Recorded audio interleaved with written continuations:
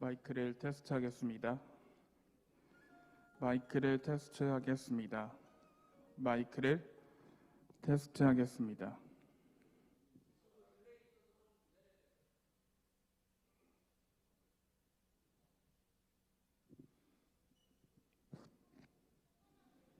마이크를 테스트하겠습니다. 마이크를 테스트하겠습니다.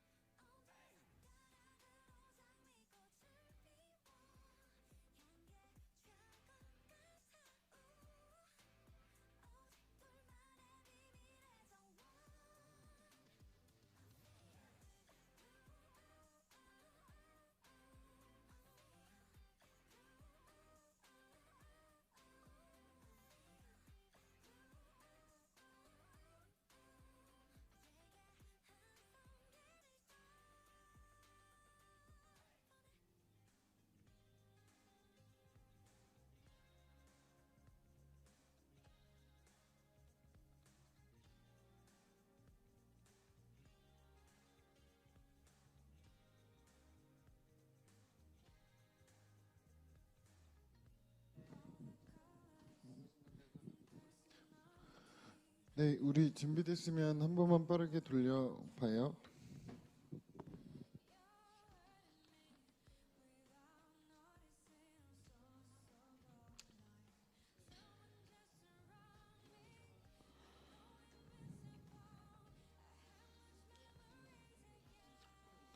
오늘 서아림연구원 온대요, 구 팀장님? 오늘 서아림연구원 몇 시에 온대요? 없는데 그러면 우리 뭐 안내 방송이나 이런 것들도 하나도 안 해? 그냥 화면으로만 하기로 했어요?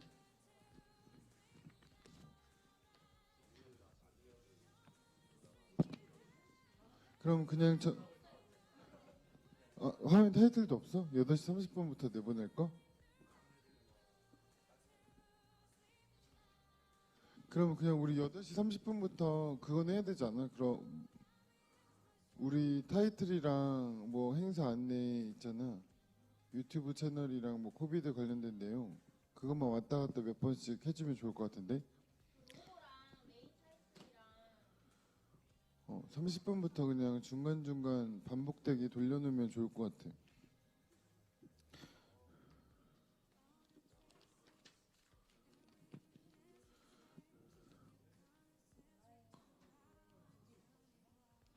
네, 그래서 9시가 되면은 바로 인트로 틀고 저희 사전에 녹화해놨던 워크숍 진행할게요. 9시 되면 바로 구팀장님이 사인 주세요.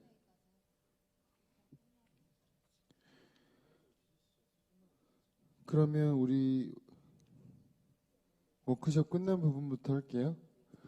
네, 자장님 모셔주시고요. 그리고 자장님 앉았어요. 네, 안녕하세요. 키움 SAR 2020 국제연구 학술대회 기조 세션 3자장 한국한의학연구원 김지은입니다. 이번 세션은 침술과 신경조절, 우리 여기 세션 그거 안 나와요? 밑에 나와요? 우리 기조 세션 3 소개하는 거 없어요? 기조 세션 3 간지?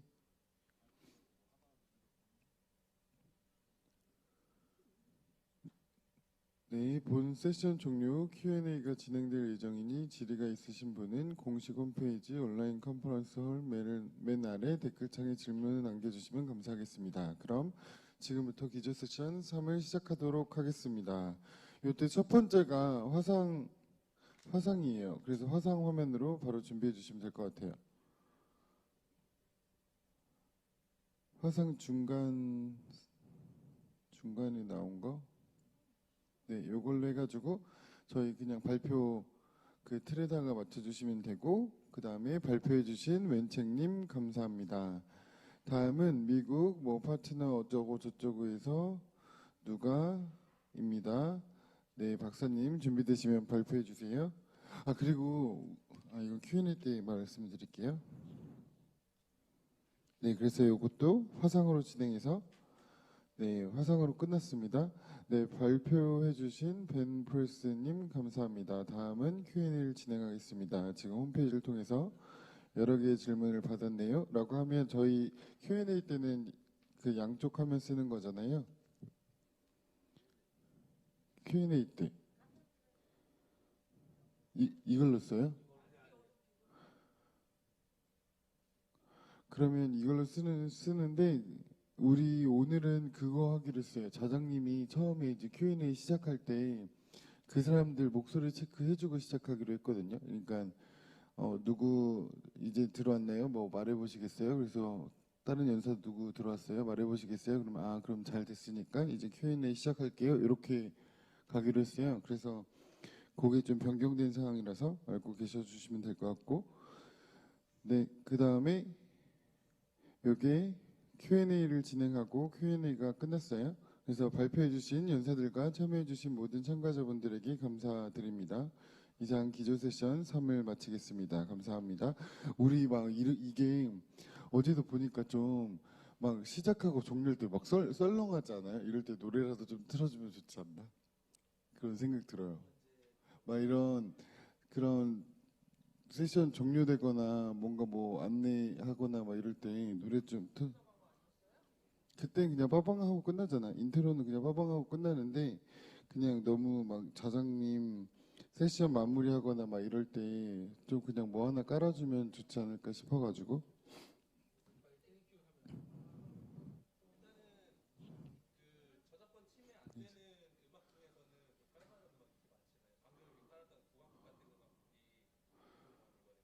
우리 왜 그거 뭐 그거 없지 지금.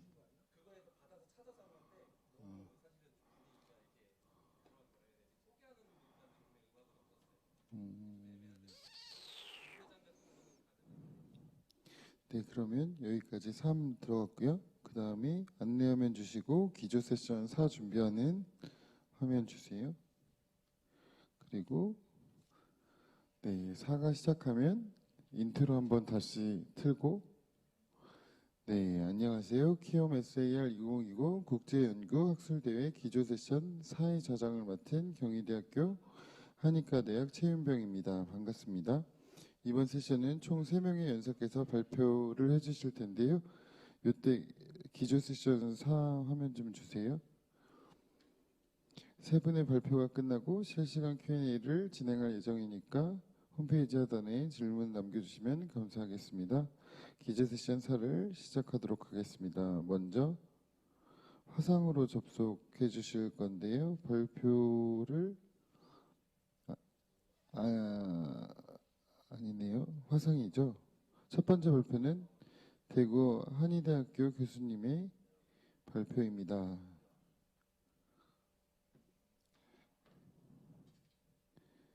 우리 첫 번째 화상인데 이렇게 해요? 음,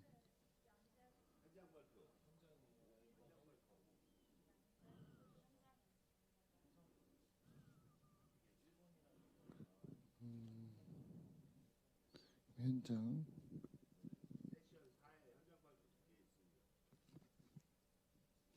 네, 현장 발표하고요. 그 다음에 네, 발표해 주신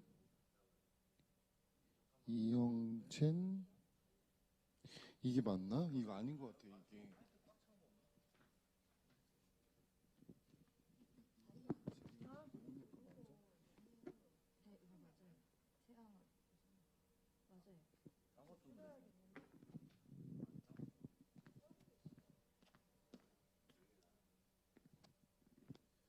네.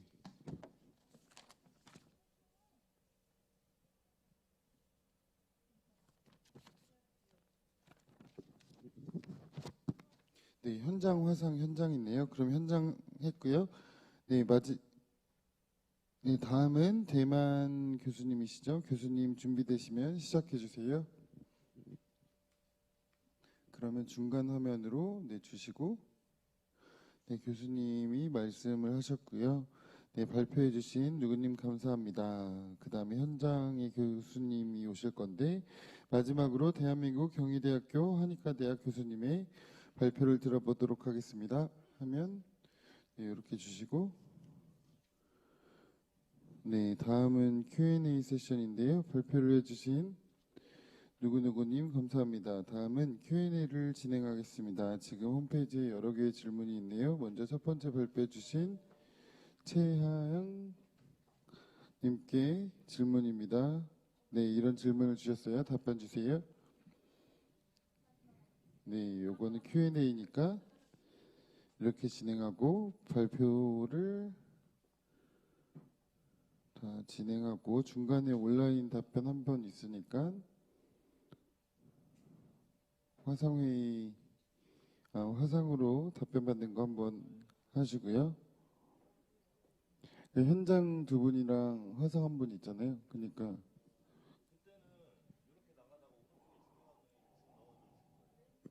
근데 그게 더 헷갈리는 거 아니에요? 똑같이 화상이 있으면 그냥 화상 안에서 첫 번째 세션 3 했던 것처럼 이해가 안 되는데 우리 기조 세션 3 할 때는 그냥 중간에서 할 거잖아요. 이 LED만 네. 그래서 기조 세션이 끝났어요. 그 그다음에 이때 점심시간 가질 거고요. 점심 먹고 난 다음에 구두 발표 바로 들어갈 건데 이때 시간 맞춰서 인트로 잘 틀어가지고 내보낼게요. 그다음에 이제 심포지아 세션이 들어가는데요. 심포지아 세션 정확하게 4시 30분에 들어가니까 그때 녹화된 거 다 틀어주시고 그러고 나면 조금 대기하고 있다가 마지막으로 현장 Q&A 한번 하니까 이때 줌 참여자들 체크한 다음에 들어오면 끝낼 것 같아요. 저희 그래서 오후는 조금 홀가분한데 오전에 조금 돌리면 될 것 같아요.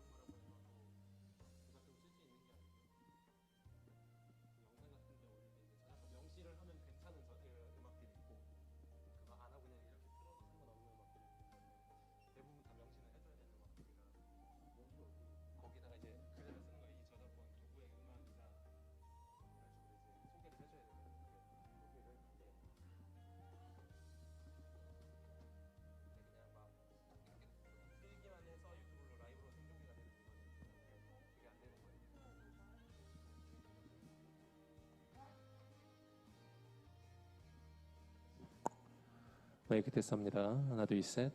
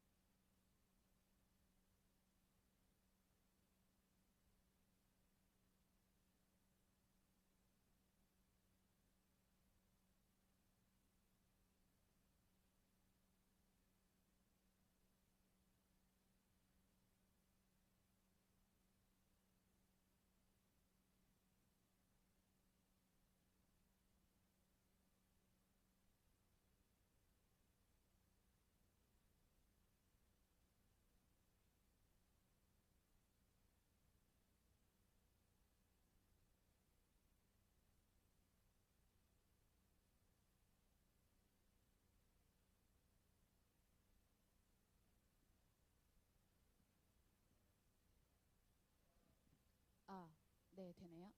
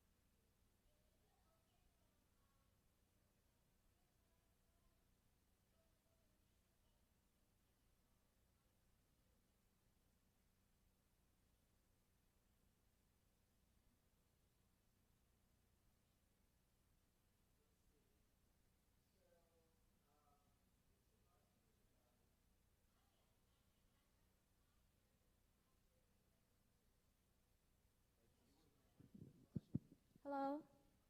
Yeah, can you hear us? Okay, so when are you able to control your PowerPoint? Did you check? Yeah. Yes, yes, it works. Perfect. Mm-hmm. Yep. Yeah, it's moving. Good. Okay. Let me mute myself.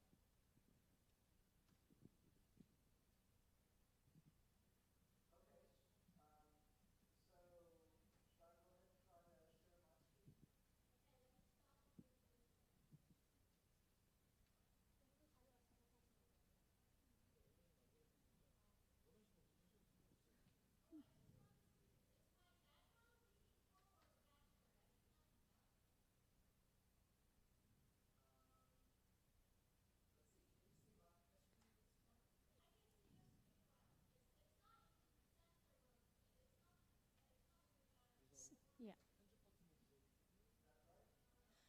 You have to click the enable editing first on the top of the screen.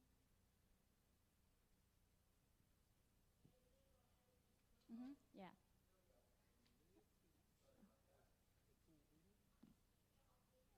We cannot see your slide now. Yeah, can you share it again?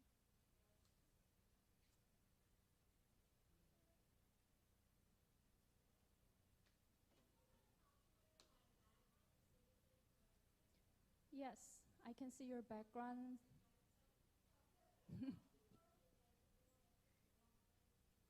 Yeah, it says the NIH with the gray color. Oh.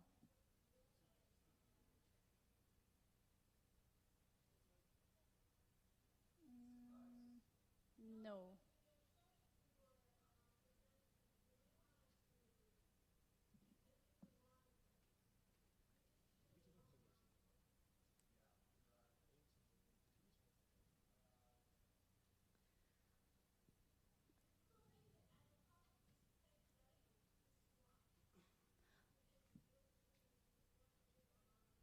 Ac- mm, Actually, Ben, we can upload your website. Mm.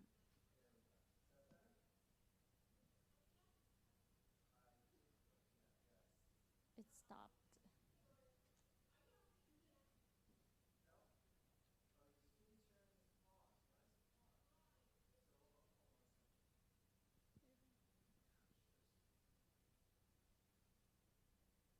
Or we can upload your PPT and you can. Yeah, that works. Okay. Okay. Now we have 1 minute to start the session. Our chair, Jin, is waiting for you and she will introduce you, okay? Later, when When Jiun, the chair, asks you to do that, you can start that now. Okay.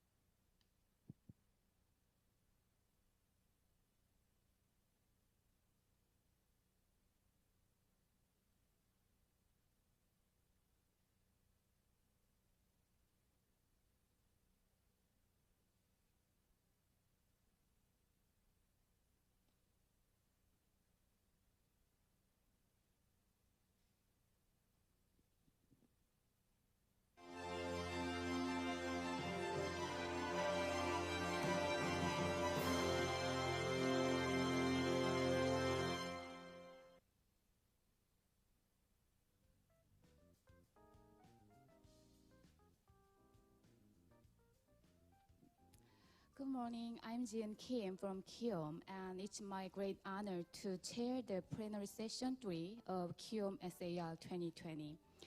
The title of this session is Embracing the Overlap Between Acupuncture and Neuromodulation, a bird's eye view from NIH and industry.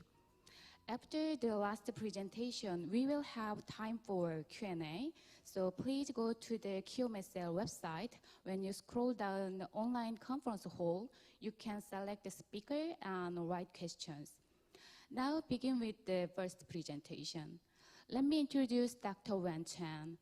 Wen Chen serves as branch chief of NCCIH's Basic and Mechanistic Research in Complementary and Integrative Health in the Division of Extramural Research. She joined NCCIH as a program director in March 2015. She oversees NCCIH's portfolio on neurobiology and the integrative physiology of mind and body programs and natural products. Today, she will give a presentation on research updates on neuromodulation and acupuncture. Hello, Dr. Chan. Thank you for joining us. Hi, good morning, everyone. Even though it's evening time where I am, I will, if you don't mind, I will share my screen. Is that okay?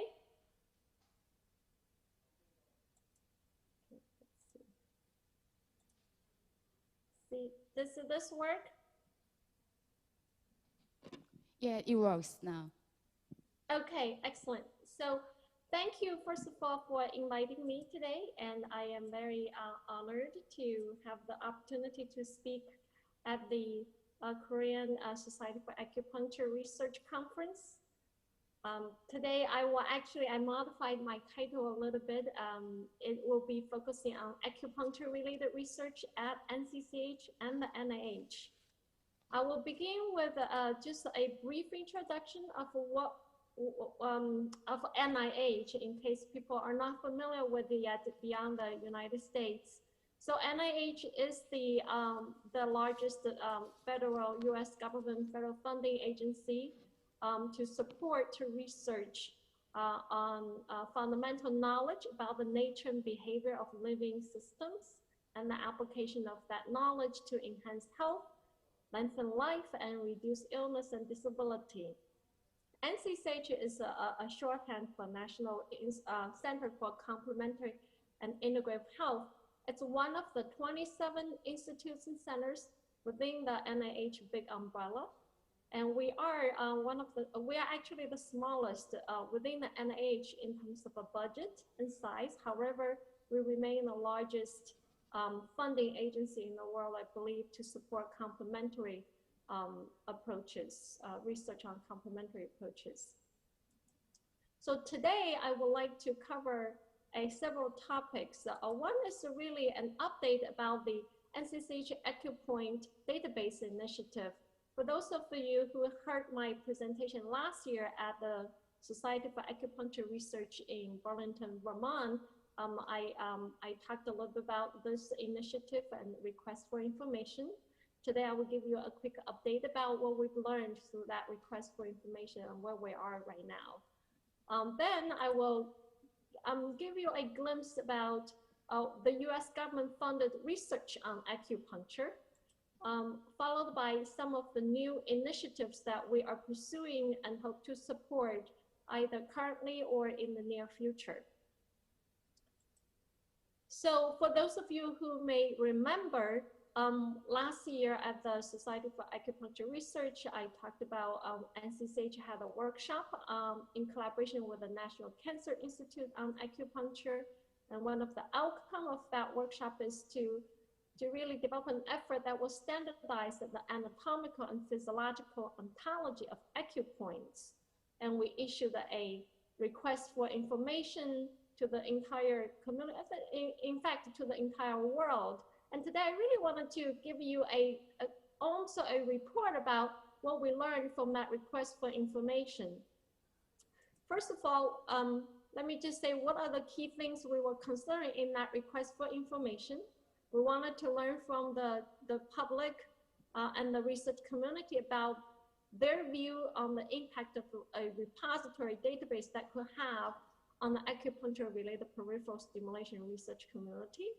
We wanted to sort of perceive or understand what the community think about appropriate anatomical references and anatomical regions for acupoints, appropriate nomenclature standards for acupoints, what are the value of acupoint for treatment of complex diseases and disorders, as well as appropriate outcome measures that we should be collecting for those acupoint databases.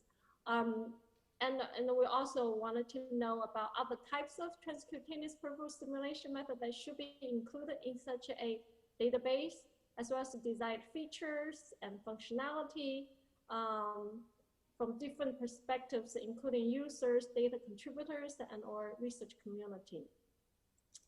So we were very pleased that we got very robust responses, and I wanted to thank the Society for Acupuncture, as well as many organizations to help to submit their responses. And here's a list of some of the organizations. There's many professional organizations within the US at both the national level and international level, as well as the state level. We also have a lot of foreign the international communities that submitted their responses, as well as many scientists, investigators, and clinicians, practitioners from many of highly influential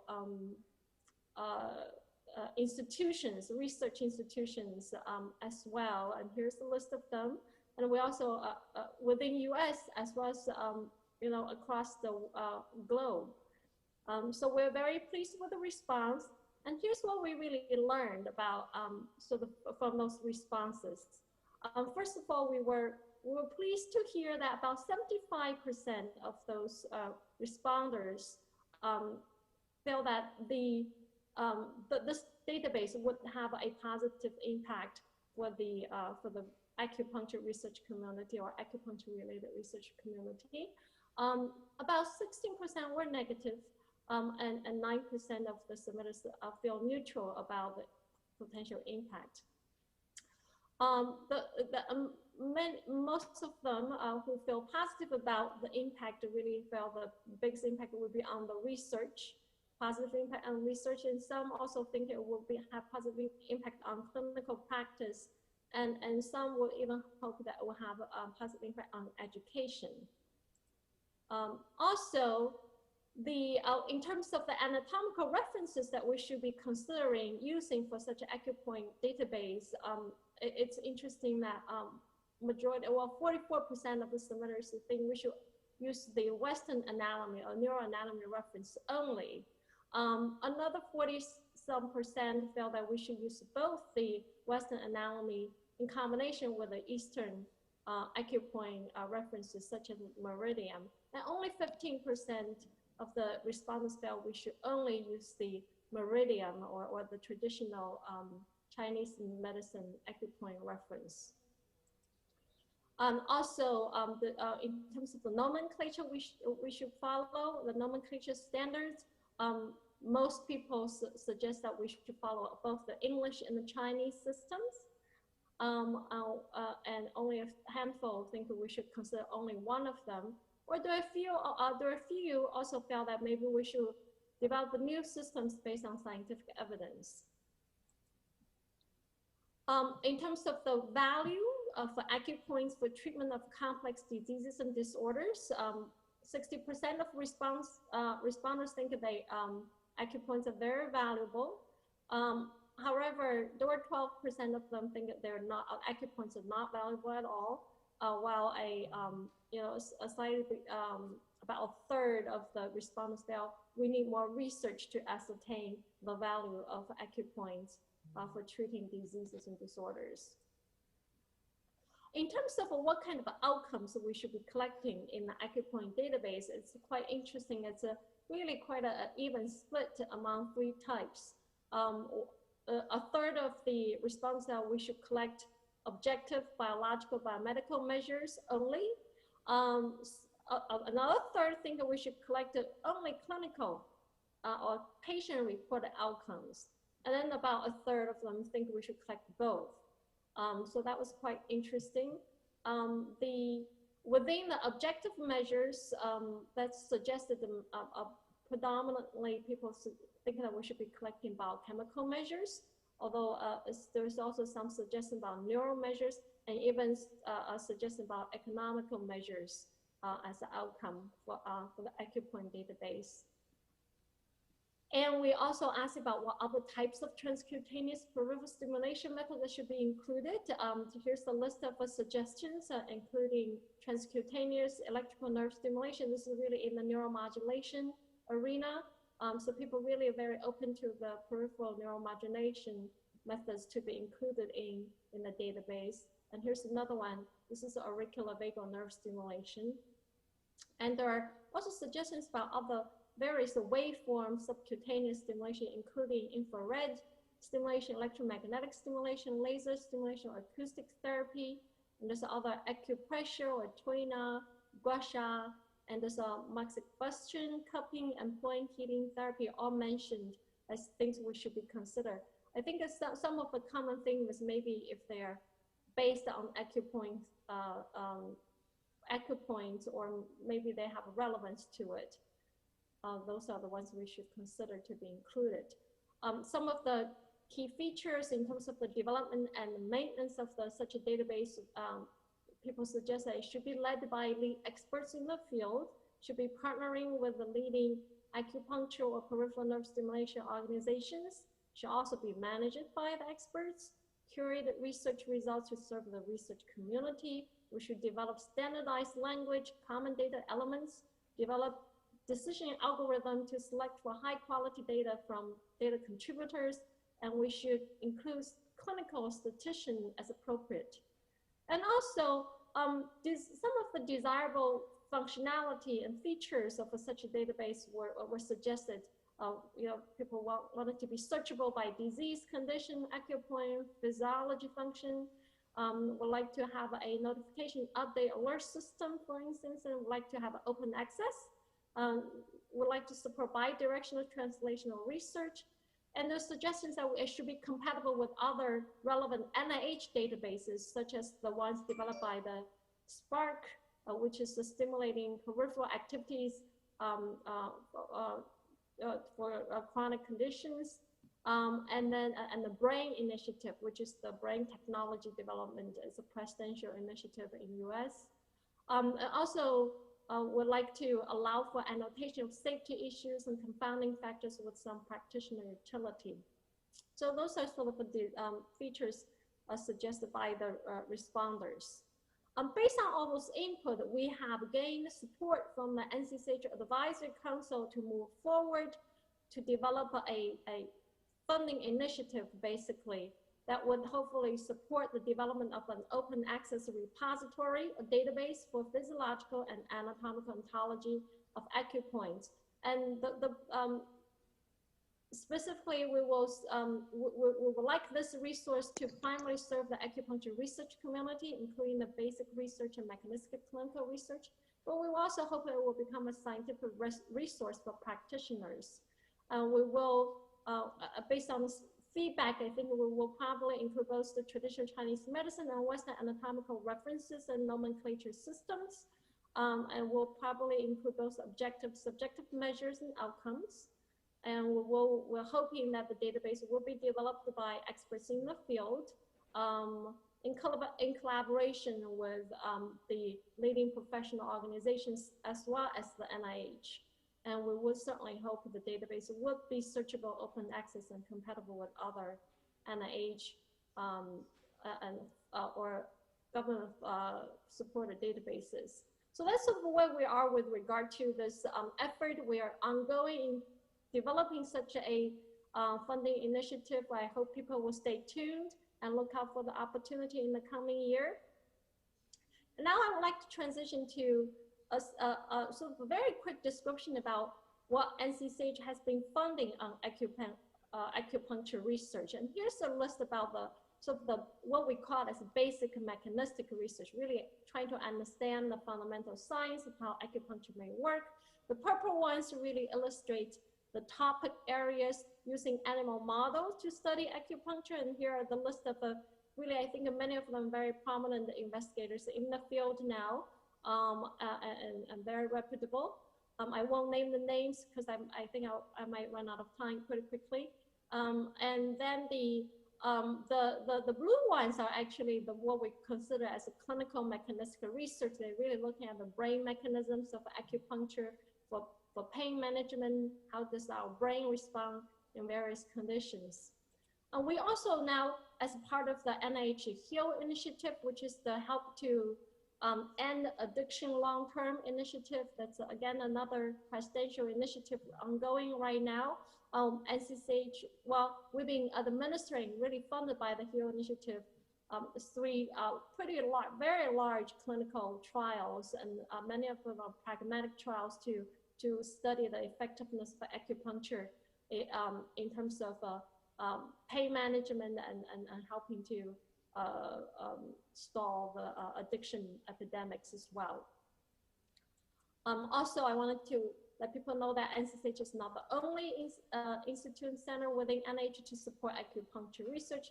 Many of our sister agencies, institutes are also are getting more interested in supporting acupuncture research, including the National Cancer Institute, the National Institute on Nursing Research. They've started to fund some grants, as well as the National Institute on Drug Abuse. They are getting more interested in the effect of acupuncture-related interventions for addictions, and also National Institute on the Heart, Lung, Blood, and National Institute on Aging as a non-invasive or safer approach to manage pain for older adults. And also the SPARK activity is supporting, which is an initiative directed by the NIH Director's Office to support acupuncture-related research. So I wanted to show that there's a lot of interest within NIH to support acupuncture studies. And not within the NIH, here's a list of really interesting grants supported by the United States Department of Veterans Affairs medical centers on acupuncture studies as well. Most of them are clinical trials related to sort of the military and veteran population within U.S. of acupuncture for a variety of conditions management. Next, I wanted to transition to some new directions. It's really on the fundamental science of acupuncture directions that we think probably could benefit the field. One direction is what we consider the lymphatic system. As you may know, the lymphatic, this is an illustration of a slice of the brain that we all have. And this is really sort of the brain cells. So this is representing the cerebrospinal fluid actually is connected to our brains, as we all know. And it's really filling up all the space between the neurons and brain regions, and then also have an exchange with the interstitial fluid. So what's happening is,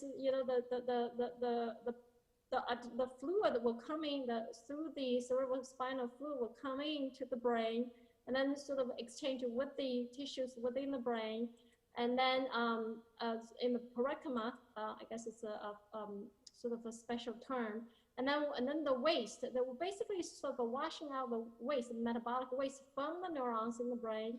And then it will flow back out to actually where it would go, so go into the meningeal lymphatics, so go into the lymphatic system, and then eventually it's connected to the peripheral lymphatic system. Now, this is where we're really looking at and how the spinal fluid will go in here and then flush out the waste and then connect to the lymphatic system and come out. You may wonder why I'm talking about this. Well, there are studies have shown that several complementary approaches may actually modulate the activity of a lymphatic system. For instance, omega-3 have been shown to accelerate the clearance of beta amyloids in a mouse model of Alzheimer's, and in fact that activity have been associated with improvement of cognition. And also deep inhalation, just breathing deeply, have been shown to drive the cerebral spinal fluid flow in humans, and that might have implications with how the flow of our lymphatic in the brain, and might have potential health implications. But we really don't know if that's true, and that's where I think we believe a biggest research direction that we can pursue. In particular, many of our complementary approaches, including acupuncture, can they modulate this very fascinating process within our brain and the connection to the lymphatic system and the lymphatic system. And in order to really address this issue, we have published two special funding initiatives recently, and we got pretty robust responses from the community to explore the mechanisms underlying modulation of the lymphatic systems by complementary and integrative health approaches that will include acupuncture-related research.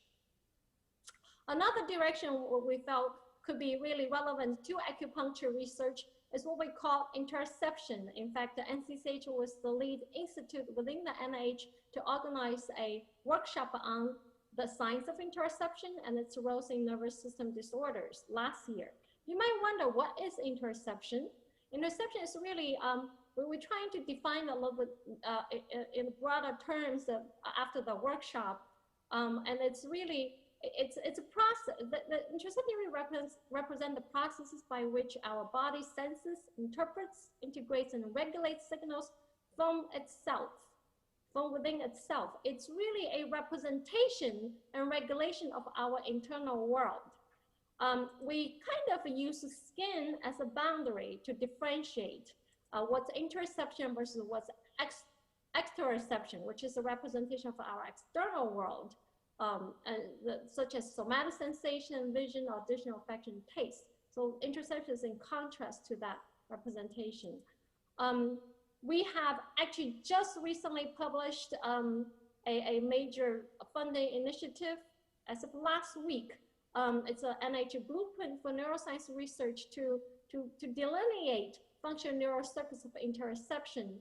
And as you can see that, in particular, we would like to focus on how our brain is connected to our body organs through the peripheral ganglia that's going through the spinal cords or through the vagal systems, both in the ascending, sort of going up from the body to the brain wave, or going down from the brain to the body, what we call the descending neural pathways. So we wanted to really understand those neural circuits really well and what they can do to us.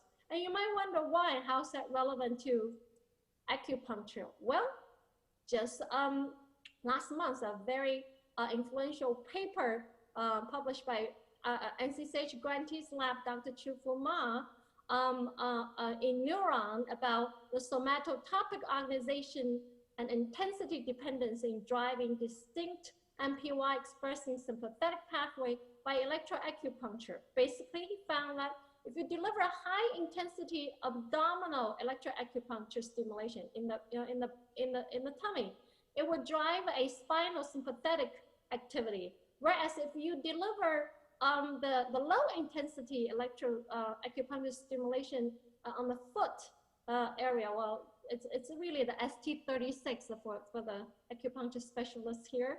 And then it will actually drive the vagal parasympathetic activity. So it's quite fascinating. And he mapped out those circuits involved and have very rigorous proof of those regulations. So it's one of the probably very seminal paper for acupuncture's basic research field. Another direction, third direction, I think it will be highly relevant to acupuncture research, and NCCH is sort of charging ahead as well as we're really trying to understand the neural circuits of force-based manipulations. What's really underlying a force-based? You might wonder what is. We had a workshop on this last year around this time actually. I know we're following up with those pretty actively. You wonder what is force-based manipulation, and it's really a passive application of a mechanical force to the outside of the body. You can instantly think that the acupuncture is one kind of force-based manipulation. Other kind include light massage. It could also be tuina. It's very, very deliver high pressure to the body and thrusting and needling. The range of the forces in such a manipulation is pretty diverse. It can be very gentle to very hard. And the tissues will respond to those different forces very much likely differently. And in terms of the neural circuits underlying such a kind of force-based manipulation, we have really trying to develop a framework to conceive what might be going on. And this is just a framework, and I think a lot of research is needed to support this, or test this framework in some ways. And the general scheme of things is that when a practitioner, let me use acupuncture as example, when a practitioner is delivering acupuncture to his patients, he's actually doing two things. One is delivering the force to the tissue that needle is impacting, and that will elicit activities of the muscles, the connective tissues, and the nerves underneath it, and those will then activate peripheral neurons and through the spinal pathways, most likely, and which will then go into the brain. At the same time, the practitioner is also interacting with the patient. So there's a social context, and so that social context interaction is modulating the patient's brain directly, and so the patient's brain is basically integrating this force-based signals from the needles as well as the social context delivered by the practitioner together, and that would generate a response, and that response could be then propagated downwards in the descending pathway. Could be through spinal cord or other, or it could be vagal as well, and then or even the endocrine and cardiovascular systems, and then that signals will be delivered back into the tissue, and that influence, those kind of regulating signals might actually modify what might be going on in the local tissue, as well as a sort of a well-being of your brain at the same time. So that's sort of the framework that we're looking at, and we're really trying to charge ahead with maybe some ways to support this area of research and test this kind of framework. And we have again gained a support from our advisory council to move forward with a funding initiative that will hopefully establish interdisciplinary research networks that focus on developing resources by refining, testing those key concepts that just presented in that framework, and will advance and further support the study of force-based manipulations. We were thinking about really the research network might help to define terminology and measures of force-based manipulations better. We'll support mechanistic research on those circuits and understand the context effects, and maybe even develop biomarkers and technologies that will enhance this area of research. So the last bit of a comment I want to make is we are also now zooming into the peripheral tissue very specifically, especially the ones that are highly relevant to acupuncture, that also the muscles and connective tissues.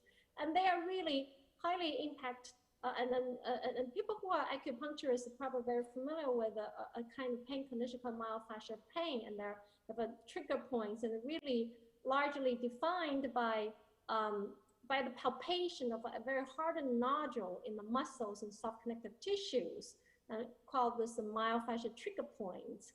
And currently most of the musculoskeletal pain research focus on the nervous system and skeletal systems, but very little is focused on what's happening with the muscles and connective tissues. And we would like to really turn turn a spotlight onto those tissues to see if they could help us to understand more about the pain that's being triggered by those tissue damages.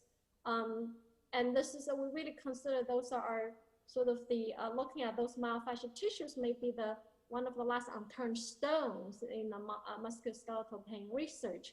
And again, acupuncture have been implicated in treating this kind of pain for a long time, and we don't really know how it works and whether it works very well. So, in order to really pursue this question more rigorously, we are actually organizing a workshop that's taking place next Wednesday and Thursday. It's a free workshop. It's a virtual workshop. Anybody's welcome to register for it. And here's the website. You can register for the meeting. And the workshop, it's actually sponsored by the NHO initiative. It's a focus on myofascial pain. But the actual workshop will specifically discussing about quantitative evaluations of those myofascial tissues and their potential impact for musculoskeletal pain research. It's again next Wednesday and Thursday in the US time, and it is free. And with that, I would like to end my presentation. And as always, I'm very happy to talk to anybody who wanted to reach out to us and discuss about the science. Many of those initiatives, although some of them are really only funded in US institutions, but they allow foreign components, meaning foreign researchers non-US researchers are welcome to collaborate with the US investigators to pursue those line of research, as I mentioned earlier. And here's different ways you can reach us, and this is my email. With that, I'm happy to end my presentation, and thank you for your attention. Thank you, Dr. Chan. It's a very informative presentation to overview researches update in NIH and NCCCAM. Now, I'm pleased to introduce Dr. Ben Pless. Dr. Ben Pless has been developing implantable medical devices for over 3 years, and he is an inventor on over 160 US patents. His innovations include the detection of both cardiac and neural signals to treat sudden cardiac death and epilepsy. He is currently the president and the CEO of Cellulose Systems, a company he founded to continue the development of ingestible monitoring and therapy delivery products based on intellectual property from MGH, Brigham Women's Hospital, and MIT. Please welcome Dr. Pless for his presentation of the future of neuromodulation device development informed by the science of acupuncture and an industry perspective. Dr. Pless, please begin whenever you are ready. Thanks so much for that very nice introduction. I'm going to, let's see, is there a way to, I'll just go ahead and share my screen, just 1 second.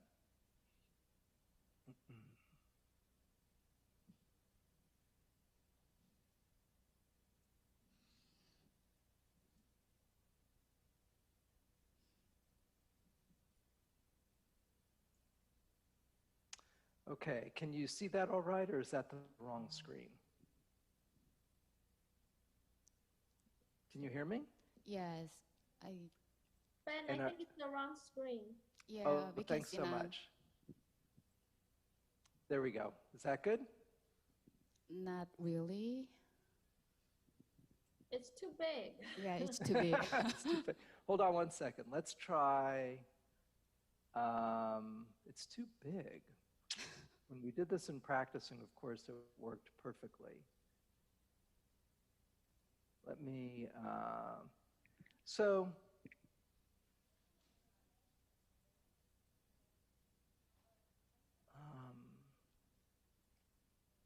can we help him here? Or Is that better? You want to try it again, maybe, Ben? Okay. Oh, yes, this is good. This is good. Good. Okay, great. Thank you. okay, it works now. Let's begin. Well, thank you so much for inviting me. It was a pleasure to be able to present in person last year in Burlington, Vermont, and I'm sorry I can't be there in person in Korea for this presentation, but I'm very much appreciate being able to participate. Just a little bit of my own background. I've been developing medical devices for 35 years. I'm a BSEE from MIT. Most of my work has been in implantable devices, implantable defibrillators and pacemakers, but in the last 10 years and a bit more, I've been doing implantable neurostimulators, which has really overlapped with interest in acupuncture. In the lower photograph, you can see an implanted device that is a direct brain stimulator, and that's to treat epilepsy. And I really enjoyed the fact that Neuralink, Elon Musk's company, is now doing very similar work. We did our first human implant back in 2004, and they're carrying on that work today in much higher density electrodes, but it's great to see that work moving forward. In the other photograph, you can see a device that's implanted in the face, and that's a neurostimulator that treats severe headache. The target for that is the sphenopalatine ganglion, which, as I understand, is a acupoint, and this device has proven to be very successful clinically. I just wanted to talk a little bit about the neuromodulation markets to give people who may not be familiar with the size of the markets what's currently out there. So these are a list of the mature markets that are currently making up most of the commercial success of neurostimulation. Spinal cord stimulation has been around the longest and is the biggest at about $2 billion US dollars per year, with excellent blue chip companies doing that work. Incontinence with sacral nerve stimulation for a long time has been just Medtronic, but recently Axonics has joined as a great competitor in that field. In a somewhat different area, which is really much more about restoring function, cochlear nerve stimulators have really become a large market. And it's now possible for babies who are just 9 months old to get cochlear stimulators and to be able to grow up hearing where otherwise they would have been profoundly deaf. Then, of course, there are direct brain stimulators for movement disorders, and that's predominantly Medtronic and Abbott, also at about $1 billion market per year. So those are the mature markets. Some of the emerging markets that are coming out today include cervical vagus stimulation for epilepsy, and that's it was originally Cyberonics. It's now LivaNova, which purchased Cyberonics. Inspire Medical has really done very well and has been very successful in pioneering hypoglossal nerve stimulation for obstructive sleep apnea. Medtronic, I believe, is still the only company that's commercializing gastric nerve stimulation for gastroparesis. Then, of course, NeuroPace and Medtronic are beginning to develop a market in epilepsy with direct brain stimulation. And then Respicardia is still fairly small, but where Inspire Medical treats obstructive sleep apnea, Respicardia is treating central sleep apnea with phrenic nerve stimulation, which is a kind of a functional nerve stimulation to provoke breathing when a patient stops breathing at night. There's been a large number, this is a partial list of companies that were not able to bring therapies to market. And so one of the things that was interesting to me is that mostly these were not clinical failures. That is, the neuronal targets selected and the indication selected all were very plausible, and it could have been successful. So I'm not going to go through all of these, but it is of interest to note that the hypoglossal nerve was also approached by companies Apnex and Imthera for sleep apnea, as Inspire Medical did, but they were not able to make it a successful company, and that QIG tried to enter the spinal cord or spinal column stimulation for pain, but also was not able to make a successful company. And so it's clearly a difficult business to bring to be successful with a startup neurostimulation company.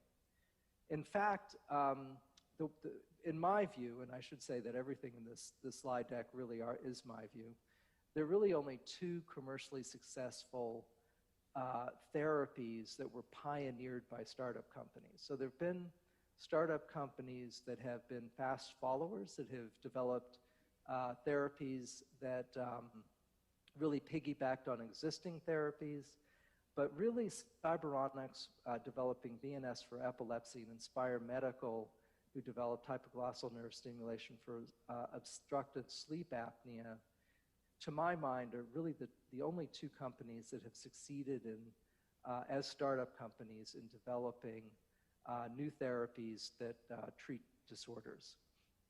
And so, the question is, why is it so difficult for startup companies, and what might be ways forward to have more successes going forward? So, one of the reasons why it's difficult is it's very expensive.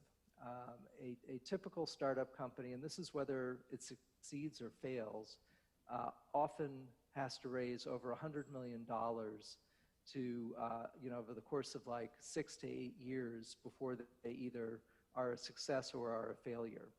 So just the capital intensiveness of it makes it very difficult.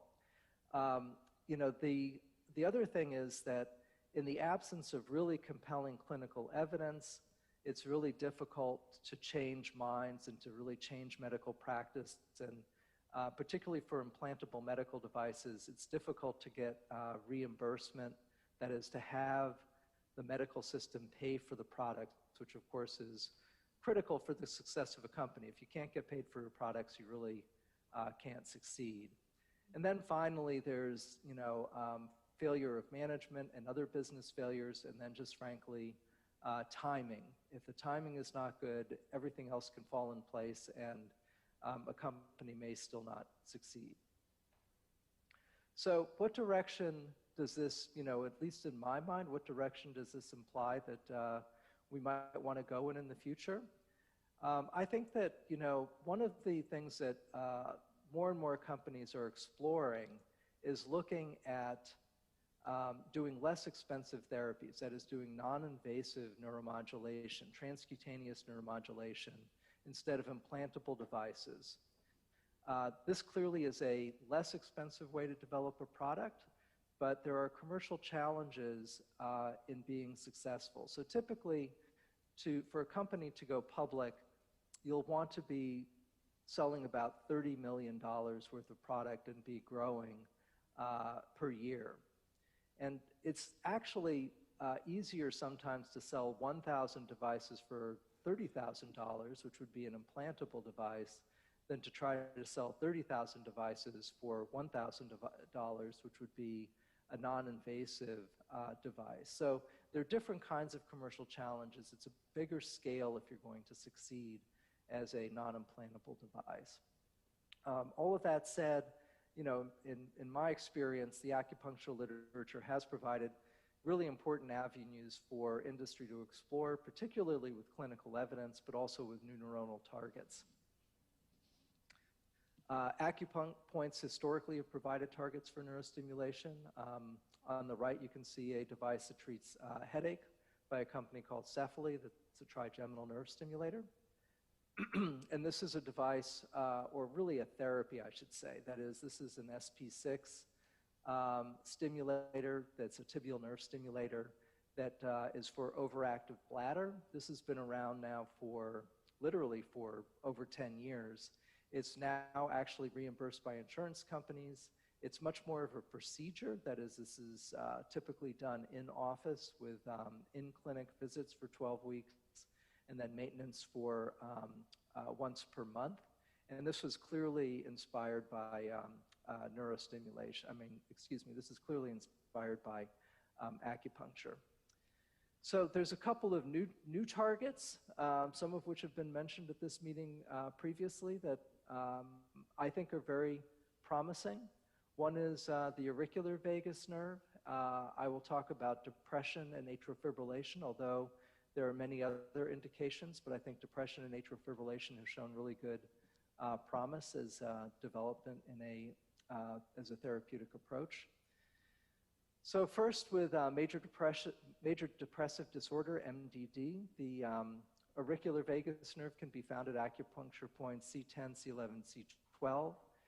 The auricular branch of the vagus projects to the nucleus tractus solitarius, the NTS in the brain, and is further connected to other regions.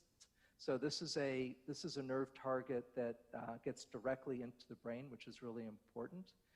The stimulation of the auricular vagus nerve has been shown to reduce pro-inflammatory cytokines, which provides a mechanism in the treatment of MDD and other disorders. And importantly, there are several randomized controlled trials that have shown clinical benefit in treating depression with auricular vagus stimulation.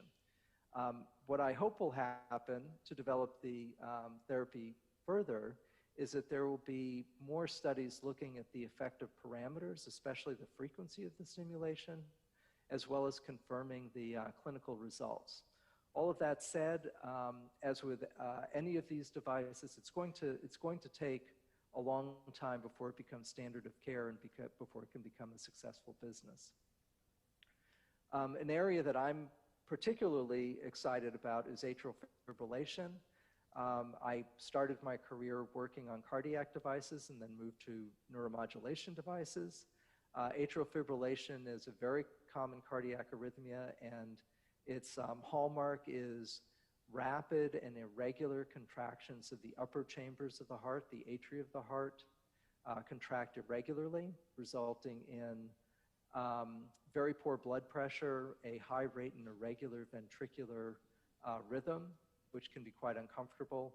And it's a very common disorder, particularly as people age, as you can see from the chart on the right, that the atrial fibrillation prevalence gets up into the 10, 15, 20% range as patients age. So it's a big problem and is something that people have been trying to solve for a while. Now, one thing that has been shown is that acupuncture or transcutaneous auricular stimulation can have beneficial effects on atrial electrophysiology. So these are the direct measurements of the electrophysiological properties of the atria in the heart. In particular, it seems to reduce the shortening of the atrial refractory period, which is required to maintain the atrial fibrillation. There's also a decreased inflammatory cytokines, and all of this results in reduced atrial fibrillation burden. One recent randomized controlled trial by Stavrakis was, I thought, really a tremendous outcome. He showed that the atrial fibrillation burden was reduced by 85% with transcutaneous auricular stimulation. That stimulation was done at 20 hertz and for about 1 hour daily. He also showed that the TNF alpha was decreased by about 25% in the active arm compared to the control arm. This was really excellent clinical results. The difficulty that I see in part is that there's really no technical burden or no technical barrier here. It's not a difficult device to develop. And so it will be difficult to, it will be difficult to make a strong business in the absence of, some kind of technical barrier to others coming in. And in fact, you can do this with an off-the-shelf TENS device. So it's a great example of a terrific therapy that I'm concerned will take a long time to actually develop a product and secure reimbursement to make it a successful business. The other neural target that I wanted to talk about is the median nerve, which is also P6. This has been used for a number of indications. One that I find most interesting are hypertension and movement disorders. In particular, the median nerve, with stimulation of the median nerve shows enhanced prefrontal cortex expression of orexin A, enhanced brain perfusion, activation of the ascending reticular activating system, and really a very fascinating result is that it turns out that stimulation of the median nerve is effective in helping to arouse patients from coma. Some studies in hypertension, which I think is a promising indication, have shown that 10 hertz and 300 hertz are more effective than 3 hertz and 30 hertz. This to me is also very interesting because it shows that changing the frequency doesn't just provide more of it's not just a bigger dose. Going from 3 hertz to 10 hertz does not really just mean that you're getting a bigger dose, because then if you went from 10 hertz to 30 hertz, you'd get an even better effect, but that didn't happen. So the different frequencies actually have different effects. In this case, the maximum effect was about 145 millimeters of mercury to 125 millimeters of mercury, which occurred at about 15 minutes of stimulation, but it persisted for over an hour. So again, this is a very exciting clinical result, and my hope is that this will be built upon with larger randomized controlled trials, and that someday this will be a therapy that will replace some of the drugs which are out there that have quite significant side effects. Finally, the last indication that I just wanted to mention is median nerve stimulation to treat movement disorders, in particular essential tremor. Deep brain stimulation has been used for decades to treat movement disorders, but obviously deep brain stimulation has a high barrier both in cost and in the fact that the patient may or may not want to undergo having electrodes put in their brain. But what was shown is that median nerve stimulation activates the thalamic ventral intermediate nucleus, the VIM. And so it was speculated that you could do basically the same thing as deep brain stimulation from the wrist. So a company called Cala Health developed the neurostimulator that's shown on the right, which is actually adaptive. It changes its frequency depending upon the frequency of the tremor from the patient. And with almost 22,000 stimulation episodes in 263 patients, they're able to show that nearly 70% of the patients showed improvement in 3 months. So I think this is a very exciting therapy. This one has a higher technology barrier, and I'm quite optimistic that it will actually become quite a successful commercial venture. So just in quick summary then, some of the takeaways for me is that if you want to have a successful neurostimulator therapy, a successful neurostimulator startup company, you have to have an important clinical indication. It has to be meaningful. It's really helpful to have a good understanding of the mechanism of action, and inspiration from acupuncture literature there has been quite helpful. These days, capital efficient development is critical and is leading a lot of companies to going to a transcutaneous instead of an implantable route. But that develops other challenges because then the technology barriers are low and commercial barriers can be quite high. But at the end of the day, we're all doing this to help patients, and the key thing is developing strong clinical evidence so that the patients can have a better quality of life.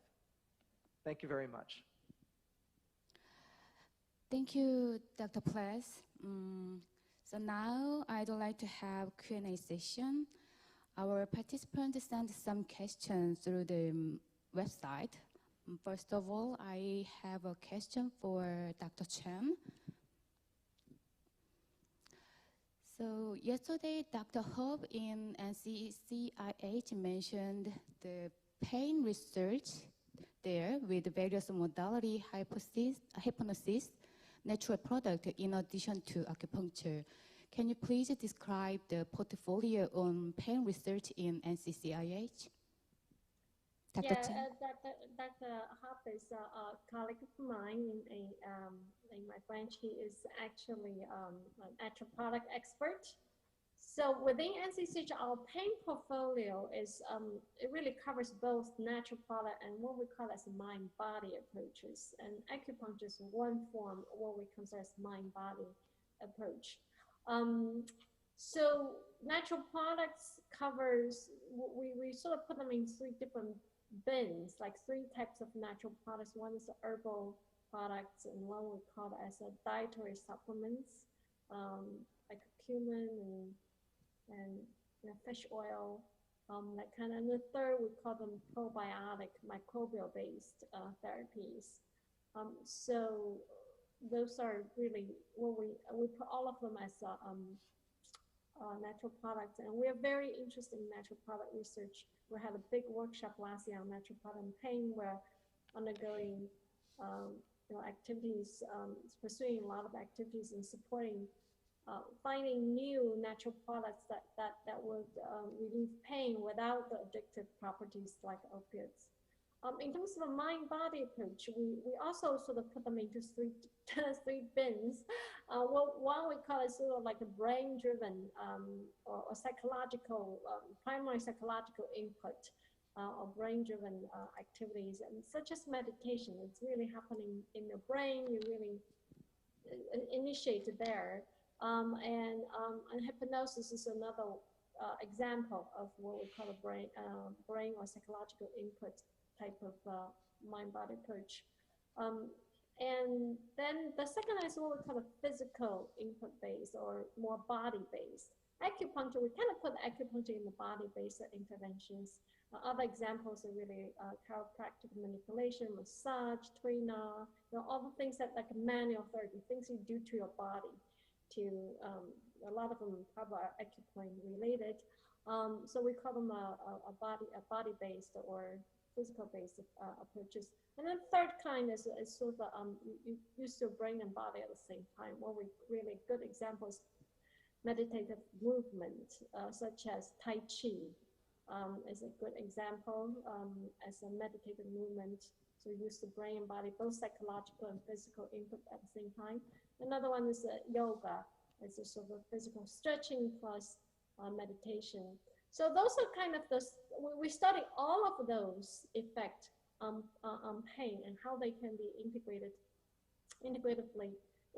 with a conventional approach in medication or surgery or other neuromodulation approaches. We look at those, we consider combination of complementary approaches with those conventional approaches, medical approaches as the integrative medicine. So that's really sort of the spectrum of our portfolio for pain research. And we look at both the fundamental science of how they may work to modulate pain, as well as clinical applications. Are they really working? Are they, is it better than something, another approach in competitive research, as well as implementation research, and how can we implement them in the real life? And that certainly will involve many of the issues that Ben talked about, the marketing and the commercialization and the policy involved. So we're definitely, it's pretty wide spectrum. At the moment, it takes at least a third to almost a half of our portfolio on pain research at NCCH. Thank you. Next, I'd like to ask Dr. Pless. Given transcutaneous stimulation can be easily replicated, I wonder if this is also a barrier as a business product? Continuous stimulation? Transcutaneous stimulation. Oh, transcutaneous stimulation can be easily duplicated. In many cases, it can be. I think that the fact, though, that it can still provide a good therapy means that it may still have a very important role in patient care, and that's probably even more important than commercial success. But I think that even if the technologies are comparatively simple, a lot of the value to a company is in the data and in the regulatory approvals. So if you're able to demonstrate that a therapy is effective, then you can get the FDA approval and your product will have that approval and other products won't. So there's still ways forward, even in the case where the technology itself is easily duplicated. Thank you. I have one more question for Wen Chen. Dr. Chen, thank you for an excellent talk. And could you please clarify the relationship between NCCIH research on peripheral stimulation and SPARK project, the vision driving SPARK project? Right. Oh, that's a good question. So the SPARK project is actually championed by the NIH Director's Office, Dr. Francis Collins' office. He was really the instigator for that effort to trying to support research on peripheral stimulation. And I think a lot of it probably came from encouragement from the medical devices companies. I think they felt there's a gap in the NIH portfolio in support the fundamental science related to those medical devices and stimulations, and also a lot of the sort of potential applications. So they call that as an electroceutical in contrast to pharmaceutical. So that's sort of the origin, the original drive to develop the SPARK initiative. It's independent from the NCCH acupuncture research portfolio. However, when they started it, I became a part of that team because typically, Dr. Francis Collins' office, when they initiate the activity, it's trans-NH, so everybody would chip in from all the 27 ICs, and we're part of that effort. So I've been part of that SPARK activity since a pretty early stage. And so we've been helping to sort of, certainly I've been championing about the importance of acupuncture related research in the SPARK initiative. I believe we're funding some auricular vagal stimulation studies, both in terms of its fundamental circuits as well as its application for a variety of medical conditions. So that's how we've been involved in that part of the effort. Thank you. I just got one more question for you. So what is NIH view on sham acupuncture control study in contrast to comparative effectiveness research? That's a tough question.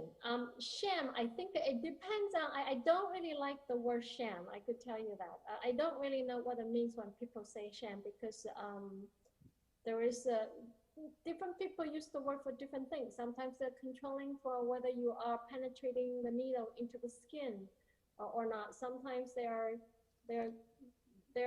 comparing, the sham is whether you're providing electrical stimulation or the sham is whether you're even applying anything onto the skin or doing anything. So the definition of sham is very problematic. I think I would encourage people to just forget about using that word.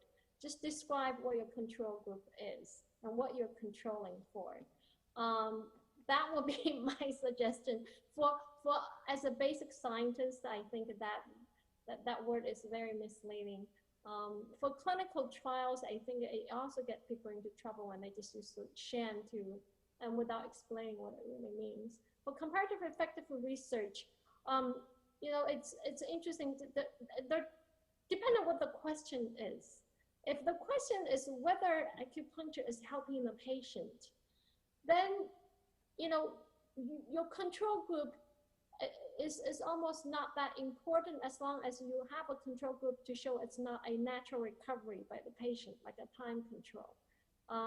If you want to compare to another, pretty effective pain management, then you can compare whether it's equally good. But people sometimes get it tangled with the concept of placebo. For comparativeness research, if you wanted to see if it's better than placebo, then I think the study design needs to be very carefully defined because placebo itself is a very potent regulator of pain. But for other kind of, there are some medical conditions that are not very well, that's not influenced by placebo.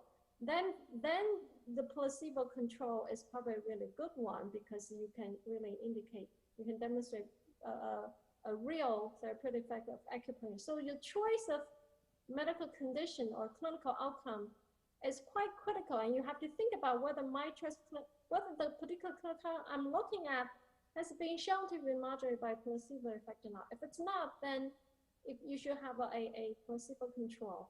If it is, then you're probably going to anticipate a pretty difficult interpretation of the result at the end, because placebo is going to do something as well. So that's sort of my perspective about the clinical study. For mechanistic research, basic science, and just describe what your control, but what's your hypothesis, what's your question? That's more important than anything else. The word sham is, I would discourage use of that word. Thank you. So thank you all speakers, Dr. Chan and Ben Plass, and all participants. Now I'd like to close the plenary session 3 by this. Thank you very much. All right. Thank you. Bye.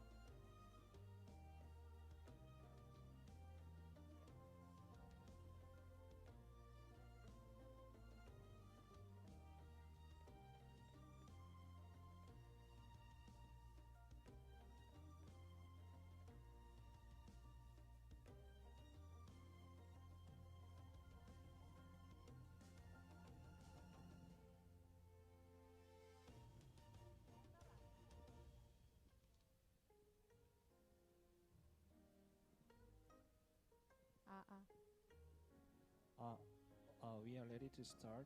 네, 잘 들리시죠? 네. Good morning. 잘 들리시죠 혹시?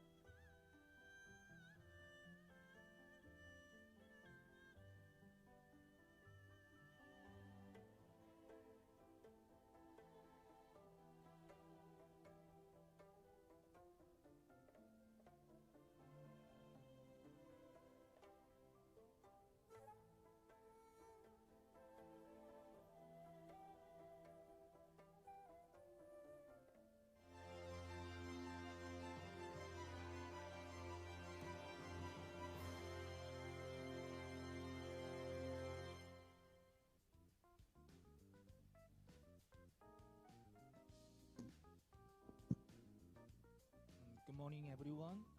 We are ready to start. Welcome to this plenary session. My name is Yoon-byung Che from Kyung University, Seoul, Korea. We have three distinguished speakers, two from Korea and one from Taiwan. This session will provide recent overview of research exploring the neural processing of acupuncture treatment. Invited speaker will cover the substantive research on mechanism of acupuncture in pain, addiction, and others. This will help you understand neural circuitry underpinning acupuncture clinical efficacy and bridge to the future basic and translational research. I'm honored to chair this session of Kiom Sar 2020 International Research Conference. We are going to hear from three speakers at this session and have the live Q&A session after the last presentation. If you have any question for the speaker, please leave comments at the website. I would like to start by inviting the first speaker. The first speaker is Dr. Jae-ha Yang from Daegu Hany University, Korea. The main topic of his research focuses on neural mechanism underlying effectiveness of acupuncture in the treatment of drug addiction. Recently, he published a new study in Science Advances. He will present his great work on acupuncture on alcohol addiction. He spent all his lifetime to find neural mechanism of acupuncture on drug addiction. We all excited to have him here and learn his experience from his lecture. Please, Dr. Jae-ha Yang. Thank you very much for introducing me. First of all, it is my honor and pleasure for me to introduce what I have been doing in my laboratory. Today, I'd like to talk about acupuncture-reduced alcohol dependence through activation of beta-endorphin neurotransmission in the nucleus accumbens.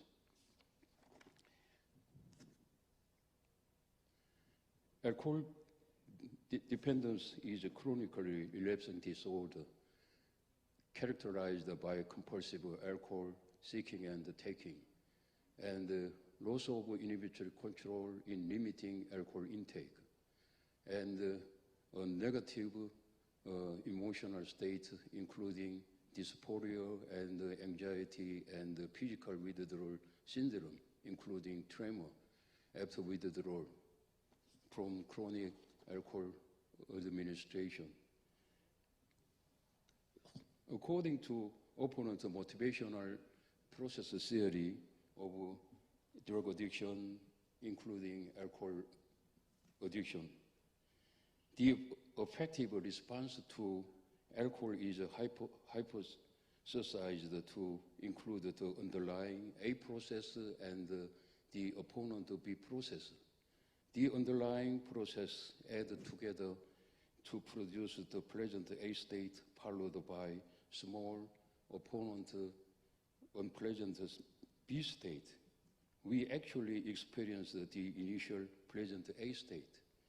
However, repeated alcohol administration increases magnitude and duration in the opponent B process.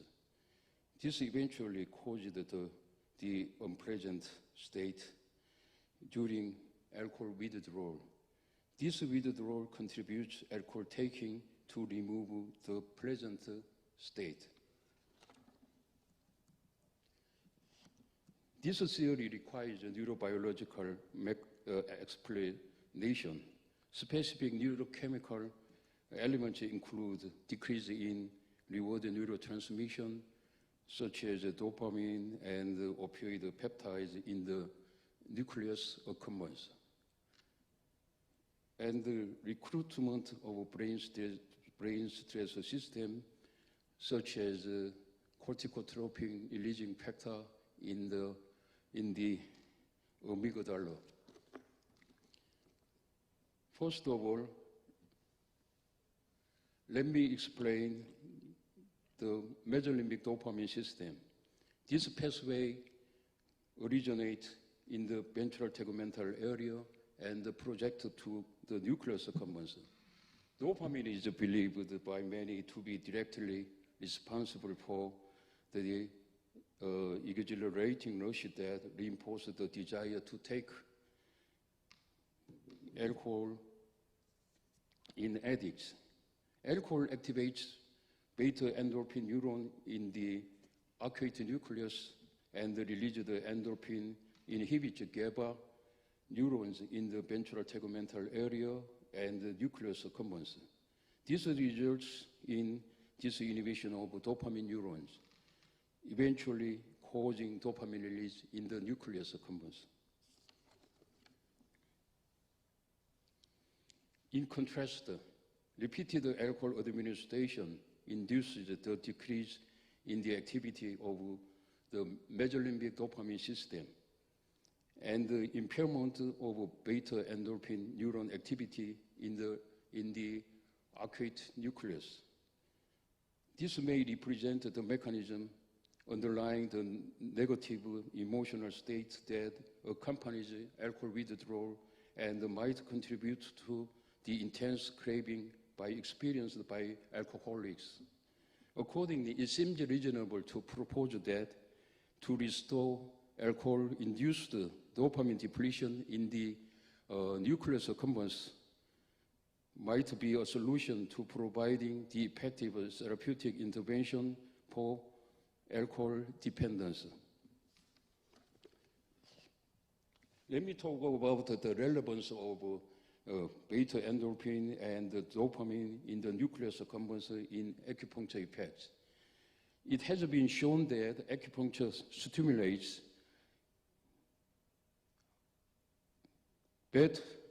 beta-endorphinergic fibers in the arcuate nucleus of hypothalamus, and the endorphinergic fibers can in turn activate opioid receptors on GABA neurons in the nucleus accumbens, resulting in enhanced dopamine neuron activity in the ventral tegmental area. In our previous study, we showed that acupuncture at 7 HT7 points plays an important role in suppressing the reduction of extracellular dopamine levels in the nucleus accumbens and the behavioral withdrawal sign in alcohol-dependent rats. Based on these findings, it was hypothesized that acupuncture would alter alcohol dependence by restoring decreased dopamine release in the nucleus accumbens through activation of endorphinergic input to the nucleus accumbens from the arcuate nucleus.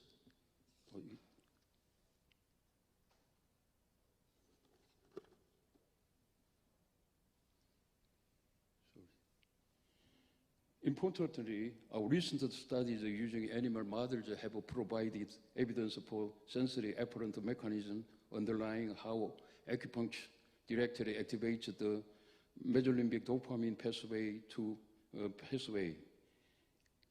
Acupuncture-initiated impulses are transmitted by the peripheral sensory afferents, including mechanoreceptors in the superficial and the deep tissue and the large egg fibers within the ulnar nerve.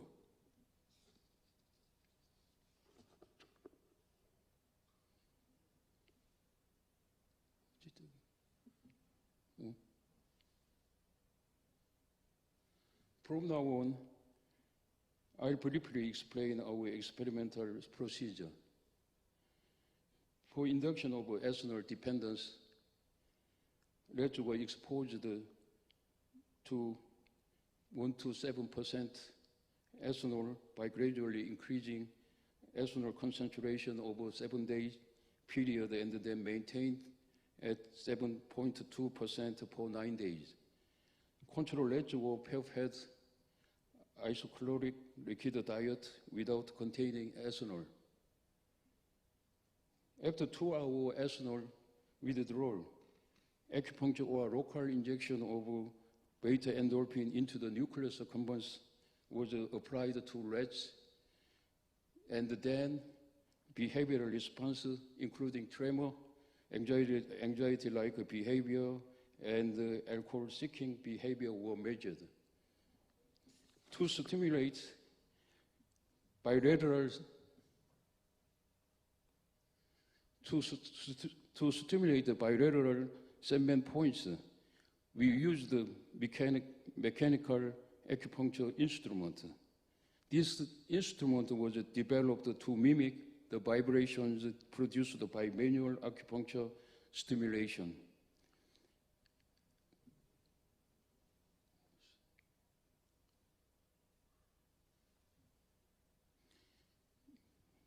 Yangtze LI5 point was used non-specific control points. My first concern was that acupuncture could activate beta endorphin.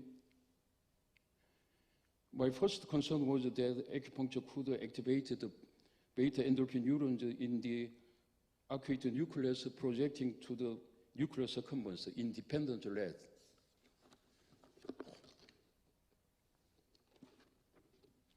Using immunohistochemistry methods in mature rats, we investigated the effects of acupuncture on CPAS expression in the arcuate nucleus as a neuronal activation marker.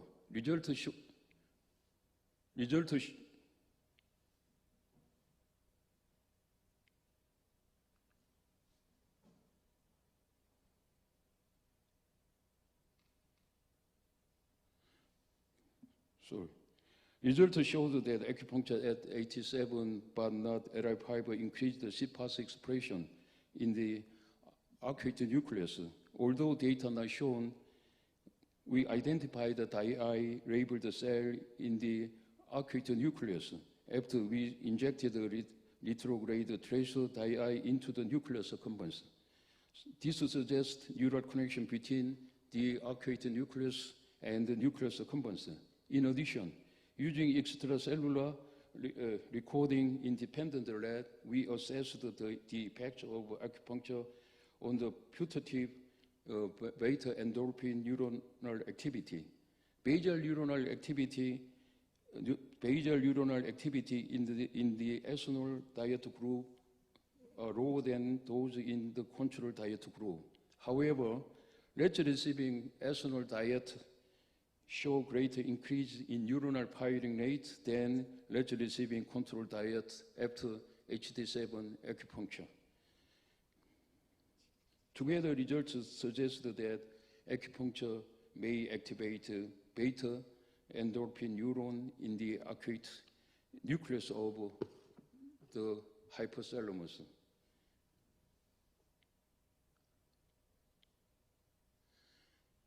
My second interest was that HD7 acupuncture could alter beta endorphin release in the nuclear circumference independent lead. Using microdialysis in freely moving dependent lead, we evaluated the effects of acupuncture on beta endorphin release in the nuclear circumference. Results showed that HD7 acupuncture but not LI5 acupuncture increased beta endorphin release. Similar to beta endorphin neuronal firing rate data, basal beta endorphin release in the nuclear circumference in the ethanol diet group was lower than that in the control diet group during ethanol withdrawal.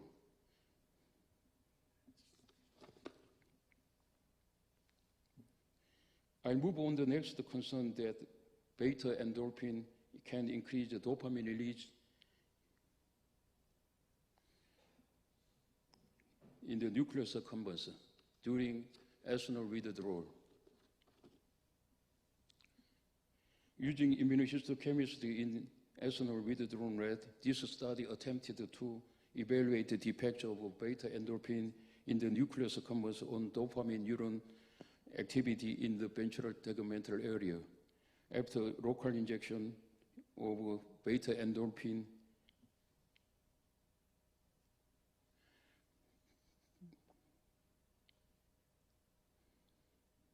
into the nucleus compounds, tyrosine hydroxylase expression and phosphorylation as a dopamine neuronal activation marker were measured.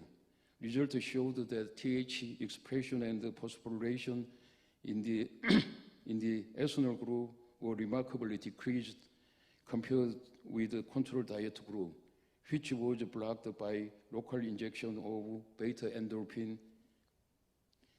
This suggests that intranucleus compounds infusions of beta endorphin induce the reversal of the hypodopaminergic state during ethanol withdrawal.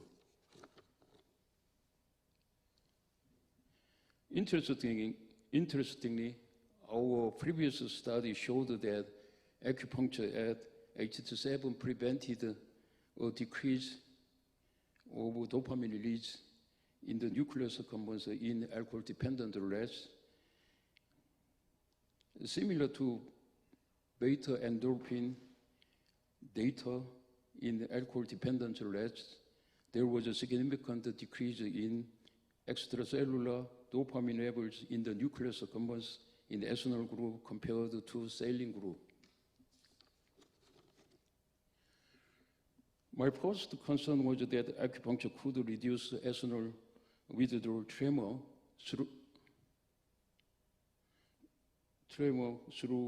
beta endorphin pathway in ethanol withdrawal rats.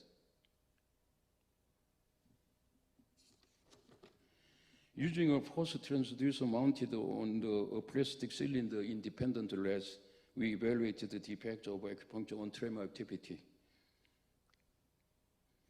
Results showed that acupuncture reduces ethanol withdrawal tremor. In order to determine if endogenous opioid system may be involved in acupuncture effects on tremor activity, rats were given the intraperitoneal injection of non-selective opioid antagonist naloxone before acupuncture.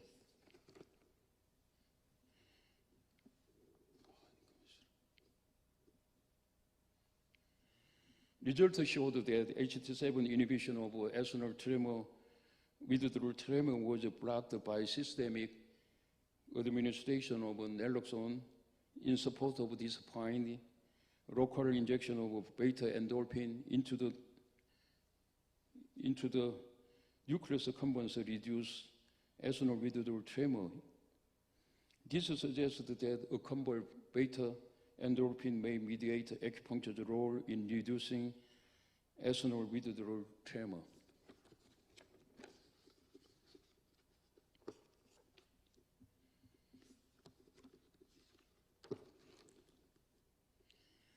My fifth interest was that acupuncture could reduce anxiety-like behavior in the ethanol withdrawal rat through beta endorphin pathway.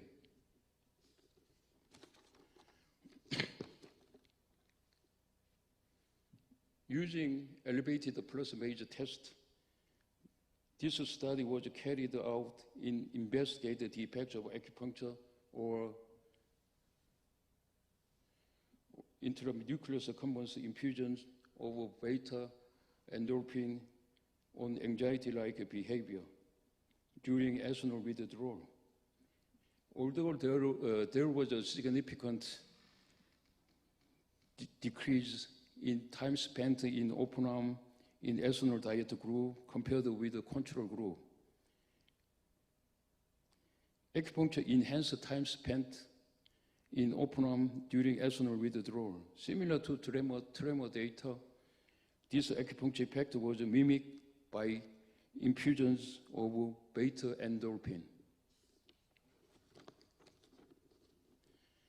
My last concern was that acupuncture can reduce alcohol-seeking behavior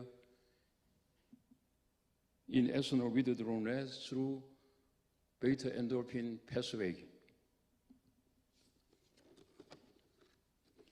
Using oral alcohol self-administration paradigm in operant chambers, we evaluated the effect of acupuncture or intranucleus accompanies infusions of beta endorphin on alcohol-seeking behavior independent led using sucrose-fading procedure. Results showed that rats receiving ethanol diet displays more ethanol pairs level responding than rats receiving control diet. However, acupuncture or infusions of beta endorphin decrease ethanol reinforced responding. Although data not shown, acupuncture or infusions of beta endorphin did not affect water self-administration.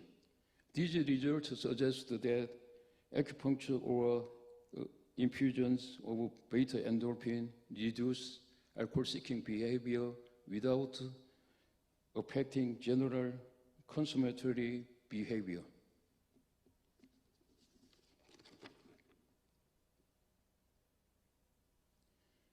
In summary, taken together, these findings suggest that acupuncture may suppress ethanol withdrawal symptoms by modulation of mesolimbic dopamine neuronal activity through activation of endorphinergic input to the nucleus accumbens from hypothalamic arcuate nucleus.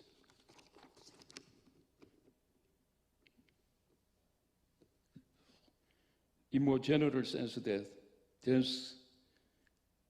these results suggest that acupuncture can be used as a therapeutic intervention for correcting reversible mental disorders, including drug addiction, by direct activation of brain pathways, and contribute to the biochemical balance in the mesolimbic dopamine system by regulating neurotransmitters that control drug craving.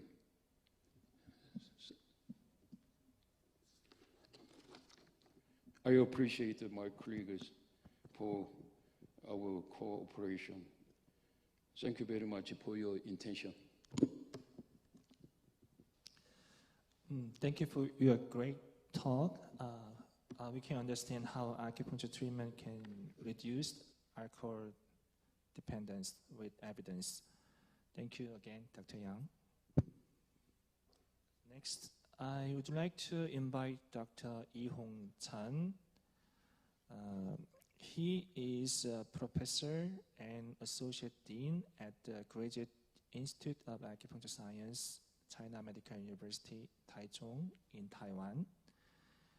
He focused on his research on the effect of acupuncture relating to analgesia and neuroprotection. His recent study concerned non-opioid acupuncture analgesia mechanism, which was published in PNAS in 2 years ago. And he was awarded the Outstanding Professor of China Medical University in 2019. Dr. Chen will talk about non-opioid CNS mechanism of acupuncture analgesia. Dr. Chen, are you ready? Yes. Yes, please begin when you are ready. Thank you for the introduction. I am happy to have this opportunity to share with you our recent study about non-opioid CNS mechanism of acupuncture analgesia. Although I cannot join the conference in person, I have a little worry about the internet is stable or not. Okay, so I will continue now. Next slide. Acupuncture, this word, it means needle plus puncture. It means the stimulation of the acupuncture point, which are at a specific location of our body. Next. The stimulation can be manual, electrical, or other forms. So you can use manual acupuncture, electrical acupuncture, or laser acupuncture. Next slide. Recently, acupuncture practice has been increased worldwide. In 1996, the WHO published guidance on the efficacy of acupuncture, including 64 different clinical conditions. Next slide. And acupuncture is most often used to treat painful conditions from many studies. Next slide. Is acupuncture really has an effect on pain relief? The meta-analysis can provide the strongest evidence. So, for example, this study published in 2012, the UK scholar indicate that meta-analysis from 29 randomized control trial for chronic pain, and their result indicate that yes, acupuncture is effective. There is significant differences between true and sham acupuncture. Next slide. How about the mechanism? In the 1970s and the early 1980s, naloxone, antagonist of mu opioid receptor, was found to attenuate the analgesic effect of acupuncture in human and also in mice. So the release of morphine-like substance after acupuncture in the CNS was hypothesized. Next slide. In the early 1980s, beta-endorphin encapsulin was discovered and purified. And later, it was found that beta-endorphin level in the CSF or encapsulin in the plasma was increased after acupuncture performance in humans. Next slide. And also, Professor Han Jisen from Peking University proposed the endorphins theory that electroacupuncture EA stimulation of different frequency result in different subtype opioid receptor activation, such as low frequency activate mu receptor and high frequency activate kappa receptor. Next. Naloxone cannot always reverse the acupuncture analgesia. For example, in this study published in Pain Journal in 1983, this paper indicates that naloxone cannot reverse the pain threshold elevated by the acupuncture. And the author conclude that the primary analgesia elicited by acupuncture stimulation seem to involve other mechanisms. Next slide. So we ask the question, in addition to opioid, is there any other important acupuncture analgesia CNS mechanism? Next slide.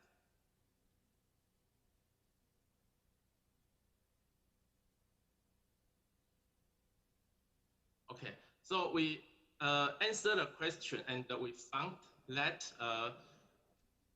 orexin initiate endocannabinoid is the inhibition in the periaqueductal gray is involved. And we published the result in 2018.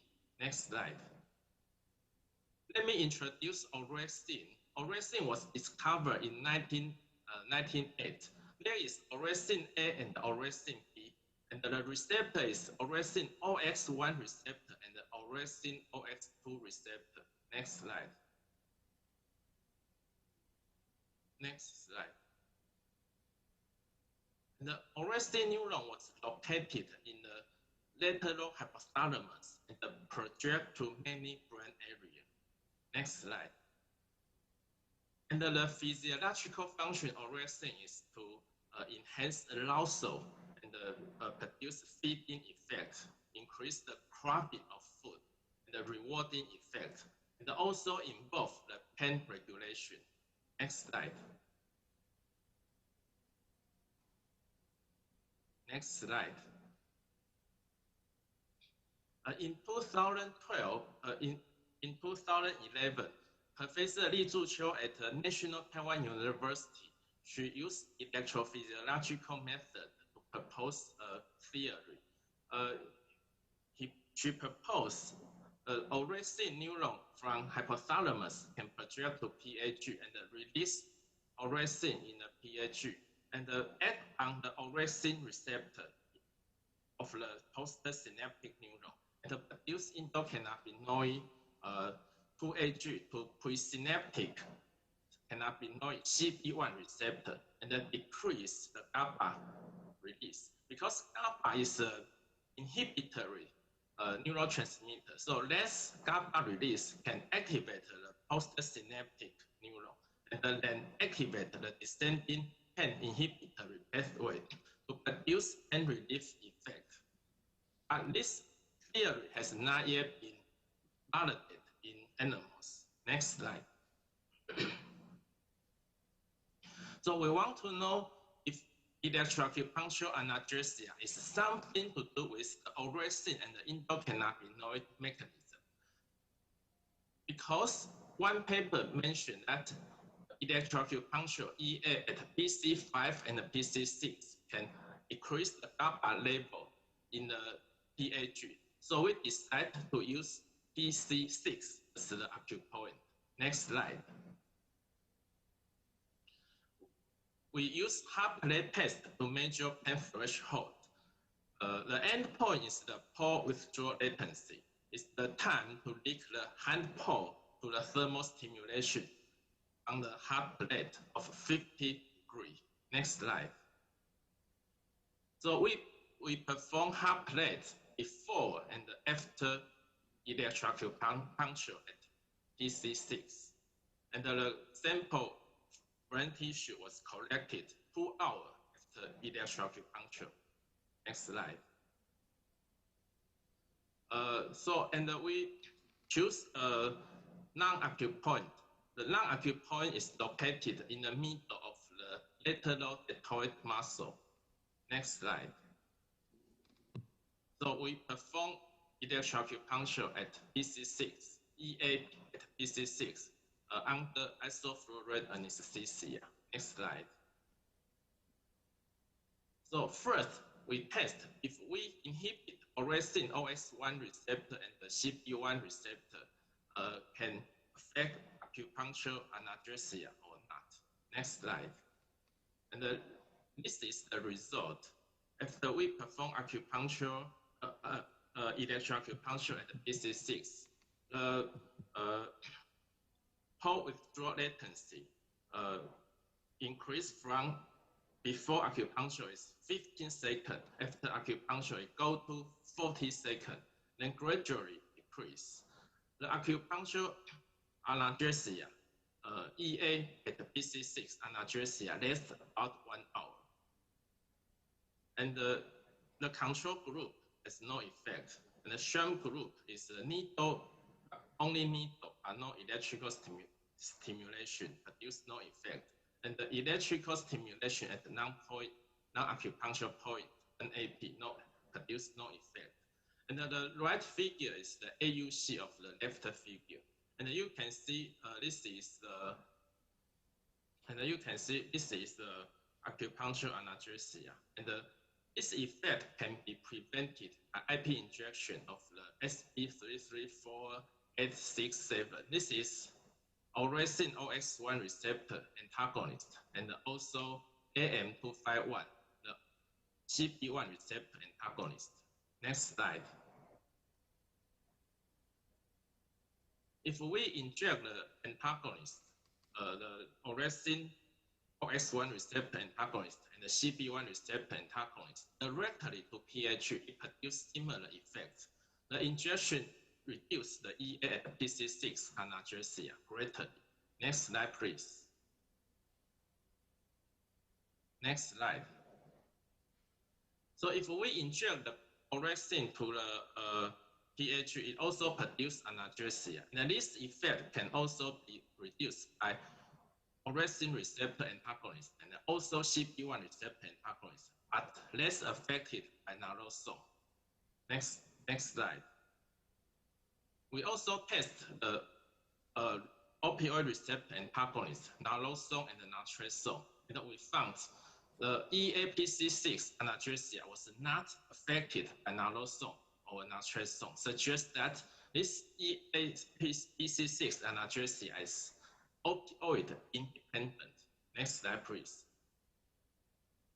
In the immunofluorescence study, the green color is the orexin staining.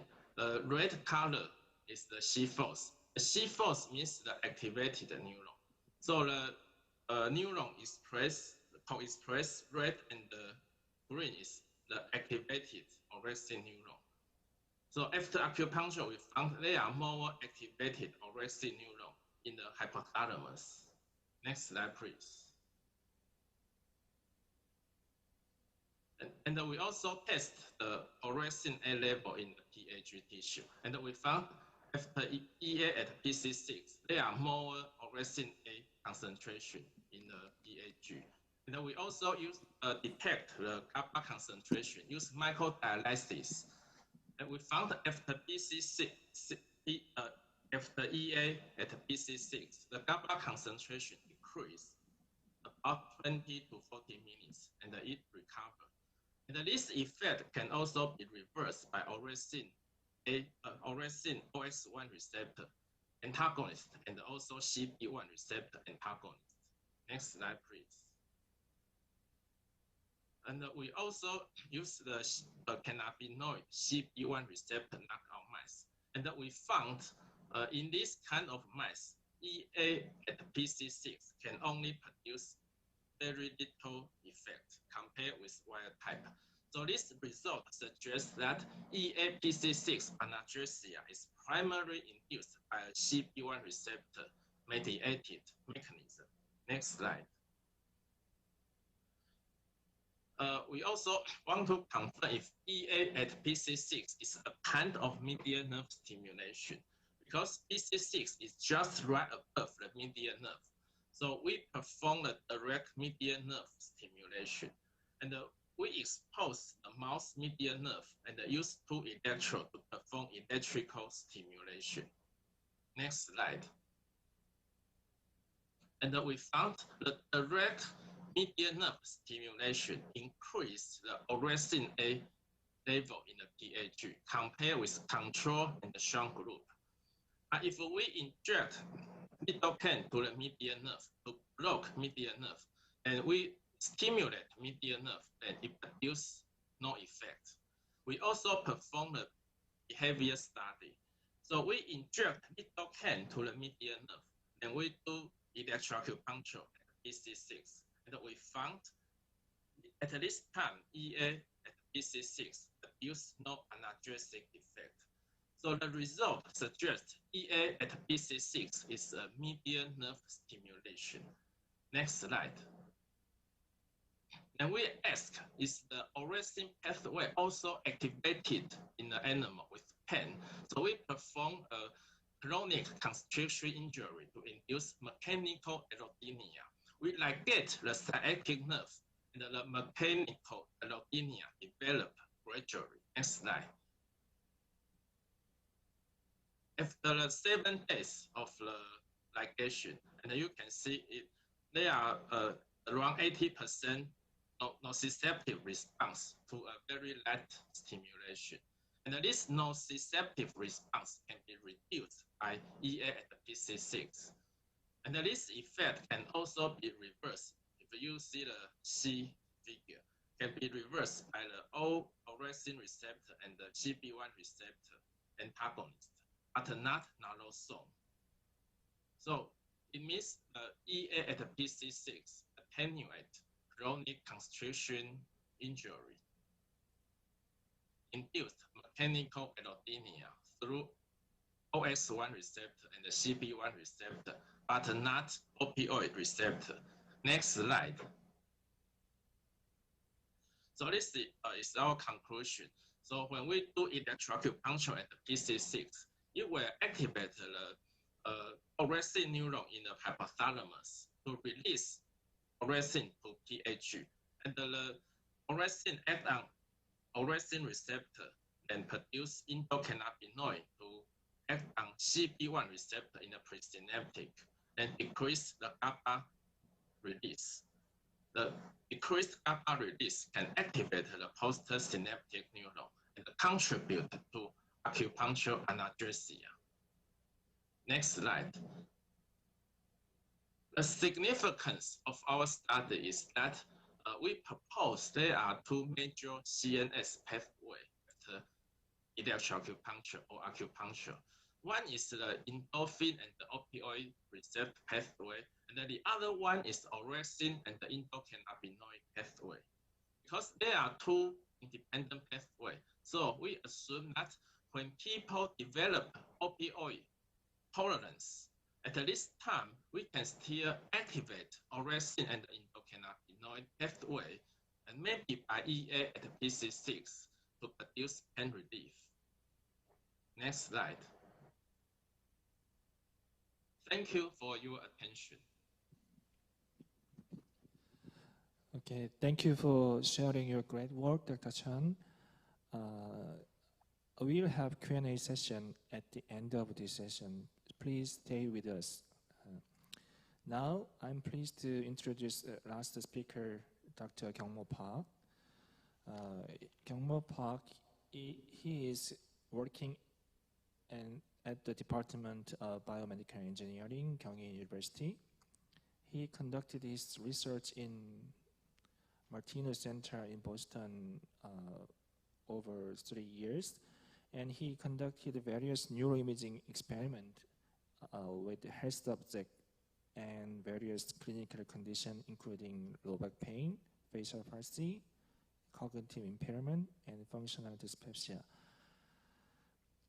And he's going to talk about differentiated neural correlate of needling and treatment expectation in acupuncture for us today. Please welcome Dr. Park. Thank you for introducing me and having me here. Different than two previous studies, I would like to try introduce the component. The previous two studies actually investigate the stimulation effect using the animal studies. And I would like to introduce cognitive and affective component of the acupuncture using the human brain. Good thing is we are dealing with the same brain areas, including PAG and the nucleus accumbens and vitae. So let me start with the previous two studies. As you see here, both of the studies actually reporting the real acupuncture, in terms of the outcome performance. This real acupuncture does not outperform sham acupuncture here. But interesting thing is here, the sham acupuncture is not that the totally not tactile stimulation. They used so-called minimally penetrating on the non-acupoint. So here I would like to say when we define the real acupuncture as a somatosensory stimulation, both of the study they didn't use the appropriate form of the sham acupuncture because they still have the tactile stimulation. So let me start with the very brief definition of the acupuncture. Here in Wikipedia, they define the acupuncture as thin needles inserted into the body. So there could be many controversy, but still the acupuncture is considered as the somatosensory stimulation, including minimal acupuncture and other sham acupuncture forms. So here I would say the acupuncture is the somatosensory stimulation with modality of the acupuncture needle or electrical stimulation. And action could be inserted into the acupoint and stimulated on that. Then we believe it might induce meridian chi or like other more like modernized physiological responses, including the immune responses and the hormonal responses and the neuronal responses. And here, in the research setting, not in the clinical setting, we use the sham acupuncture, including the superficial needling. That superficial needling still have, as I mentioned, tactile stimulation. So still the park sham or the Strykerberg needles, which is very frequently used in the research setting for sham acupuncture, but it has a tactile stimulation. And even the Takakura needle, known as double-blinded needles, they could have potential to have a tactile stimulation. So here I would like to introduce another form of the sham acupuncture, which is studied in the lab. So that's we call that's the phantom acupuncture.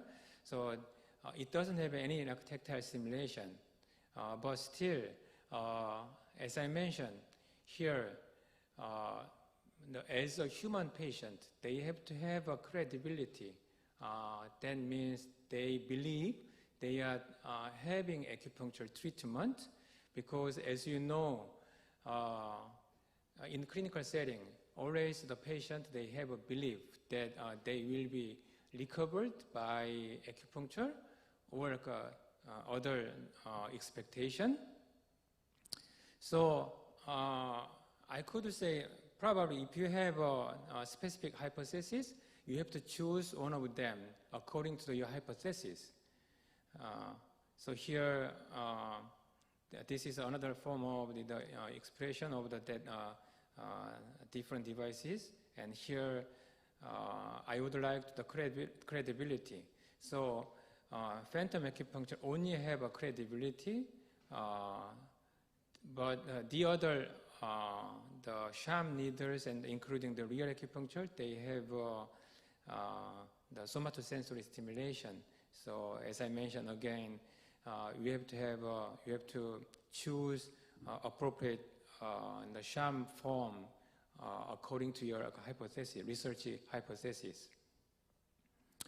So here, let me change my question to how to hold only acupuncture non-specific component in your study. Here, I want to show how to hold only acupuncture credibility in your study. That means you have to exclude any acupuncture-specific somatosensory afferents, and you have to include the acupuncture non-specific component. So here, as we discussed, let me have here one set, which is a somatosensory stimulation. Then the other one could be cognitive and affective manipulation. So here, many other type of belief or anticipation and expectation for the clinical setting of the acupuncture treatment, it should be based on acupuncture needling credibility, which means I believe that a thin needle, it is true that I getting like a acupuncture treatment. So we focus on how to make that belief using the contextual conditioning. So let me introduce, there is another component, the contextual conditioning. So somatosensory stimulation, definitely that induced the sensory experience. We call this is touchy sensation, and also that touchy sensation could initiate or enhance the acupuncture credibility. Other than that, we actually succeed to induce that acupuncture credibility, only use that conditional conditioning by the verbal and the video stimulation. So when you see here like a real acupuncture, they have somatosensory stimulation as well as conditioning in the clinical setting, right? So they can have a needling and the credibility. But for phantom acupuncture, we only showed it like that display. They are getting acupuncture, but I never touched them even with the hands, so they didn't get any the tactile stimulation. Then we found they have actually sensory experience. Probably that could be sensory imagery because you didn't touch them any error. So then we succeed to induce the acupuncture credibility from them in phantom acupuncture. We call this is phantom acupuncture. Then the other one, as you see here, let me say the interaction of the two sets could be real acupuncture. But is there any possibility to have only sensory stimulation without any acupuncture credibility? That was my second question, actually. And I noticed in many animal studies, animal doesn't have any credibility as well as expectation or anticipation for improving their symptoms. But as you see in the previous study, they are showing animal, even just only somatosensory stimulation is showing very effective clinical outcomes, including drug craving and the pain modulation.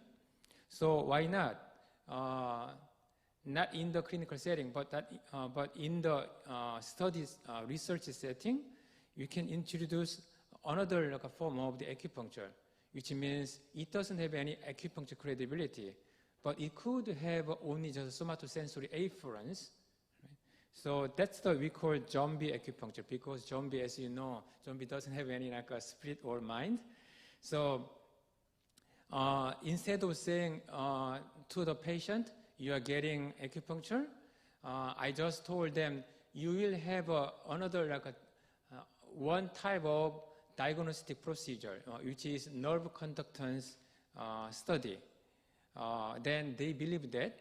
So I gave them exactly same somatosensory stimulation as a real acupuncture, but they believe they are getting actually nerve conductance study, which is diagnostic procedure, not the treatment error. So here, unfortunately, we have to have another different contextual conditioning, which is actually lying, fake. So, but anyway, so then I think we have a success to induce the two component exclusively. So here, this is three acupuncture forms, and I could have the control, which means the patient doesn't have any belief in the somatosensory stimulation. So we have 4 groups, for example. So then use this one. Even you can see the interactions, possible interactions between the two components. So this is a 2-factors study design. Here I have another perspective for that 3-component study, because I found the 3 zombie, real, phantom, they actually did have sensory experience, both of them, 3 of them. So that's the phantom acupuncture. For the phantom acupuncture, probably the sensory experience is a sensory imagery, which is different from the zombie acupuncture and also the real acupuncture.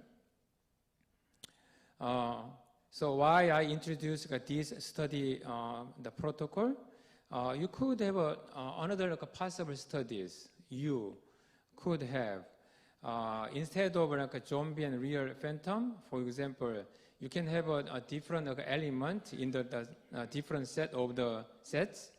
For example, you can have a modality, the laser acupuncture or moxibustion.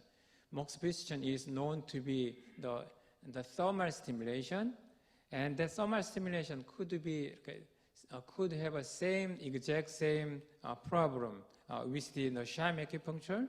So let me propose you can have a different form of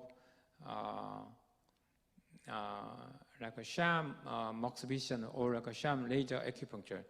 I think laser acupuncture could be very easy to implement for that. So let me briefly show my experiment and result here. For the blindness, roughly saying we are having the success because we conducted the study like 6 times. In the first 4, we just only used like a real and a phantom, but the other 4th and the 6th, we employed the zombie acupuncture. And zombie and the phantom, they have more than the averagely 19% of the blindness. So here, as I mentioned, the phantom still have sensory experience, even though that sensory experience is less than the real acupuncture. And as you see here, when you investigate the human brain, there is the nucleus accumbens, which is about anticipation. So the phantom and the real, because real also have acupuncture credibility. Then I might be very interested in the zombie acupuncture, which hasn't been conducted for the MRI study. Then both of them have a PAG activation, which is the physiological reactions, and also somatosensory experience, and again, the attention network in the anterior insula. So real and the phantom, they have a different brain response. So basically, in the phantom, they have a more cognitive and affective the responses, while the real acupuncture contain somatosensory as well as cognitive affective aspect. Please be careful about that. Real is not a zombie. So real has like four components at the same time. And but real has more the activation in the sensory area, including S1 and posterior insula, which is about the somatosensory somatic representation in the body. Then we investigated the autonomic nerve response, and as you see here, for that skin conductance, which means the sympathetic nerve activation, real has greater sympathetic activation, while the phantom doesn't have any sympathetic activation. So briefly saying, needling could have a sympathetic activation, while the credibility could induce the vagal activation, which is parasympathetic activation, which is the inverse. Then real and phantom, they have a very interesting the correlation. Real has a correlation with the acupuncture. For example, here PAG has been correlation with the touchy sensation in real, but the phantom doesn't have that correlation. Rather than that, they have a PAG correlation with their expectation. So I think this is very interesting because this is showing a somatosensory effect and the cognitive effect differently. Let me skip this one.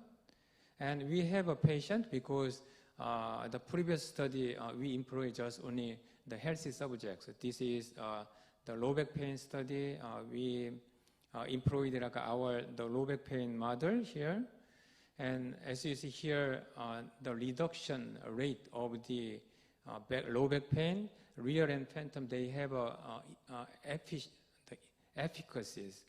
And also between their efficacies doesn't have differences, which means both of them have the clinical effect, but they don't have any differentiated effect size.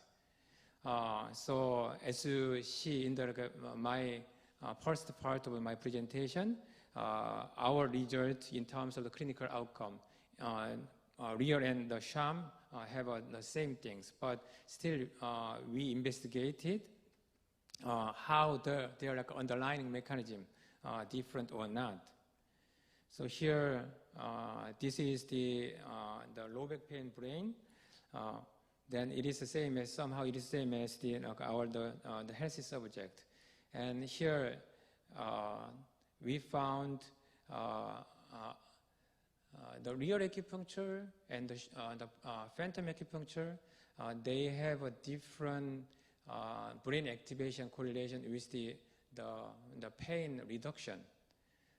So as we expected, real acupuncture is more focused on the somatosensory stimulation area, processing area for that clinical outcome, while the phantom acupuncture has more cognitive on the area for the clinical outcomes.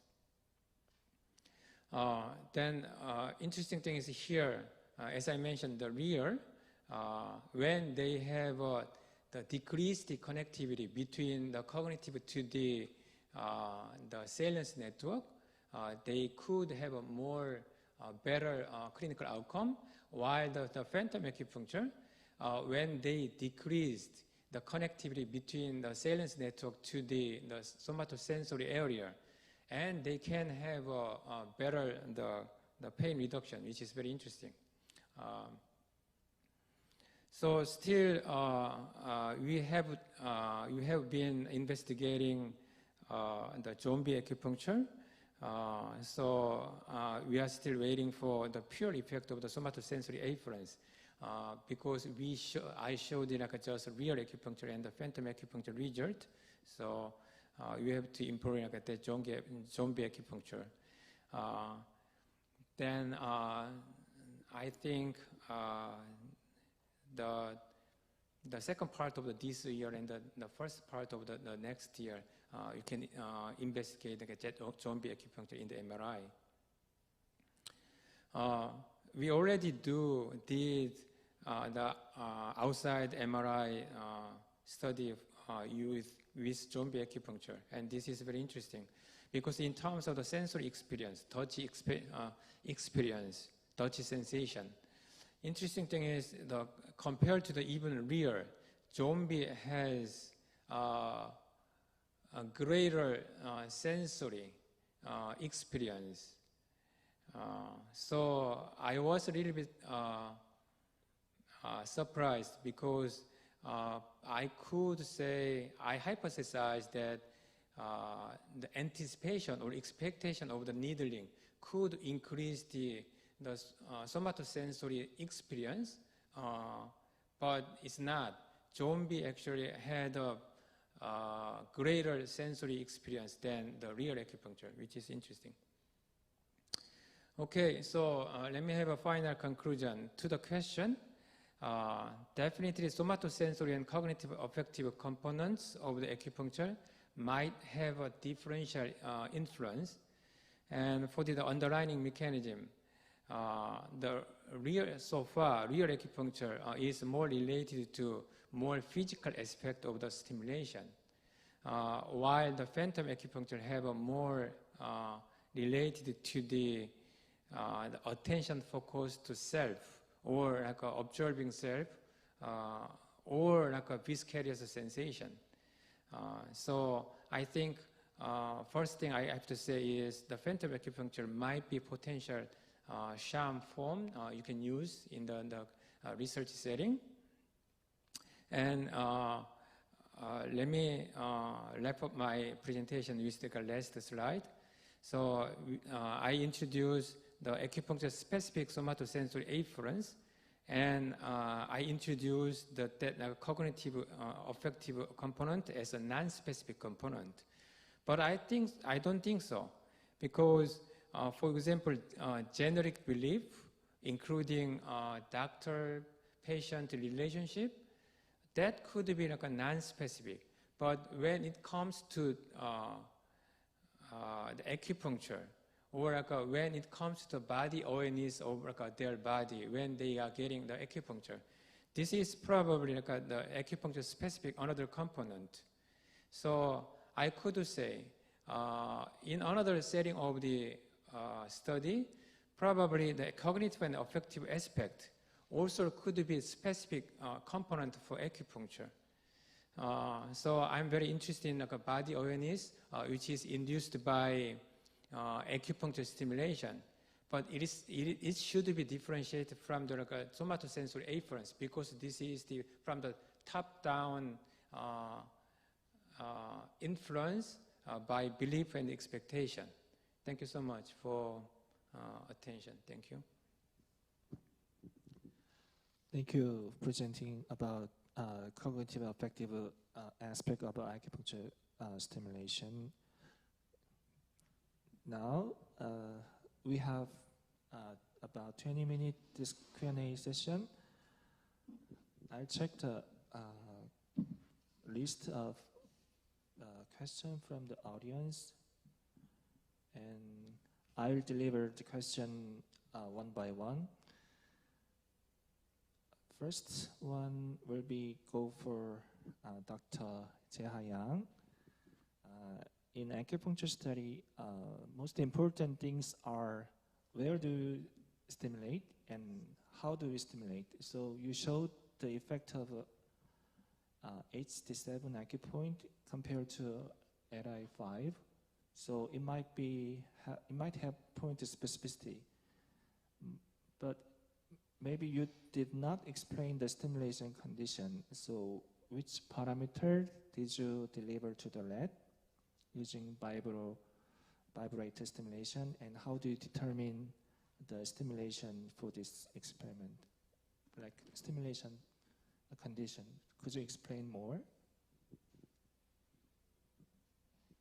Yeah. At first, a needle was inserted at the depth of 3 millimeter in breast.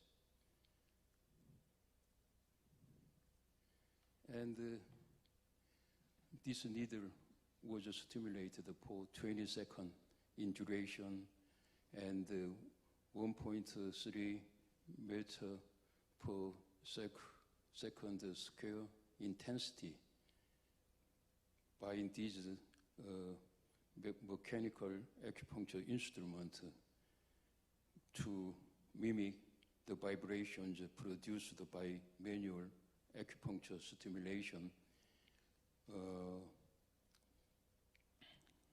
such as a tingling method in acupuncture medicine. And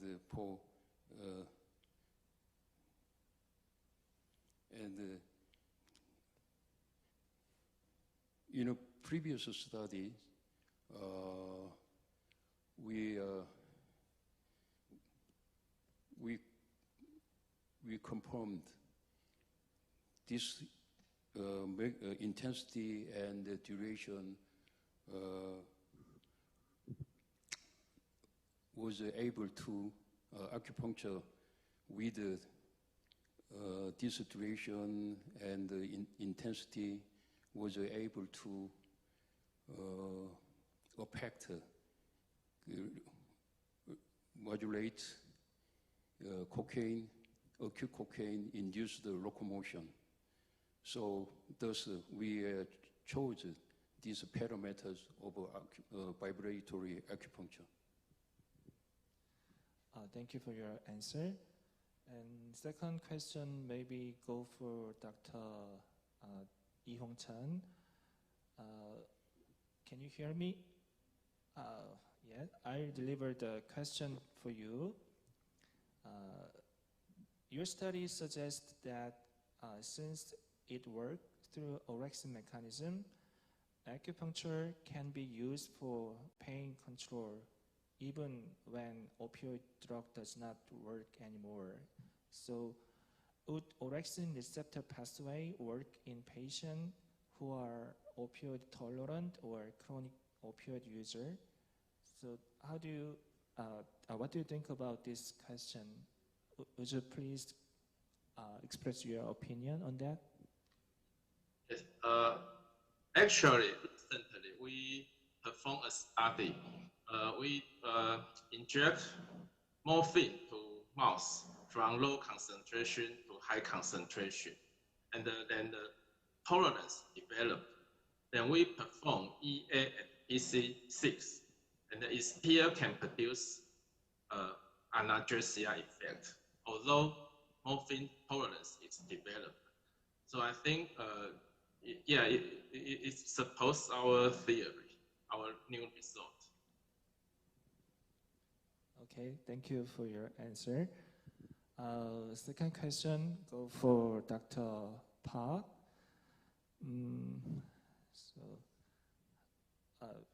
First, at the beginning, a little bit short question. Someone asked you the name about the phantom acupuncture and zombie acupuncture. So names are very impressive. So how did you come up with the name? So is there any reason for this? Is to more explain two different kinds of acupuncture?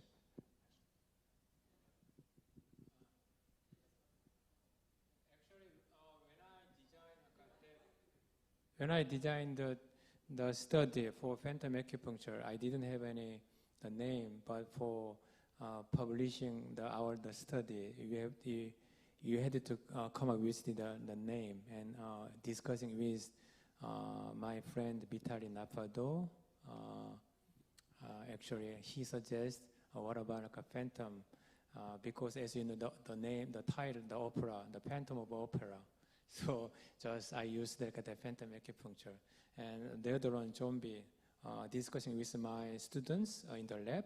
Actually, one of my students suggested that the zombie. So I just follow their suggestion.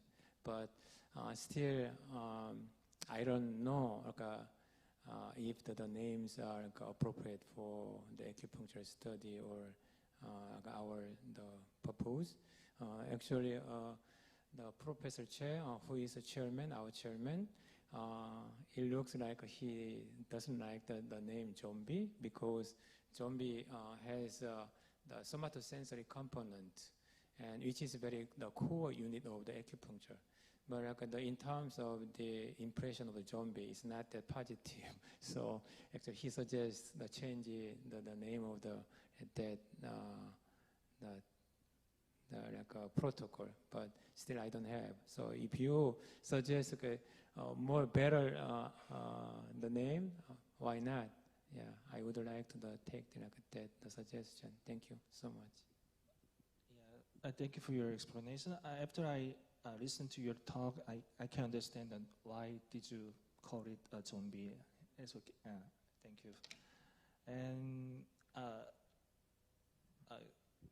speaking of the credibility of phantom acupuncture, I assume that Dr. Park, for this question about Dr. Park, credibility in the phantom group might be, the credibility in the phantom acupuncture group might be from the dirty sensation.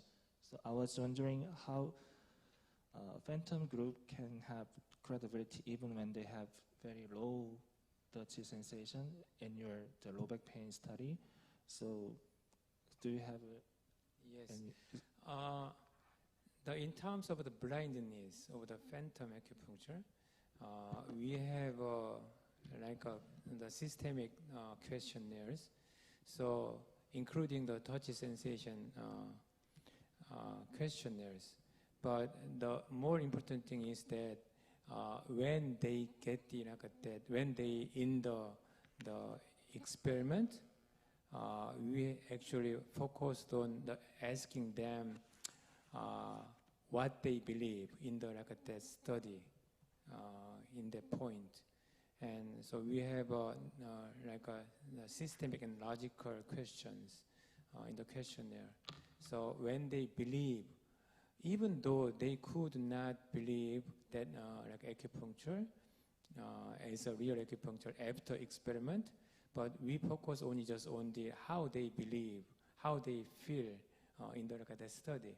So some of the patient participants, they didn't have any sensory experience from the phantom acupuncture, but we found they truly believe they are getting acupuncture, and they feel a little bit strangely, but they just believe that.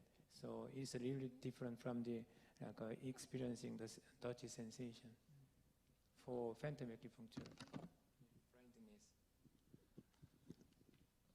Okay, a little bit similar question. So when phantom acupuncture was given, some participants have credibility, but others does not have credibility. For example, in your low back pain study, 80% have credibility. So do you have any idea which factor can influence on the credibility? The interesting thing is, actually, that's the good question, because some of our participants, they never believed they are getting acupuncture if they don't have any somatosensory afference.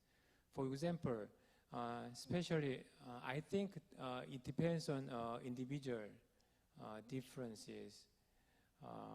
Because we had students, university students, and basically the students from the physical exercise and sports department, they tended to believe that using their, let me say, sensory experience. So when they didn't have any somatosensory stimulation in the phantom session, they tend not to believe they are getting acupuncture. But the other the students from the different departments, different major, and they tended to believe from my verbal instruction. So yeah, it's interesting. Okay, we'll go for the second round. The next question go for Dr. Yang. Your study gave us great impression in which acupuncture will really work for alcohol abuse. Do you have any plan for examination your study to the patient, or do you have any experience about the alcohol patient using acupuncture?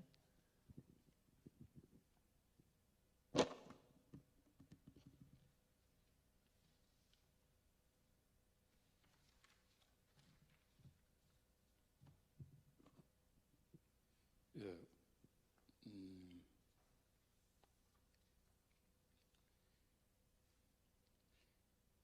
I think the clinical study is the most important trial for improving acupuncture treatment for drug addiction, including alcohol.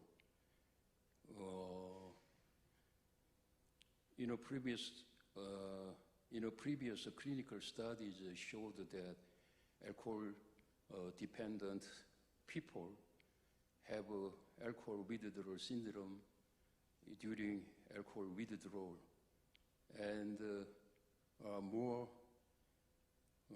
sensitive to motivationally relevant stimulus-inducing relapse than non-dependent people. Thus, our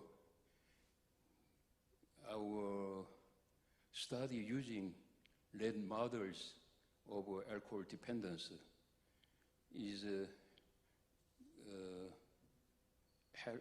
helps us to carry out clinical studies.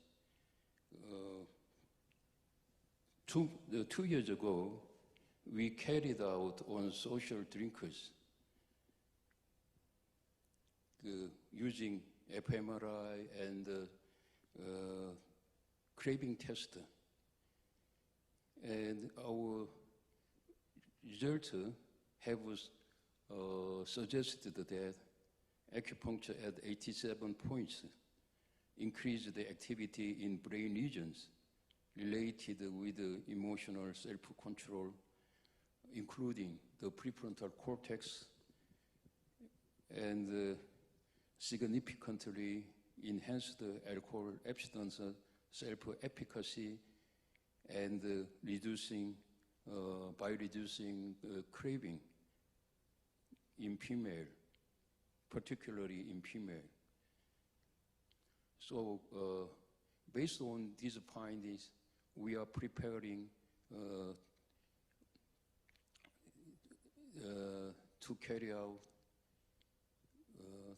clinical studies with alcoholics. Okay, thank you for your answer. The next question go for Dr. Chen. Can you hear me? Okay, Yes. I'll deliver question for you. As you said at the beginning, in your talk, it has been well known that acupuncture is working through the opioid mechanism in the past, but you suggest a new mechanism with the PC6 acupuncture point. So what makes difference to your study compared to previous study? So is median nerve stimulation is special for your study? That is the question. Okay. We also test the effect of EA at ST36, and we found it's different from EA at ST36 is different from PC6.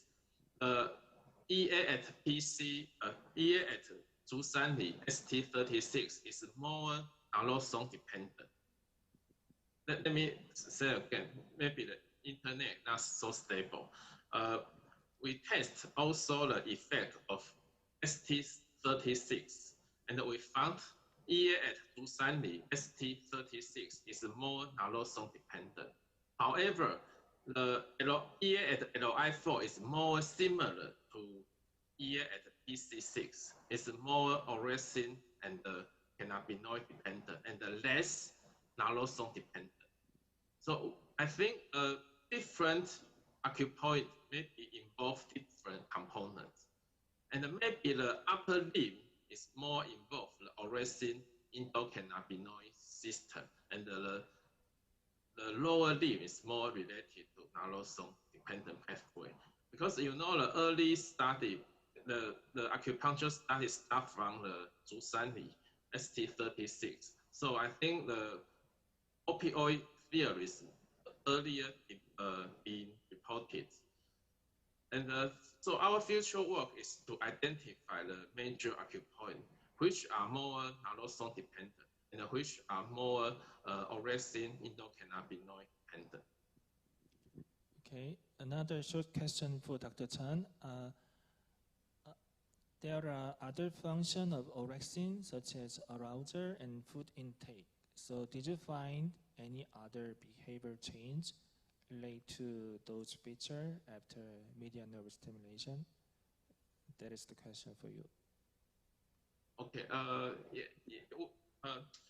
we want to test, but we not yet finished, especially the vomiting, nausea effect, and also arousal effect. Yeah, it's a future plan. Okay, thank you for your answer. So maybe the final question for Dr. Kiom Sar. As I share this question for you. You did not show us the result of zombie acupuncture because you didn't perform yet.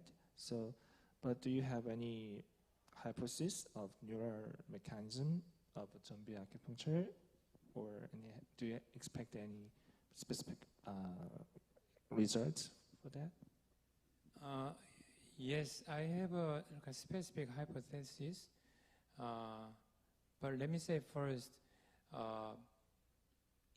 as you see here, in animal study, from my perspective, their acupuncture form could be more like a zombie acupuncture rather than real acupuncture, because animal they could not have any the positive anticipation for that acupuncture stimulation. So I'm very interested in zombie acupuncture because this is like a pure form of the somatosensory stimulation. So I think a zombie could be more related to the somatosensory processing area in terms of the clinical outcome. Then I will start comparing real and zombie, because real has a combination of the two components, and I believe the somatosensory afference and cognitive affective component, which is anticipation, could have an interaction, and that interaction should not be always positive. Sometimes that could be negative. So when we investigate the certain specific effect from the somatosensory afference and the cognitive afference, cognitive the component differently, and probably I hope you can come to know for specific condition we have to use only zombie acupuncture. While for the specific component, you have to use only just real acupuncture. So this is one of the my idea for future. So the short answer is zombie could be more related to the only somatosensory stimulation. Okay, thank you. More technical issue in your behavior result in zombie acupuncture showed the more greater touch sensation than the real acupuncture. So, but in technically, how do you control the stimulation? Do you perform it by manual, or is it really? So recently, the very interesting thing is recently I changed the stimulation the method. Right now we are using electrical stimulation, which is exactly the same, theoretically. I mean, and not just about the stimulation itself, because when you do perform acupuncture, it can be vary the location itself. So maybe different perception for the different patient. Right. So it's really tricky to control the same stimulation itself. So. Yes, that's one of the difficulties in the experiment. And as you said, actually, we employ two different acupoints. The early part of our studies, we used PC6, which is the same as Dr. Chen, and right now we are using the ST36. So according to Dr. Actually, that's why I have actually a question for Dr. Chen. And the ST36 and the PC6 could be different underlying mechanism, but still we don't know. So I'm very interested in his studies. Okay. Its time is up, so we have to close. So I hope all of you have learned a lot from the distinguished scholar and enjoyed this session.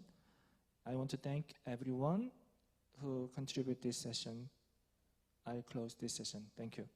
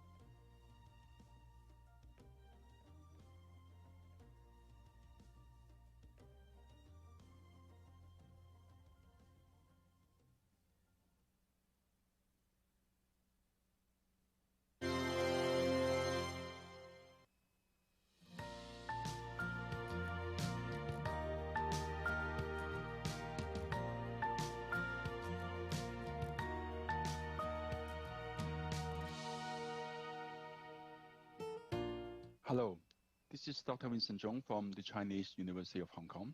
Today, it is my honor to present the result of the following study to you: electro acupuncture plus on-demand gastrocaine for refractory functional dyspepsia, a pragmatic randomized trial. So functional dyspepsia is characterized by symptoms of pain or burning at the epigastrium, postprandial fullness, or early satiety without any organic, metabolic, or systemic explanation in accordance to the Room 4 criteria. There are two subgroups for FD: the postprandial distress syndrome, PDS, and the epigastric pain syndrome, EPS.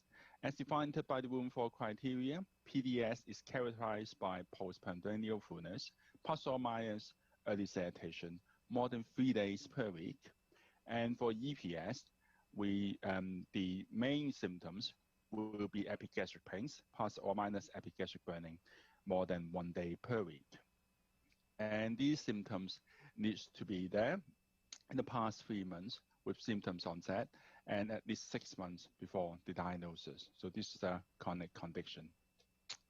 So in accordance to the 2017 American and Canadian guideline, the current management of functional dyspepsia, if the patient is actually H. pylori negative, the first line treatment will be proton pump inhibitor.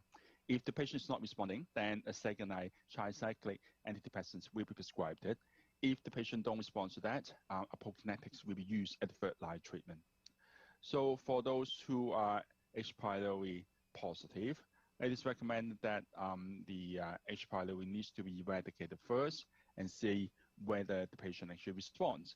If the eradication doesn't lead to an improvement of the dyspepsia symptoms, then the patient will still go through the PPI, TCA, prokinetics treatment algorithm. However, we do see some of the limitations of the current treatment options.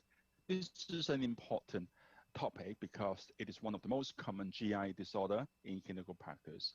We know that functional dyspepsia has a prevalence of 10 to 40% in Western countries, and we have about 5 to 30% in Asia.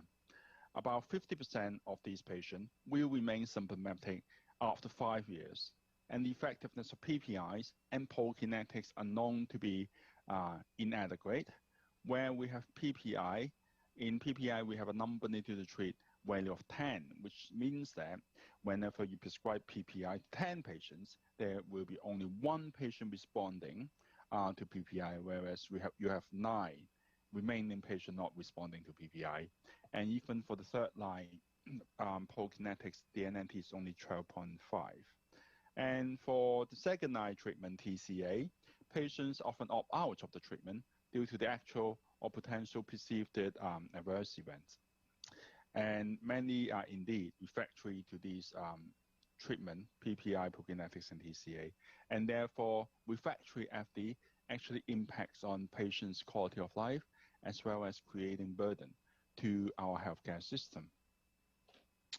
So what is the role of acupuncture in managing FD? In China, prokinetics is often used as a first-line treatment, and the role of acupuncture as an add-on or alternative to prokinetics needs to be clarified. And we need to find out the comparative effectiveness of different acupuncture and related treatment options when it is used as an add-on or alternative to prokinetics. And therefore, we need to look at the comparative effectiveness of all these evidence. We have completed an acupuncture and related therapies as an add-on or alternative to prokinetics or functional dyspepsia, and overview of systematic review with network meta-analysis, which is a novel method in synthesizing experimental data from multiple RCTs with different comparison groups. So in a network meta-analysis, a network is generated to illustrate the comparative effectiveness among 12 different patient-reported FD symptoms improvement. So if you look at the graph at the right-hand side, you can see that we actually evaluate in one single model the comparative effectiveness of different acupuncture modality, the sole use of prokinetics, and also the co-use of acupuncture and prokinetics, and we evaluate these evidence in one single model. The blue circle, if you look at the blue circle, the bigger the circle, this indicates more number of study in that comparison. And for the black lines, the wider lines actually indicates comparison being more influential. And actually, we can generate rankings, okay, of the comparative effectiveness of different combinations. The cumulative probabilities of being the best option for evaluating patient-reported global FD symptoms when all these are being compared can be shown in what we call a Zwicker curve. So if you look at the right-hand side, these are the Zwicker curves. So how do we actually interpret these curves? The larger area under the curve in the Zwicker result, this translates to a higher likelihood of being the best treatment. So if we look at the ranking of the 12 of the 11 treatment option, we can see that the first ranked treatment is manual acupuncture plus moxibustion plus kibopine as the first choice. It appears that it has the highest probability of being the best treatment. This is followed by manual acupuncture plus moxibustion plus dimetopran. And finally, for the third best treatment, it has to be the sole use of kibopine. But however, there are some limitations of this combination as well, because we know that for prokinetics, we have some common adverse events. For kibopine, we may have, the patient may experience some extrapyramidal symptoms. And for damporodon, we have some cardiac side effects as well. And we need to find out better treatment for refractory functional dyspepsia patients, those who are not responding to PPI, those who want to avoid prokinetics due to side effects, and also the side effects of TCA is also a concern for many of the patients. And therefore, we actually apply for funding support from the Hong Kong Health and Medical Research Fund to conduct a pragmatic randomized trial to determine if electroacupuncture, EA plus on-demand gastrocaine, which is a rescue medicine, is superior to waiting list plus on-demand gastrocaine. Is an anti-acid, the gastrocaine, in promoting adequate relief of the symptoms.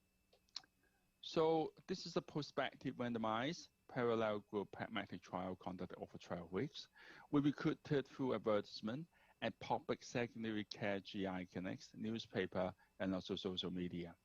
Potential participants were screened for eligibility in an integrated medicine teaching clinic of the Chinese University of Hong Kong, and all EA treatments was also performed in this clinic. Ethical approval was obtained from our university.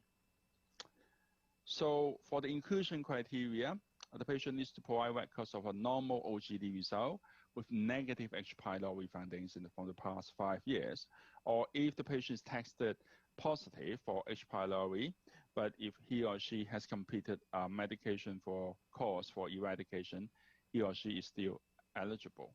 The patient needs to present with symptoms that satisfy the FD-PDS reference standard, which is defined as the presence of either or both postprandial fullness or early satiety at least once per week in the past 1 month as enrollment.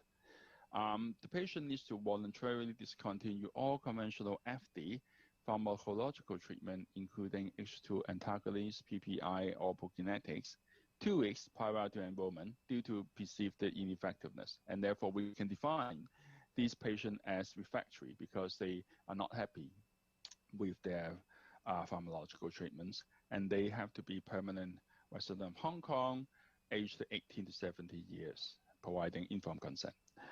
And for exclusion criteria, we exclude patients who has documented diagnosis of concomitant esophageal or gastric diseases, current regular users of NSAIDs, antidepressants, or other psychiatric drugs, having received a major abdominal surgery, being pregnant, wearing cardiac pacemaker, having a major physical illnesses, using any dose of H2 antagonist, PPI, or prokinetics 2 weeks before enrollment, presenting with any of the alarming red flag features, or with coexisting IBS, being diagnosed with the Manning's criteria, and exclusion was applied if the major campaign were abdominal or bowel symptoms. So for the methods, after obtaining written informed consent, patients were randomized into 1-to-1 ratio, and the random sequence is consulted using sequentially numbered opaque consulted envelopes. For the treatment group, group 1, patients will receive 10 sessions of EA over 10 weeks with an average of 2 sessions per week. And you can see the acupoints being used on the right-hand side. The patient will also be prescribed of the 12 weeks of anti-acid tablets, and they can consume it whenever necessary. And the patient will have a weekly follow-up assessment for 12 weeks.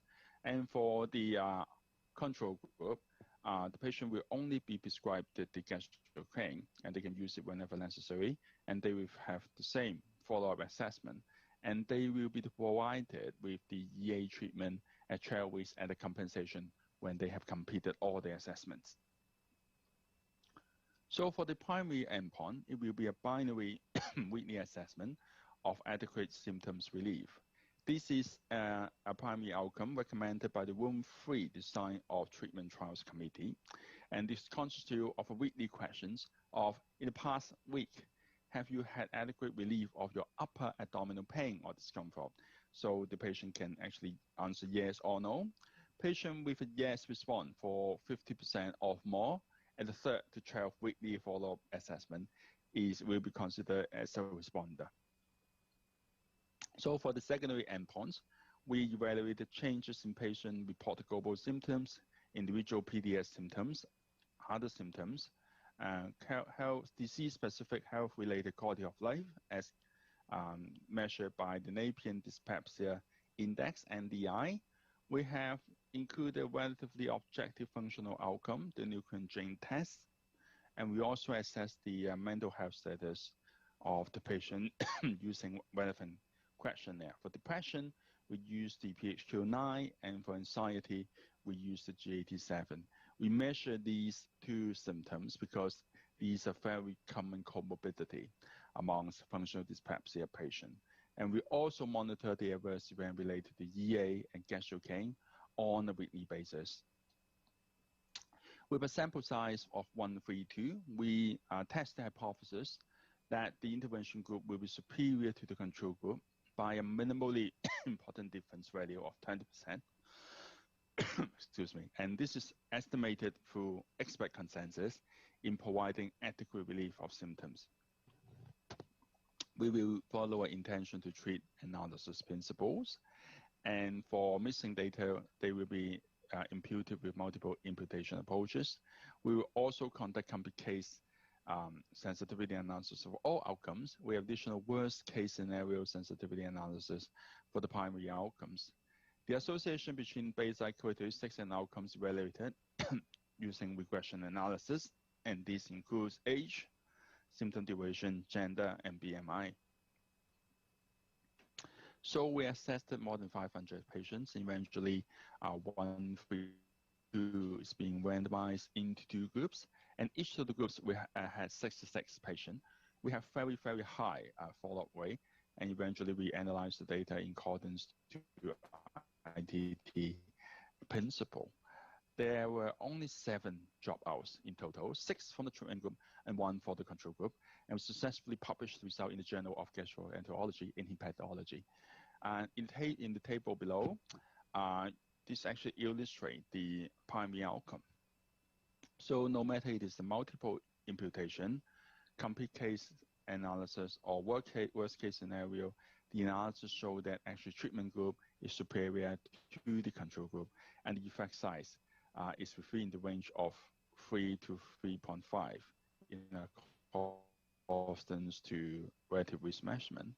And the NTT, which is number needed to treat, it ranges from 2.7 to 2.3. And in the ITT analysis, the number needed to treat is only 2.3, which means that whenever you treat 3 refractory FD patient with acupuncture, electroacupuncture, actually one of them will actually achieve adequate relief of their symptoms.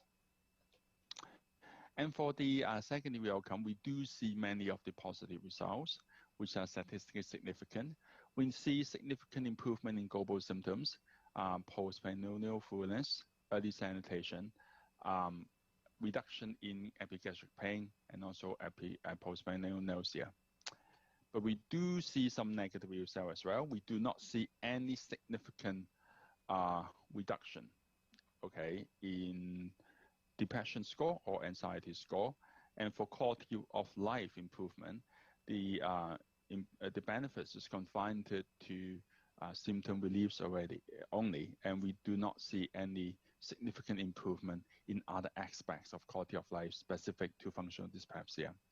And this implied that for selected patients with mental health needs, we have to have other intervention which will actually supplement the effectiveness of acupuncture.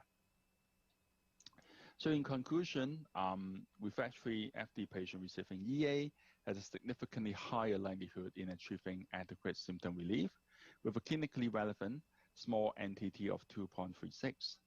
EA demonstrated improvements in global symptoms, postprandial fullness, early sanitation, epigastric pain, postprandial nausea, and also NDI symptom score. But for depression, anxiety, and other quality of life component score, benefits was not significantly different when compared to on-demand gastrocane only. So for the external validity of our conclusion, we aim to evaluate the overall benefits of EA where on-demand gastrocane is used as a rescue therapy.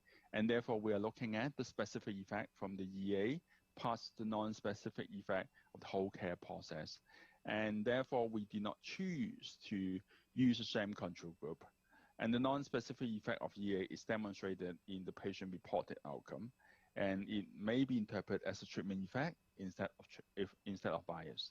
Results are concordant with findings from sham control EA trial for refractory FD, and this supports the evidence base of EA in treating refractory FD patients from both pragmatic and explanatory perspectives. So this study has several strengths. We recruited patients that had a very lengthy mean duration of symptoms. It is actually longer than 9 years, and the compliance of EAs in the treatment group is actually very high as well. The treatment group response rate actually reached nearly 60%, which is much larger from the typical placebo response rate of 40% in functional GI disorder trial, and we believe that we are actually doing much better as compared to placebo. The patients were recruited from secondary clinics as well as from the community, implying that the EA actually offer improvement in a representative group of refractory FD patients in the real-world environment, and our EA protocol can be easily implemented by a trained TCM practitioner. There are also some limitations. So positive effect for acupuncture reported through patient-reported outcomes may be influenced by patient expectation and the lack of participant blinding. And the generalizability of the result may be limited because this trial is performed in a single center among Hong Kong Chinese patients. There is also a lack of established minimally important difference values for certain outcomes in this trial. Interpretation of findings may vary when these MID values become available through an anchor-based or consensus-based approach. So what is the significance of our conclusion? Since there's no international consensus on what constitutes optimal management strategy for refractory FD, based on the current findings, EA can be considered as a complement or alternative to TCA, antidepressant, or antiloxic agents. Unresponsiveness to first-line conventional treatment among FD patients is not uncommon, particularly among Chinese patients who are refractory, where refractory case may account for actually nearly 25% of all FD patients. And this trial provided important evidence on EA for refractory FD management. So future research for trials, it can try to evaluate the comparative effectiveness of EA and TCA with the aim of assessing the potential benefit of combining EA with TCA. And it should also, from a basic research perspective, investigate how EA impacts access to question, gastric descendability, perception to balloon dilation, and also gastric emptying. So thank you very much for your attention. Thank you.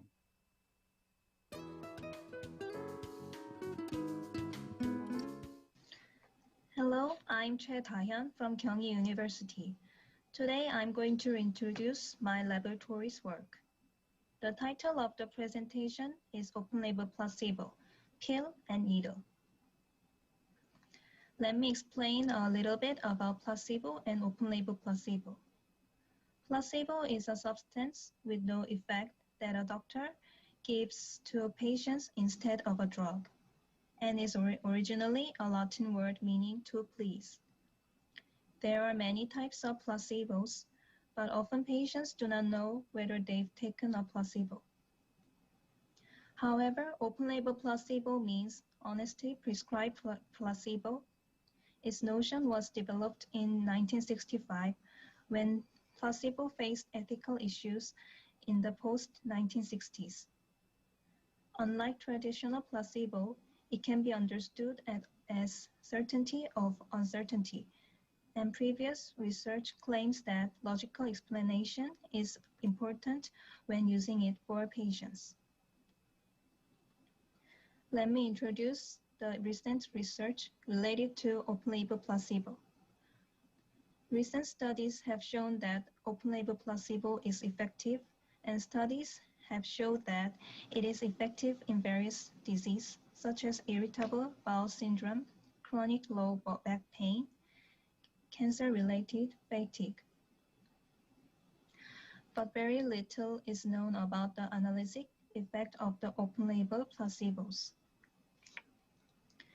In 2018, there was a study that placebo responses involving conscious awareness have been shown to be mediated by expectation.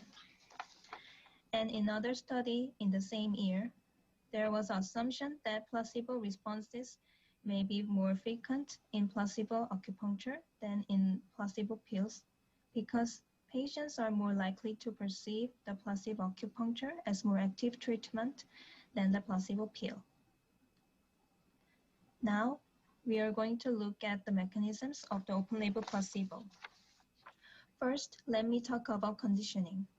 Those who have experienced effects in substance with active ingredients in the past also may have an effect on inert substance, and this mechanism is likely to involve opioid mechanisms. Second, in the case of the theory of expectation and reward, pre-existing belief has an effect. Expectation in placebo effects activates brain areas concerning opioid and dopamine system. Also, placebo-induced expectations show brain reactions similar to reward processing. Next, it can be explained by patient-physician relationship. Uncertainty and novelty are pure characteristic of open-label placebo, which is related to dopamine release. In this experiment, we had two research questions. First, we wanted to find out the analytic effect of open-label placebos. Tactile stimulation of placebo acupuncture will lead to higher expectation and a higher chance of believing the treatment is real. So we expect a stronger analytic effect than the placebo pill. Second, we seek to find the contributing factors of the open-label placebo through various questionnaires, such as credibility, expectancy, mood, touchy sensation, test experiment, and patient-physician relationship. Let me talk about placebo acupuncture and pill, which was used in our study. Left side figure is Park-Sham needle. It is a non-penetrating needle used to avoid any physiological effects in the body. In Park-Sham needle, the acupuncture appears to have been inserted into the body, which is causing the visual illusion. Right side figure is a Zibo placebo pill, which is the pure, honest placebo.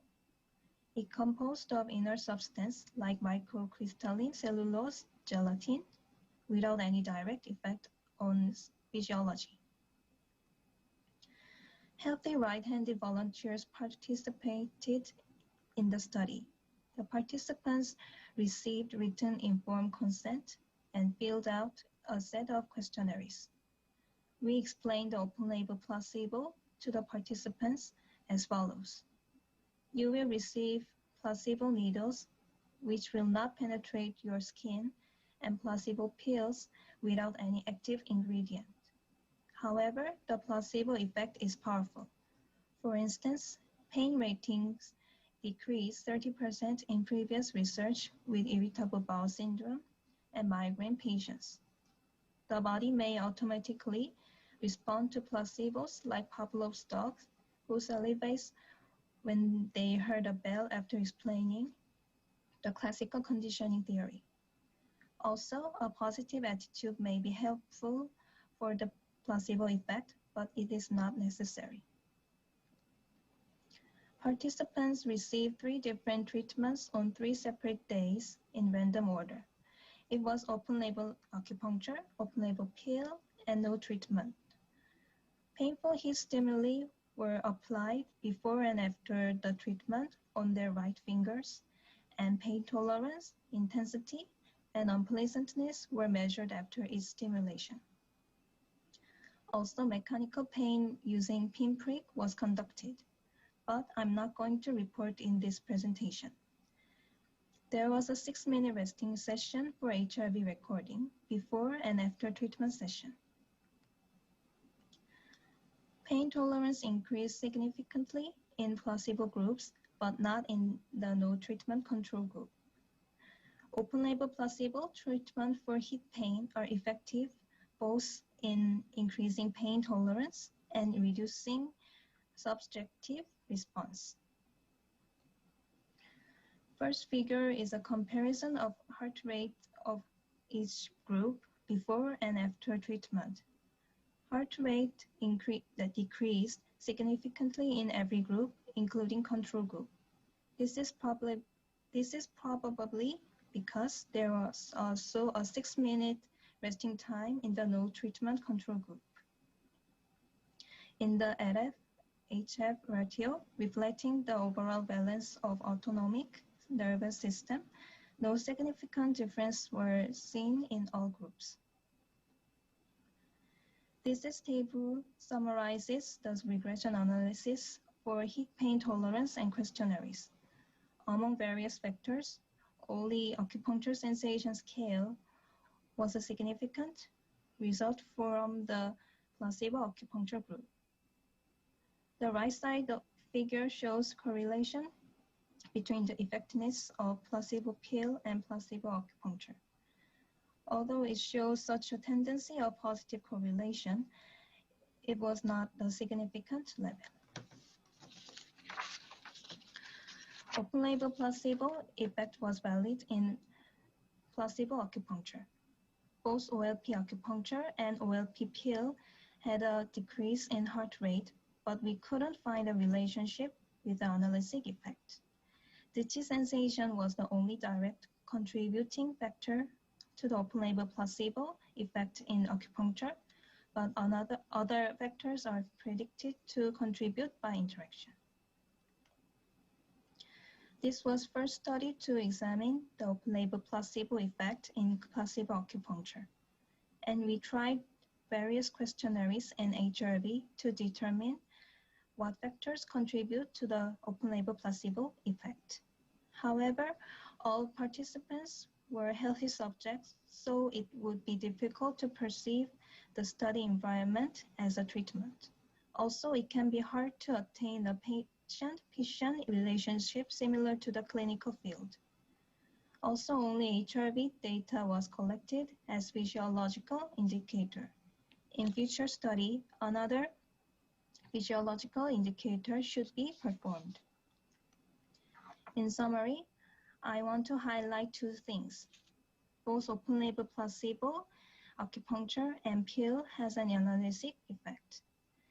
The Chi sensation is an important factor in OLP, acupuncture analgesia. I want to say thanks to my laboratory people, and thank you for listening my presentation.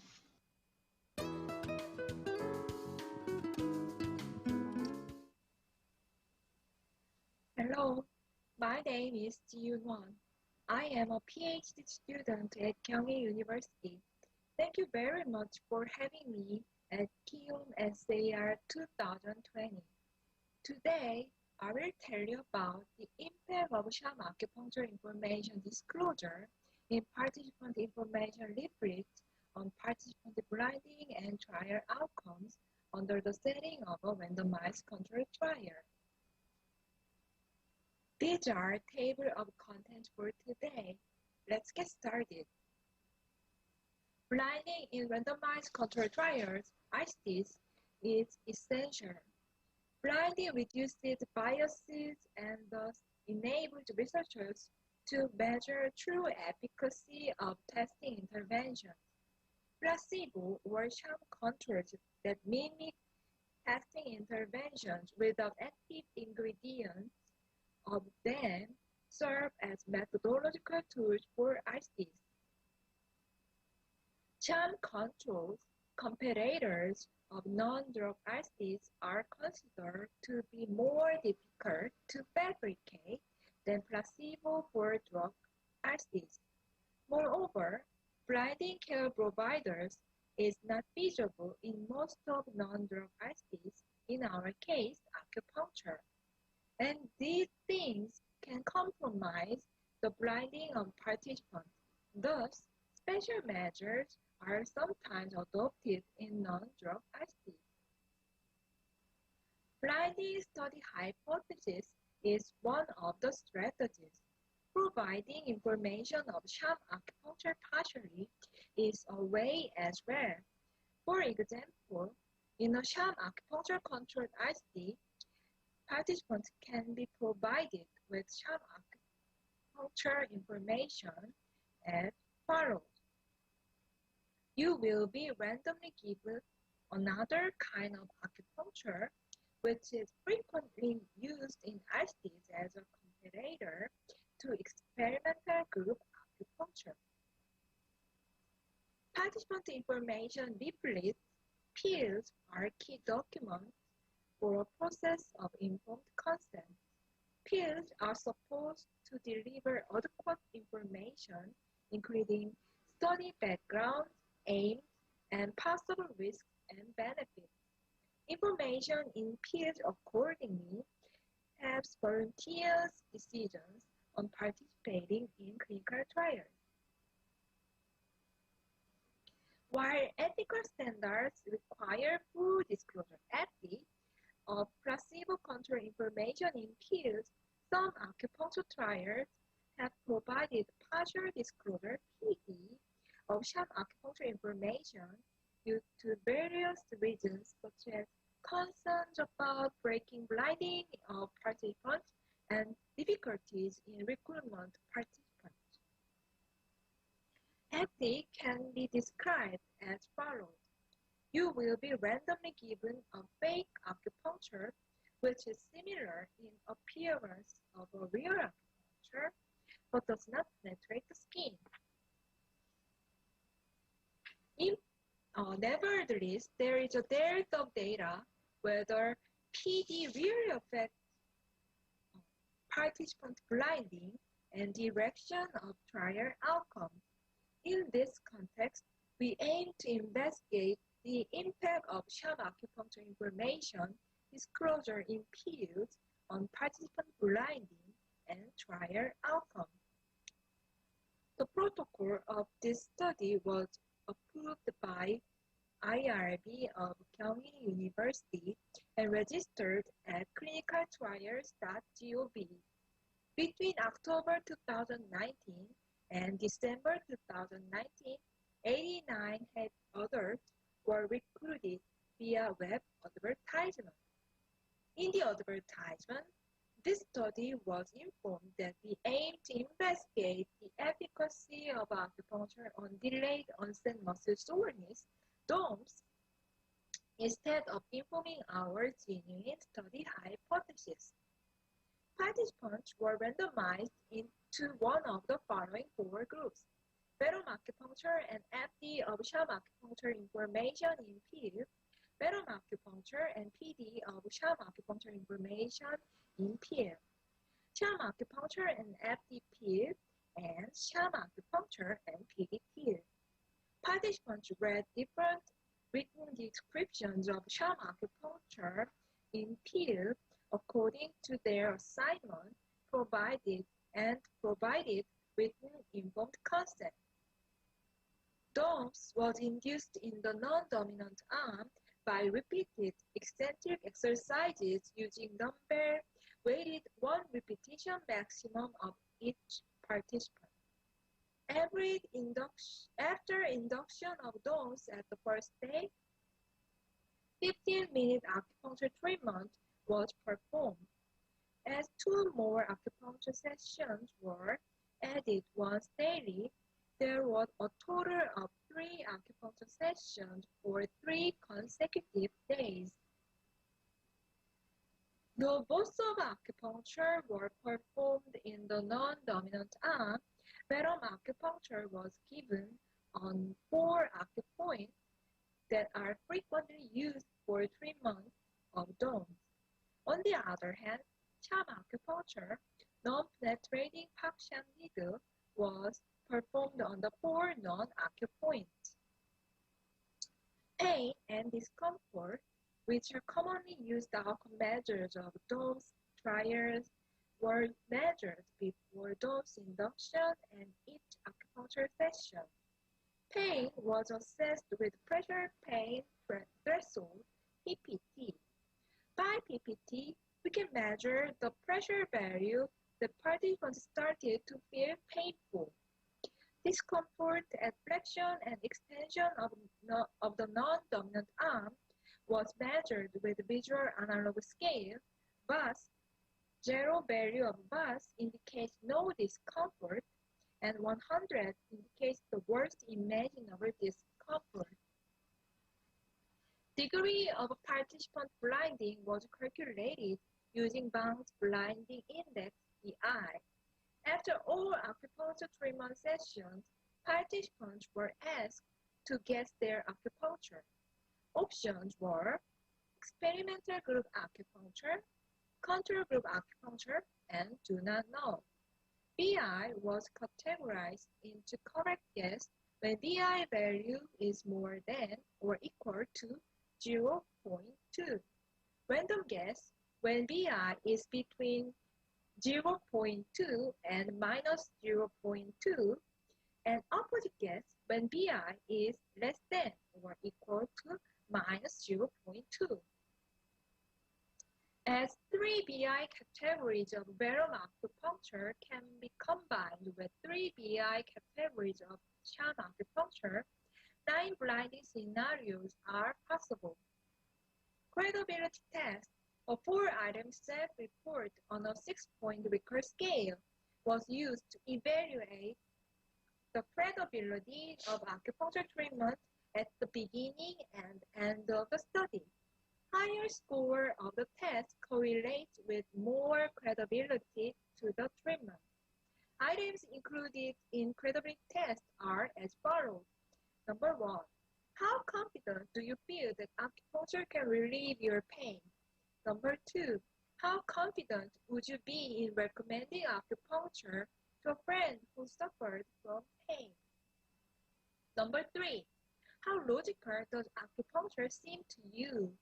Number 4, how successful do you think acupuncture would be in alleviating other symptoms? At the end, participants were debriefed to their allocated interventions, acupuncture, as well as disclosure of sham acupuncture information in PIL, and genuine study hypothesis as follows.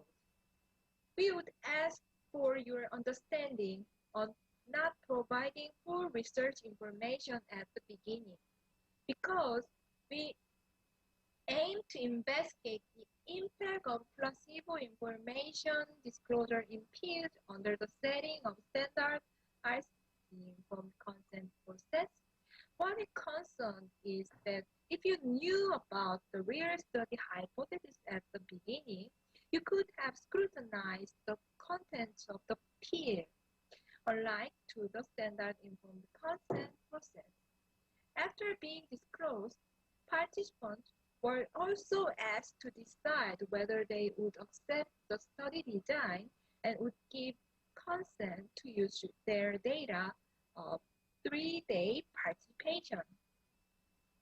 Let's sum up 4 procedures of study. On the first day, participants were provided informed consent and randomized into 4 groups, and baseline data such as demographic data, credibility test, PPT, and BUS were checked. Then DOMS was induced. For 3 days, PPT and BUS were measured and 15-minute acupuncture treatment was performed once daily. On the third day, after the last acupuncture session, participants completed 1 more credibility test and were asked to guess their acupuncture and debriefed on the genuine study hypothesis. All statistical analyses were performed with SPSS. Demographic data and adverse events were reported descriptively. Impact of sham acupuncture information on trial outcomes was analyzed using ANOVA and ANCOVA after assumptions of them were checked. PPT and BUS were analyzed under 3x2x2 mixed design ANOVA with variables of time point, acupuncture, and sham acupuncture information disclosure, or under the Kruskal-Wallis test. Because the values of PPT and BUS greatly varied among individual participants, post-hoc analysis was done using ANCOVA on all case tests with a covariate of PPT and BUS value measured immediately after DOMS induction. ANCOVA or case test was also used in case of credibility test with a covariate of the credibility test score at the beginning. All the statistical analyses were considered statistically significant when two-tailed p-value was less than 0.05. All of participants completed study procedures without any withdrawal. Baseline characteristics of respective groups were similar, and adverse events were mild and transient. After being debriefed on the genuine study hypothesis at the end of the study, all participants told that the design of study was acceptable and agreed on using their data. Pain and discomfort did not significantly differ among acupuncture group and sham acupuncture information disclosure groups at any time point. In post-hoc analysis, PPT significantly improved in Verum acupuncture group and FD group. Though Verum acupuncture groups more correctly guessed regardless of sham acupuncture information disclosure, participants who were given sham acupuncture and PD pills were more likely to believe they received sham acupuncture than those who were given sham acupuncture and FD pills. In FD groups, Verum acupuncture correctly guessed the type of acupuncture, and sham acupuncture group randomly guessed, which can be interpreted as possibly problematic. On the contrary, in PD groups, Verum acupuncture group correctly guessed the type of acupuncture they received, while sham acupuncture group made an opposite guess.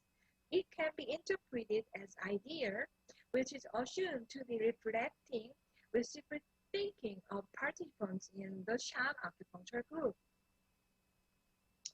Compared with the first credibility score, the second credibility test score of PD groups was likely to increase, while that of FD group was not.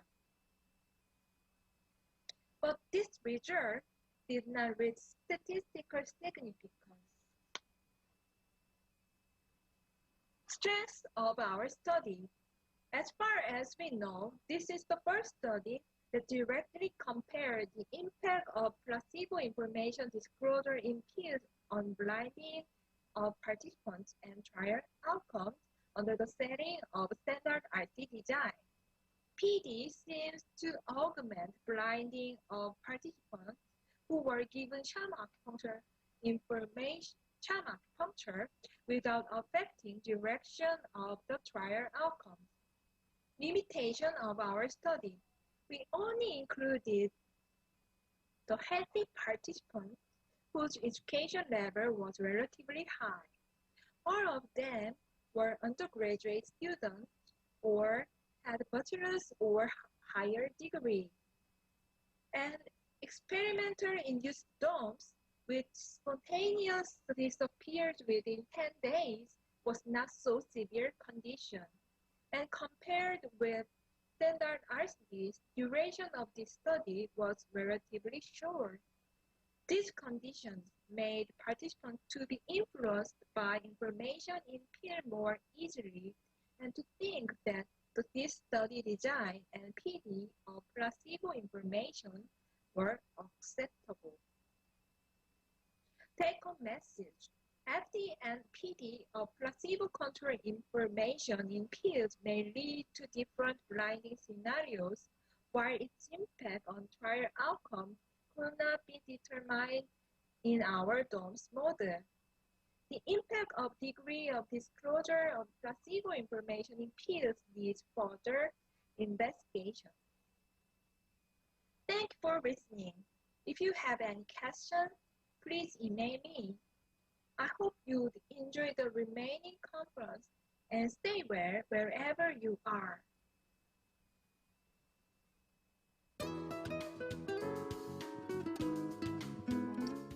I want to thank everyone for the privilege to share our work about conducting blinded acupuncture studies in the intensive care unit. My name is Kate Watson, and I'm with the Department of Surgery at Oregon Health and Science University, located in Portland, Oregon. I'm excited to share our project conducted in the Trauma and Surgical ICU and coordinated by the Trauma Research Group at our institution. I have no disclosures. You may be wondering why a bunch of trauma and intensive care surgeons became interested in acupuncture and conducting acupuncture research. Patients in our Trauma and Surgical Intensive Care Unit, or ICU, can be exceedingly ill and complex. Many require mechanical ventilation, which is often poorly tolerated without the use of sedation. While sedating medications such as barbiturates, propofol, and dexmedetomidine may help patients tolerate the invasive ventilation their bodies need, this degree of sedation is not without risks and side effects. Patients are at risk of severe delirium, as well as ventilator-associated pneumonia and prolonged length of intubation and hospital stay. We had seen evidence that acupuncture may be used during or following procedures to help control symptoms such as nausea and anxiety. Additionally, a study out of the United Kingdom demonstrated a marked decrease in sedatives with continuous electrostimulation of acupoints.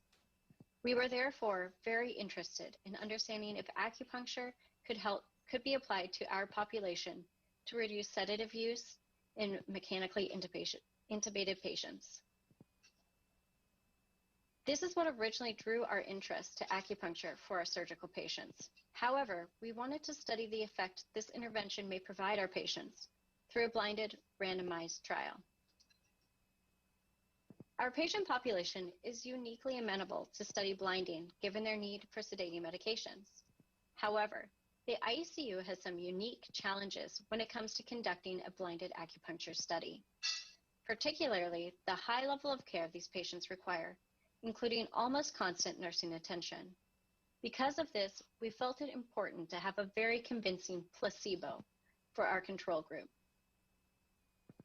Several different methods for this have been described, including minimal or superficial acupuncture, which includes needling the skin only, sham acupuncture, which includes needling non-acupuncture points, or placebo acupuncture needles, in which a blunt needle tip touches the skin but does not penetrate it. It has been argued that none of these techniques are truly inert, as they all may result in an effect of some degree. However, some of these techniques have been validated in randomized controlled trials. Before being able to answer our greater question about sedation, we felt it was appropriate to first demonstrate that we could conduct a blinded acupuncture study in an ICU setting. Our hypothesis for this study was to show that using sham and verum acupuncture, we could conduct a blinded, randomized, controlled trial in an ICU setting. However, what we ultimately wanted to study is the effect of acupuncture as an adjunct to sedation required by patients during mechanical ventilation. By keeping this eventual goal in sight, the current study was able to also help inform us about the practicality of our future study on acupuncture and sedation. I'm going to focus a lot on the methods we use to conduct our prospective randomized controlled trial in an ICU setting, one which we would be able to expand to understand the effects of acupuncture has on sedation. In this case, however, we were actually focused on proving that we would be able to blind an ICU care team. We included adult trauma and surgical ICU patients who had been mechanically ventilated for less than 72 hours, with an anticipated need of more than 24 hours. Patients were excluded if they were unable to obtain informed consent from a family member or if they were deemed to be at high risk from the intervention. This is a diagram of our study flow. As discussed, patients who were mechanically ventilated were deemed candidates, and those meeting the study criteria were enrolled within 72 hours of initiation of mechanical ventilation. They were then randomized by the study team to receive either sham or verum acupuncture. They then received twice daily acupuncture sessions for up to 10 days or until mechanical ventilation was discontinued. Vital signs and medications were recorded by the study team at each session.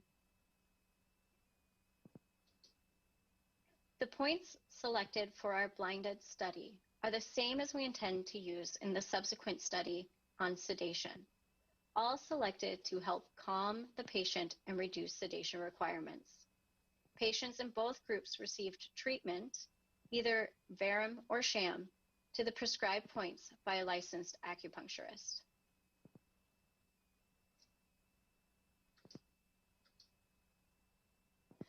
For our study, we employed a validated sham device called the Straightburger needle. This was introduced with a validation study in volunteers who were unable to distinguish sham from verum acupuncture. The needle has a copper handle and a stainless steel shaft with a blunt tip, as seen in Figure A. When the blunt tip contacts the skin, it retracts into the handle, and the device is held up in an upright position by a sterile ring and tape, through which the needle is inserted, as seen in Figure B. Patients receiving true acupuncture have the same ring and tape placed at each site to assist with blinding, but a regular needle with similar appearance, as you can see in Image C. To the best of our knowledge, this method has not been used for blinding of patients in an ICU until now. We did also use ear tacks at certain time points. To maintain blinding, all patients had Band-Aids placed over the acupuncture points so as to hide the presence or absence of ear tacks. As mentioned, all of the procedures were performed by licensed acupuncturists. This required credentialing and onboarding multiple acupuncturists with our facility, as the therapeutic burden of twice daily sessions with a potential of multiple patients is too much for just 1 or 2 people. Since multiple providers were needed, it helped to have an acupuncturist protocol, easily accessible to clearly define for the providers where supplies were located and exactly which steps to take. This helped keep the treatment uniform and also helped with direction, as the environment was not familiar to all providers. Finally, with each session, the research study team solicited the bedside nurse for their guess regarding the type of acupuncture the patient received. Though we asked nurses to minimize their entry into the room while the treatment was underway, nurses commonly reported entering the room for necessary interventions. Our cohort consisted of 12 patients, evenly divided between the verum and sham cohorts. A total of 53 sessions were completed, more in the sham group than the verum group. More men than women were enrolled, which is consistent with the current trauma-related injury patterns in the United States. However, each group had similar numbers of men and women. A total of 41 surveys were completed. The survey respondents correctly identified the acupuncture type, sham or verum, 11 times out of 41. They were incorrect in their answers 14 times and responded as not knowing 16 times. We then calculated the kappa statistic for the blinding of the study. In this table, the treatment group, as in what the patient was randomized to, is on the left. The response of the nurse, if they believed the patient received either sham or verum acupuncture, is on the top. All answers of "I do not know" were added to the wrong answer, as in the nurse did not correctly identify the group. That is to say, if a patient received verum acupuncture, but the respondent indicated they did not know the treatment group, this was tabulated as sham. Using SPSS, the kappa statistic was calculated, and the significance of blinding was well below the 0.5 cutoff for significance, indicating a successfully blinded study. In summary, we have demonstrated that it is possible to conduct a randomized blinded acupuncture study in an intensive care unit on high acuity trauma and surgical patients. We also found that the Streitberger needle was a useful tool for blinding in this setting. Given our findings, we feel confident that we can conduct blinded acupuncture studies in the ICU setting and hope that by sharing this information, you can as well. I want to thank the study team, including all of the folks in the Trauma Research Lab at OHSU. I want to specifically recognize my co-authors, especially Dr. Jennifer Waters, the principal investigator on this project. And finally, I want to acknowledge the Medical Research Institute of Oregon for funding this important initial study. Thank you.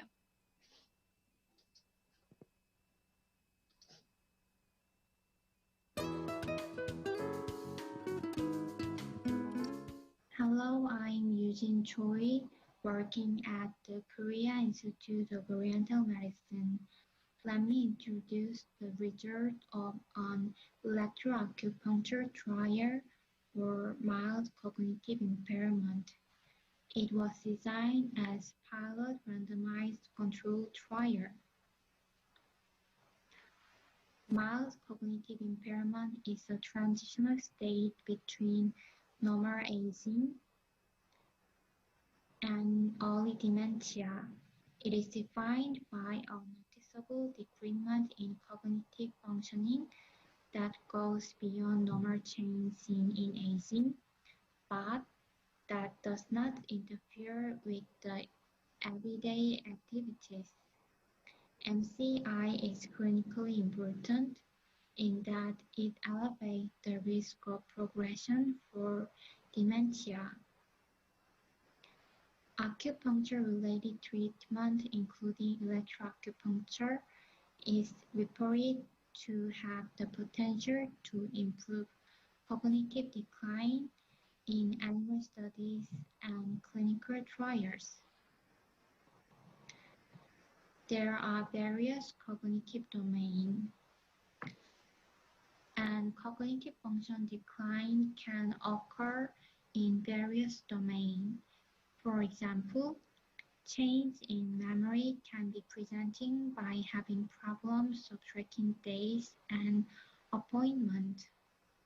Change in language may be presented by having difficulties in finding appropriate words or fluency. Changes in visuospatial function may be presented by having difficulties in the drawing or identifying of familiar persons. Changes in executive function may be presented by having difficulties in solving complex problems. The research question was, among 5 cognitive domains, which cognitive function domain can potentially be improved by electroacupuncture in patients with MCI? We designed a randomized controlled trial with 3 parallel groups. It was conducted at 2 hospitals in Korea and enrolled 60 patients with MCI. Participants were randomly assigned to groups to receive electroacupuncture, sham acupuncture, or usual care.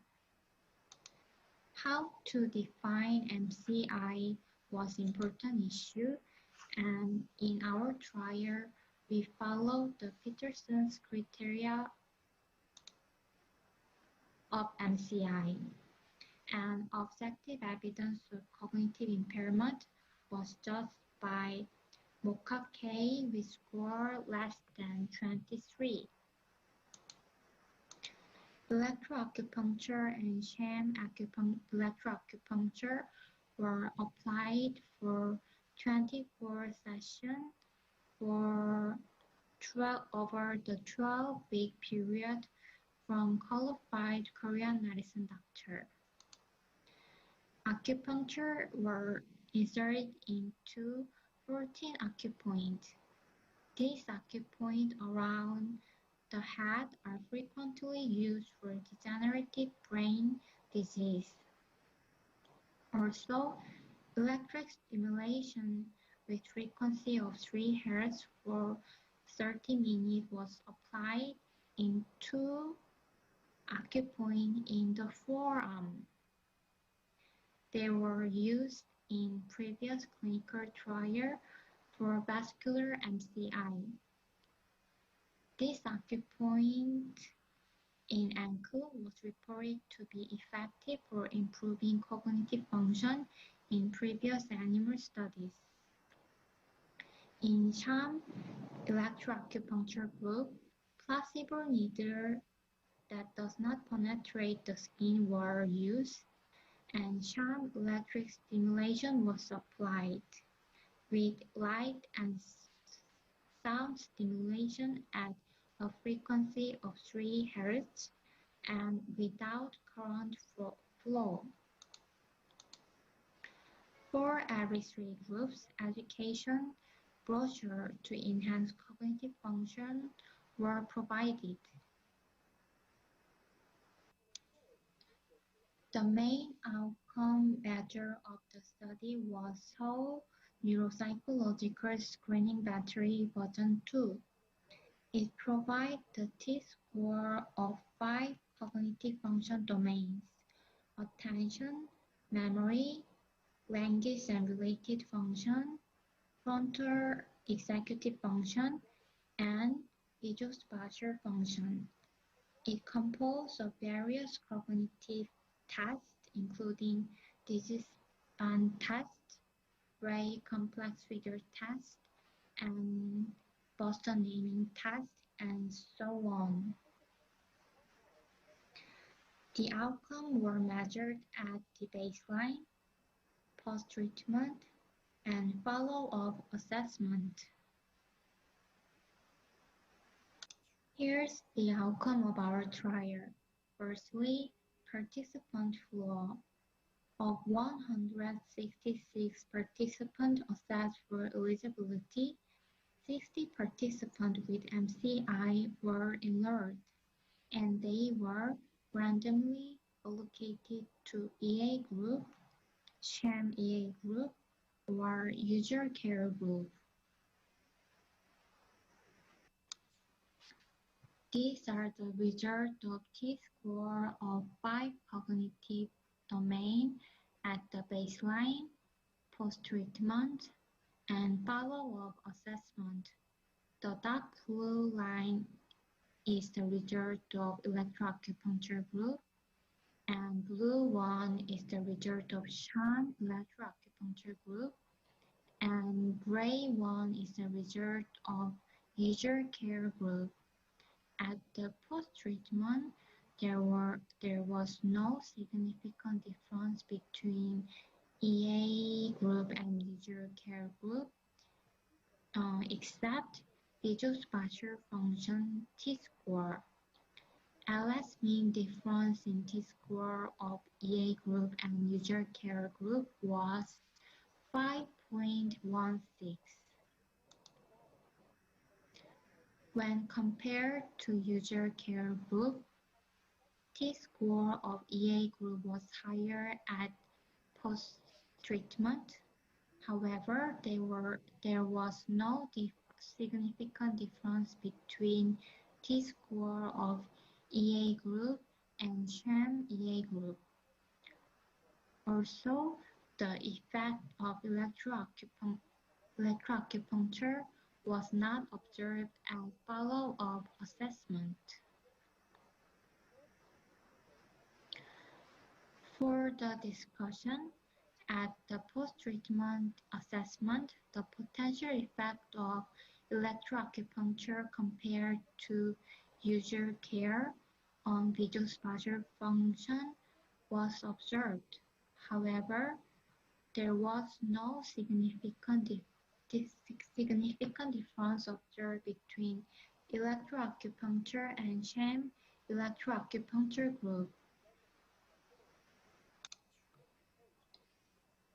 Visual-spatial function relies on the parietal lobe, and decline in the visual-spatial function may be presented by new driving difficulty or difficulty in drawing complex objects.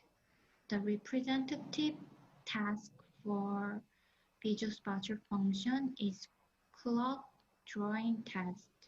In previous studies, electroacupuncture improved the visual-spatial related test score. It seems that improvement in visual-spatial function after the electroacupuncture treatment appears to be common.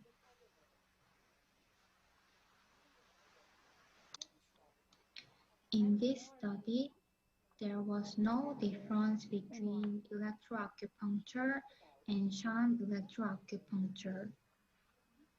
There have been limited studies comparing EA and sham EA in cognitive impairment, and most studies use active control like Western medication for comparison. Systematic review of electroacupuncture compared to active control concluded that electroacupuncture seems to be more effective than active control. In this study, placebo needle that does not penetrate the skin was used, and non-classical acupuncture point was applied. There was no electric current in sham group. Only sound and light stimulation at 3 Hz was applied. Blinding tests showed that blinding was maintained throughout the study. Further research is needed to find the active component of electroacupuncture for MCI. For the summary, among patients with MCI, electroacupuncture has the potential to improve visual-spatial function, but the specific effect of electroacupuncture compared to sham is still unclear. Large-scale clinical trials are needed to confirm the effect of electroacupuncture on cognitive function. Okay. Here are the people who contributed to this study, and it was funded by the Korea Institute of Oriental Medicine. Thank you for the after listening.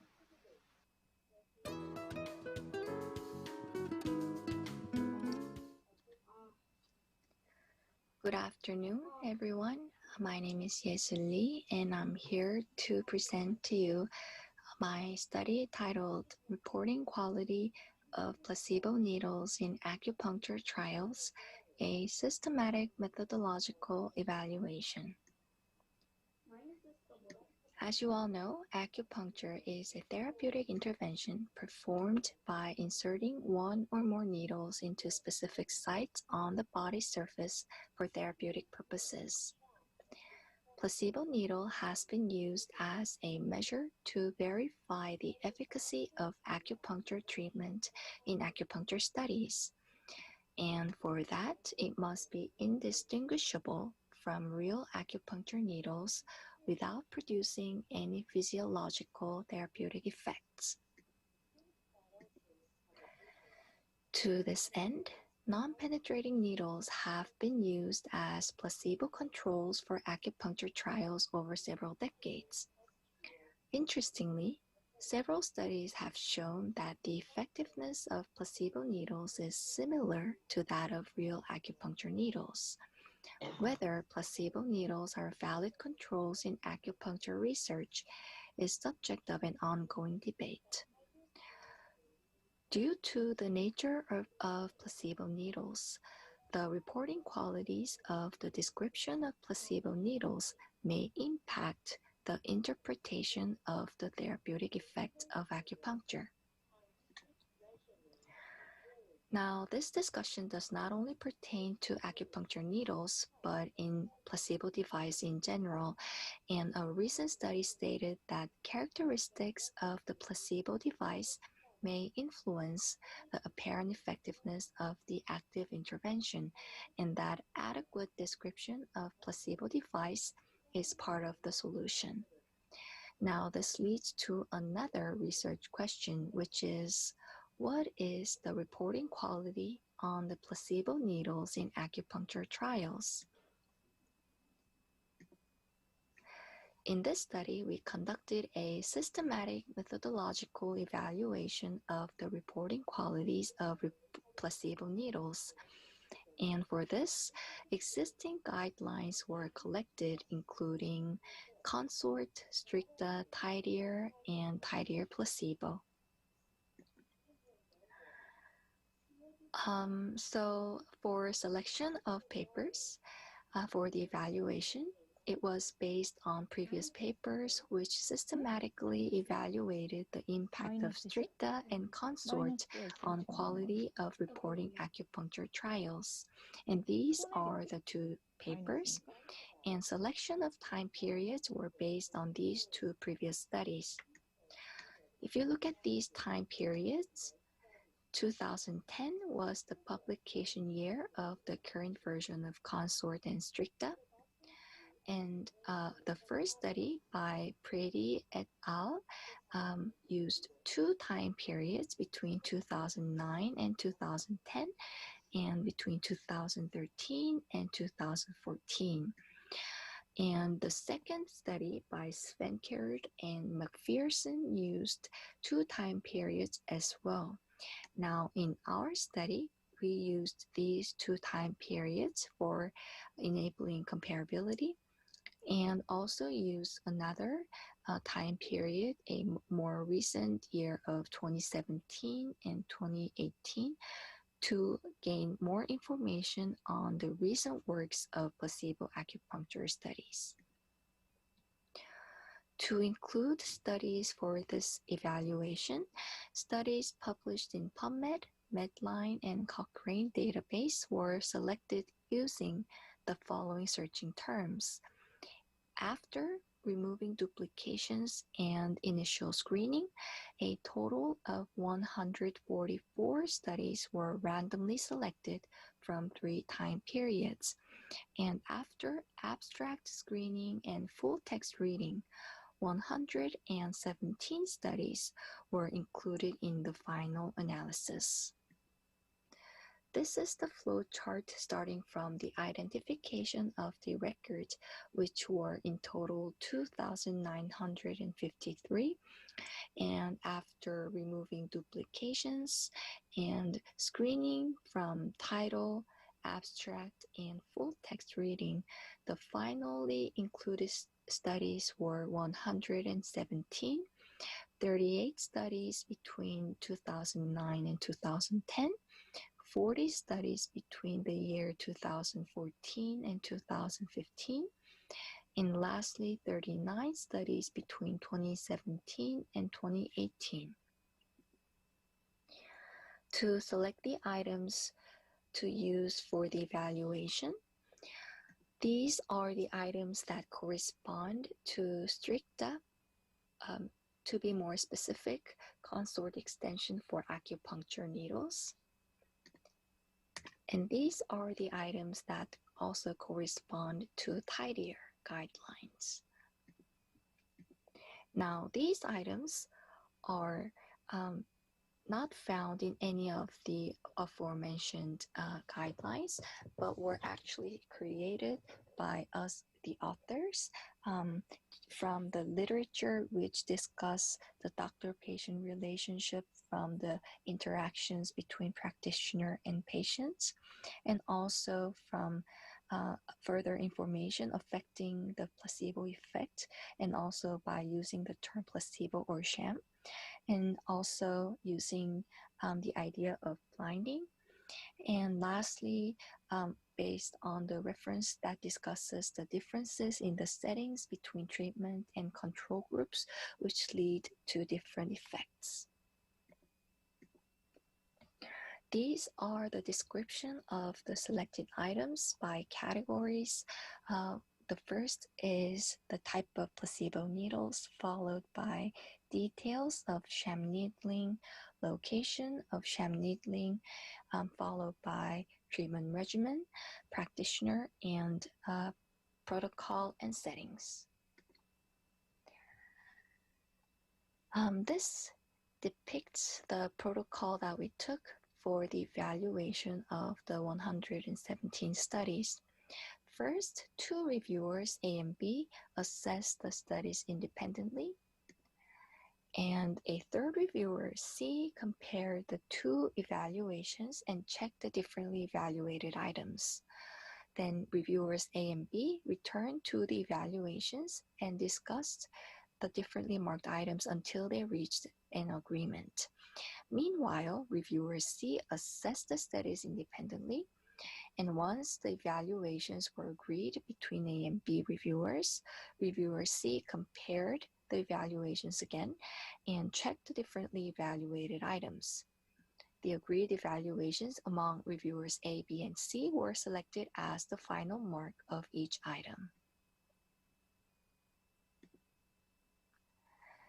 Looking at the results right away, you can see that the first four categories were the items based on stricta, and these are the items that were in general reported in many of the studies selected in our evaluations, whereas the other two categories, practitioner and protocol and settings, have very low reporting rates.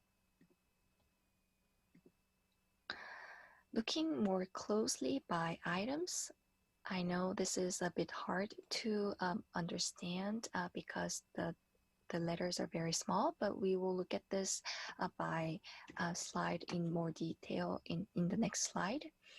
But first, you can see that about less than a half of these items were reported in more than 50% of the studies. Looking at the reporting trend by period, you can see that the reporting quality remains constantly unchanged throughout 3 periods. This is in contrast with the previous study, which used the same time interval between 2009 and 2010 and 2014 and 2015, and showed that an overall trend towards increased quality of reporting following the publication of STRICTA. Now, keeping in mind that this previous study shows the trend of reporting in overall acupuncture trials, and our study depicts the reporting quality of placebo acupuncture only. This shows that while the overall reporting quality increased, the specific reporting quality for reporting acupunctures, placebo acupuncture, did not change over time. Reporting quality by items, you can see that overall, a total of 7 items were reported in more than 50% of the studies throughout all time periods, which are number of placebo needling, depths of insertion, placebo needle retention, location of placebo needling, number of treatment sessions, total trial period, and blinding. By categories, only the treatment regimen category was reported in more than 50% of the studies throughout all time periods, and information on placebo sessions and total trial period were included in this category. Items which showed a constantly increasing trend over time and were above 50% reporting rate were these 6 items. And items which showed a constantly decreasing trend over time and were below 50% reporting rate were response sought for placebo needles, such as the chi or muscle twitch, and whether the practitioner and the patient have any interaction during the trial, whether there were any discussions regarding the symptoms, and information include the term placebo or sham. Comparing this in comparison with the existing guidelines, items modified from STRICTA, such as those describing the type of placebo needles, were not reported in more than 50% of the studies throughout all time periods. And items which were not listed in STRICTA, CONSORT, and TIDIER, but were discussed in previous studies as important factors, including placebo effect, were reported in very few studies. These include interactions between practitioner and patient, implying doctor-patient relationship, information about the intervention used for placebo control, term placebo or sham used in information provided to patients, implying an open-label placebo effect, introduction about the trial, leading to different expectations, and procedure and settings leading to visual context. Previous studies on the impact of STRICTA and CONSORT showed an increased quality of reporting since the publication of STRICTA in 2010.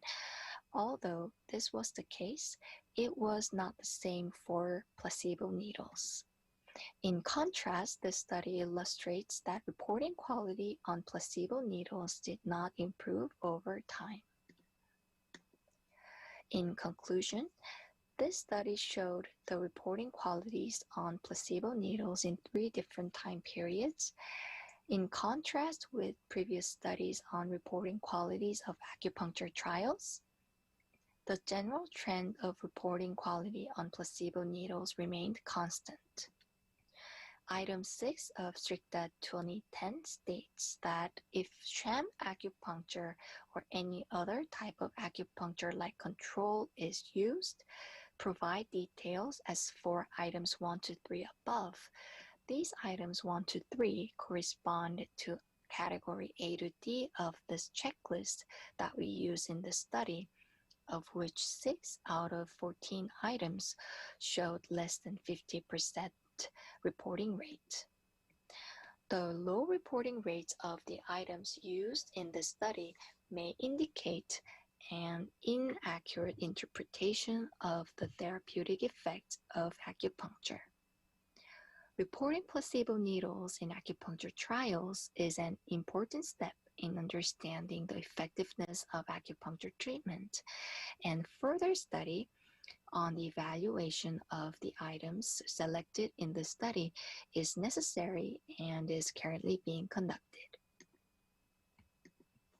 This project was funded by Kiom, and many thanks to Mariah Kim and Minseok Kim from Gachon University, who were reviewers A and B, Myung-soo Lee from Kiom, Yoon Byung-chae from Kyung University provided resourceful advice on interpretation of our results.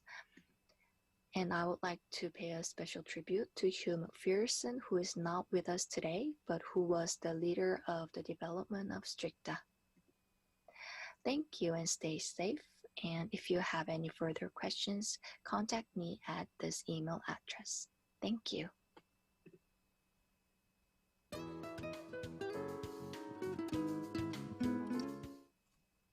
Hi, and welcome to my talk. My name is Jiang T. I work from Stanford Hospital in California, USA. I am both a physician and an acupuncturist and a scientist researcher. Let me share with you my talk first.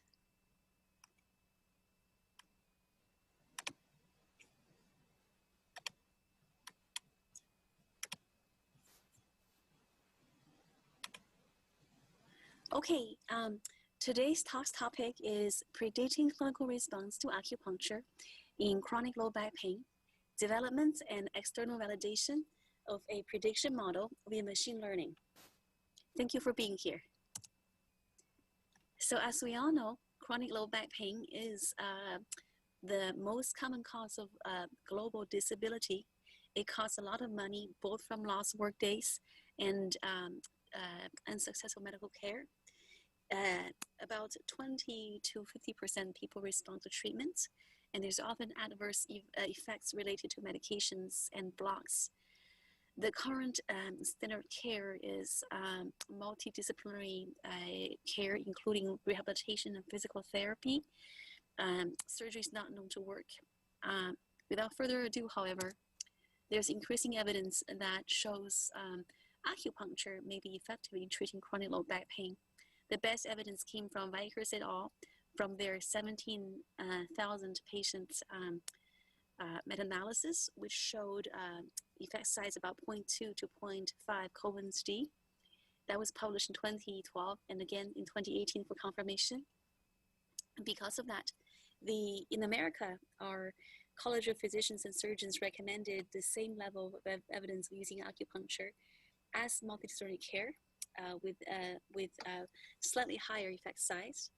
And also, very excitingly, as of January of this year, our biggest insurance agency, Medicare system from the government, has agreed to pay for acupuncture in treating only non-specific chronic low back pain. Again, that is as of January 2020. So what is the problem then with a widespread application of acupuncture in treating chronic back pain?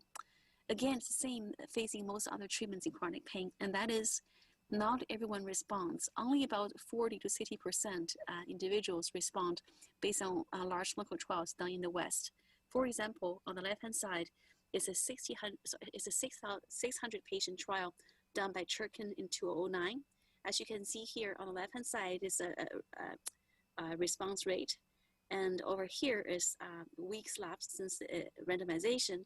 You can see the response rate hovers right about 60% for all three active treatments. Similarly, the German trial where 1,200 patients were enrolled showed a response rate roughly about 45% for Virum acupuncture, which is not too different from the sham acupuncture in that particular study. So again, the response rate is roughly about 40 to 60%. So the question that becomes, can we and how can we predict the responders to acupuncture as we're popularizing this treatment and offering that to everybody? So the unmet need to identify responders to acupuncture in back pain, there are some developments. For example, on the left-hand side is the acupuncture literature from TCM.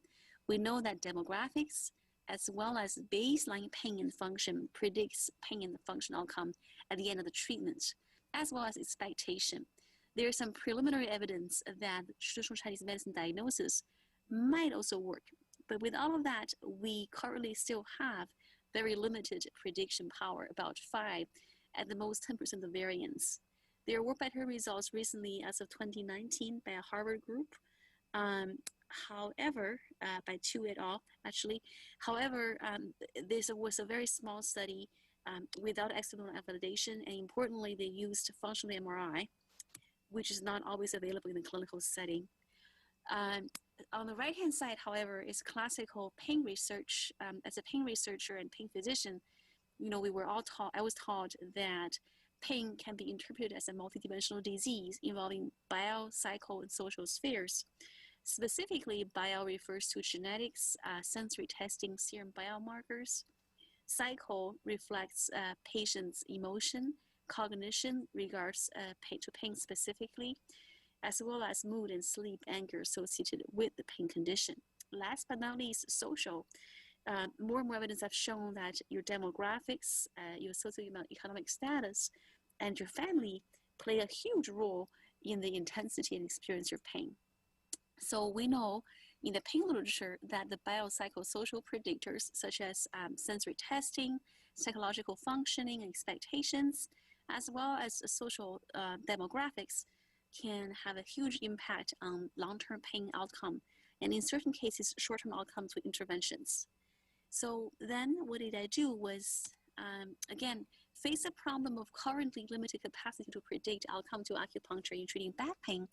What I did with my group was we combined what's known in the Eastern medicine research along with a classical pain research, where we comprehensively phenotype our patients using surveys, demographics, physical testing, hemodynamics, as well as clinical sensory testing as below. We have QST hemodynamics, clinical pain characteristics involving location, intensity, and pain characteristics, psychosocial, cognitive factors, and particularly psychological functioning measured by the NIH PROMIS instrument, which is patient-reported outcomes measurement information system, which accurately represents patients' subjective outcomes.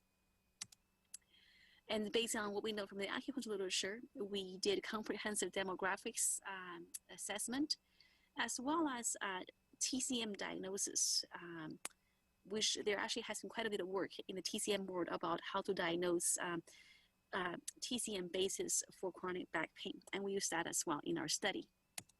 So after we have done comprehensive phenotyping in our studies, in our first study, we went ahead, the question is then how to choose from a large group of possible predictors to make the most efficient model. So we actually use a bit of computerization.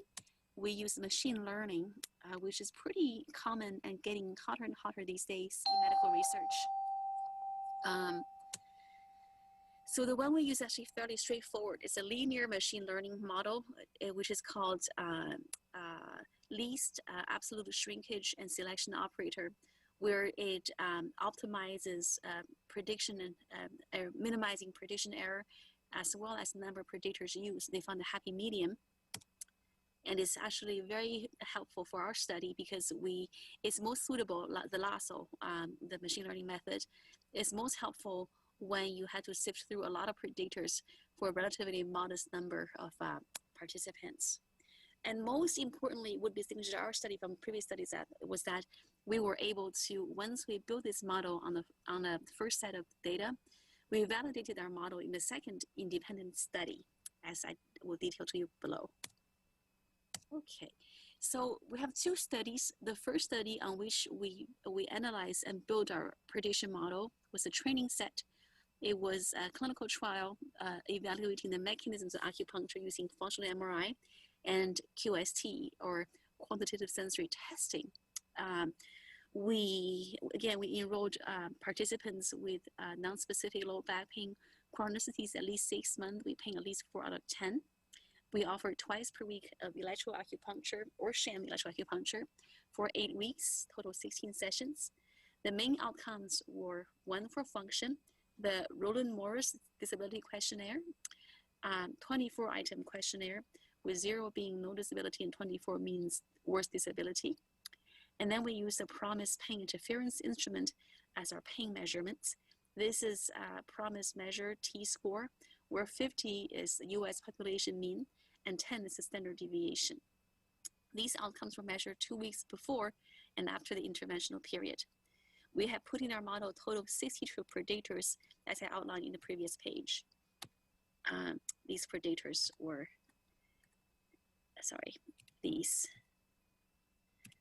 just multidimensional with psychosocial and biological predictors. And in the second study, we have similar sample size, about 100 patients. Instead of looking at mechanisms, we specifically look at predictors. The second study is almost identical to the first study, meaning they have the same set of outcomes and predictors, except for the second study was shorter because of financial restraints. Instead of 16 treatments over 8 weeks, we had 12 treatments over 6 weeks. In the second study, we assess more predictors, but for the purpose of this current study I'm showing you, we only use the overlapping measures between the first and second study. So let me present you our results. To orient you, we had 2 arms. We have both real. For the first study, we have both real and sham, each about 50 participants. So we made a prediction model for each of the outcomes for each arm, which gives you 2 by 2, 4 models. So within the sham treatment, we looked at prediction of outcome in arm DQ versus pain. And same thing, prediction of outcome in arm DQ and pain for the real treatment as well. Once we made these 4 models on study 1, we tested them in study 2, meaning we plugged the coefficients of these predictors and we estimated the outcome in study 2. And we assessed the performance of our model, both based on regression, looking at the correlation coefficients between the predicted and the actual outcome, i.e. change in arm DQ and change in pain. Or more importantly, we also look at classification performance of our machine learning models, because in real lives, you want to see responder versus non-responder rather than a regression number. So we assess our models both ways. So here's the results. First, a brief summary of the 2 studies. As you can see, study 1 is over here, study 2 is over here, and between study comparisons right over here. This lesson, it's a pretty busy plot. Key take-home message is that study 2 and study 1 are almost identical, but they're not quite the same in that study 2 patients are older, with mean age of 45 versus mean age of 40 in study 1. And also study 2 had higher arm DQ at baseline, roughly 10 versus roughly 8 for study 1. Last but not least, even though we did not see a treatment effect in either arm DQ or pain in the first study, we did see a treatment effect in the second study. In other words, the real treatment performed significantly better than the sham treatment, both in pain and in arm DQ. And interestingly and impressively, the numbers are both statistically and clinically significant. So here's the results of our 4 models. As you can see here, here's the 4 models, just to orient you. These are the coefficients, and these are the predictors. You can see house income, BMI, opioid exposure, TCM, baseline dependent variable arm DQ and pain interference, TCM, and widespread pain measured by number of body areas with pain reported by the patient. CAT here means a PROMIS measures. They are measured in the CAT format, hence the CAT. So all the CAT is our PROMIS measures. And importantly here, so here are the models, and the models go all the way here. Each model ends right about here, and underneath here are the performance, both in regression and classification terms. Regression is measured by the correlation, and classification is measured by the area under the curve, which is the ROC curve. And last but not least, a green sign means negative. A negative sign means good, in that if there's a greater baseline pain interference, it'll contribute to greater pain interference reduction at the end of the treatment, whereas the red means opposite. So higher anger, for example, will lead you to higher pain at the end. So, okay, sorry about that. So that's a summary of the model. The key take-home message from this model here is that you can see that the predictors are very different amongst different arms, and also between with the same arm between different outcomes. You can see the two common outcomes for real acupuncture prediction, both in terms of RMDQ and in terms of pain, was the stagnation, TCM diagnosis, very high beta, very significant, as well as the early response variable. So of importance here, the gray line here designates a prediction, baseline prediction versus post-treatment prediction. We gathered a few post-treatment variables such as response, Vincent, and repeated sets means expectations. Okay, so here's a graphical representation of our performance. As you can see, performance ranged from 70% AUC all the way to 88%. The best performance was predicting response to sham treatment using pain interference as the outcome. As mentioned earlier, the previous models included immediate early response variables. In the ideal world, we want to use only baseline treatment parameters to predict the outcome. Therefore, we ran another machine learning model, and these are the outcomes of the new models with only pre-treatment predictors. Note that the prediction for real treatment in RMDQ did not exist because it performed worse than chance with AUC of 0.4. However, the other three models, outcome in pain interference to both Virum sham and outcome in RMDQ to sham, persisted with excellent and consistent AUC, which is 70% to 86%. Again, interestingly here, you can see that between the sham treatment outcome, there is no overlap between the two predictions for pain interference and RMDQ. That's very interesting. Clearly, the functional outcome is very different, have very different predictors than the pain interference outcome.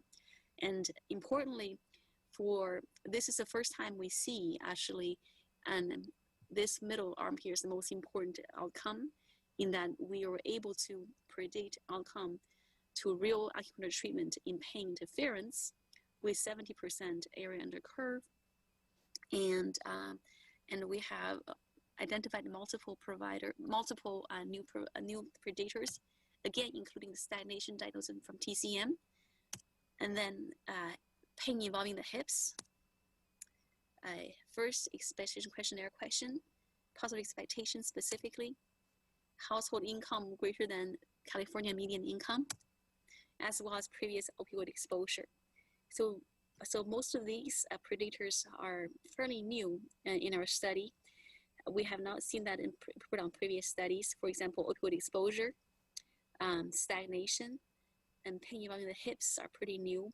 The house income, I think, is not so new. I think in Dr. Witt's study, they identified education, which is somewhat similar to household income, in my opinion. Okay, so here's the prediction outcome in study 2 using model from study 1, right here. Finally, conclusions. For the first time, we're able to develop and externally validate predictors such as anger, trauma, BMI, and fear avoidance, as well as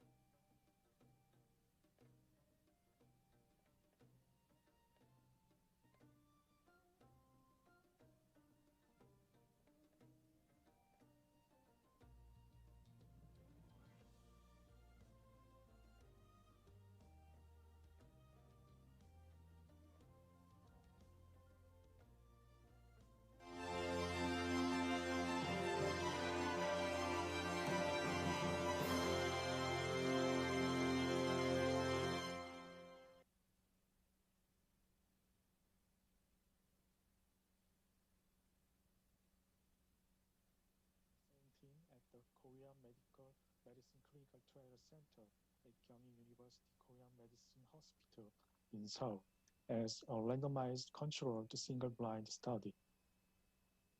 The participants were randomly assigned to the Korean medicine at the Korean Medical Medicine Clinical Trial Center to outcomes, the sample size, and so on.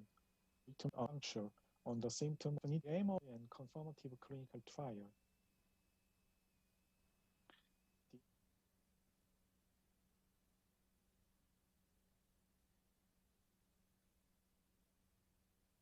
The effect of acupuncture.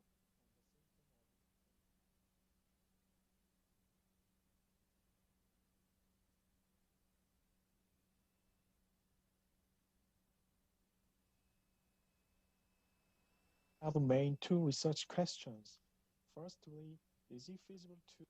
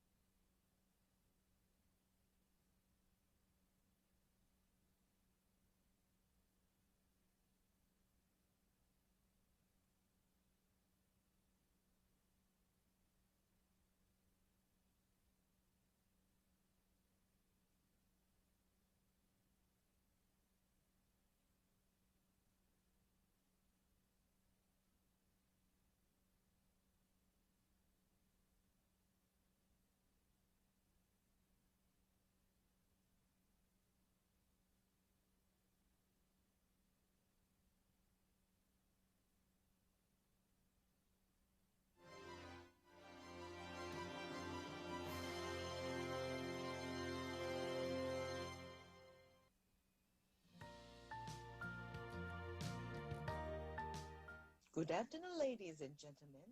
I would like to welcome you all to our symposium. I'm Dr. Hee-jun Park of Kiom University, Seoul, South Korea.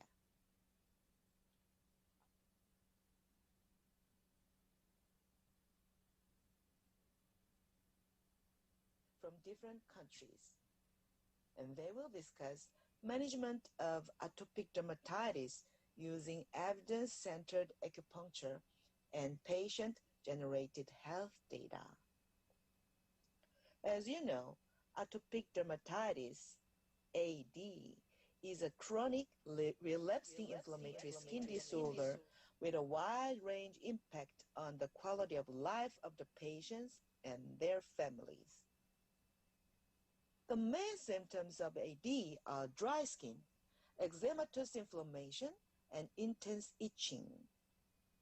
Though AD is not a life-threatening disease, it requires more active and effective management because it severely degrades the quality of life of patients in physical, social, and mental aspects. Acupuncture has been used to treat inflammatory disease such as AD as well as pain control. The clinical research of acupuncture on AD has recently been performed to test the efficacy and the mechanism to mitigate the itch and dermatitis has been proposed as top-down modulation, that is from brain to the skin, and peripheral immune regulation. In addition, with the development of big data-based research, studies on management methods for AD based on patient-generated health data are also being actively conducted. Therefore, in this symposium, the following topics will be presented to discuss the latest research trends and discuss future research direction. Now, I'm very happy to introduce our speakers. Our first speaker is Dr. Kyu-seok Kim, a professor at Gyeonggi University, South Korea. He will present his research on clinical evidence of acupuncture for AD. Next speaker is Dr. Yi Hung Chan from China Medical University, Taiwan. He will present the mechanism of acupuncture for itch modulation in AD animal model. Then, as a third speaker, I will present the top-down mechanism of acupuncture on itch modulation. Finally, Dr. Hyun-Chul Jang from Kiom, South Korea, will present Korean medical management of AD based on patient-generated health data. Each speaker will give us a talk about 20 minutes, and we can have discussion after finishing all 4 presentations at the end of this symposium. Now, I'd like to introduce our first speaker, Dr. Kyu-Seok Kim. Ladies and gentlemen, please welcome him.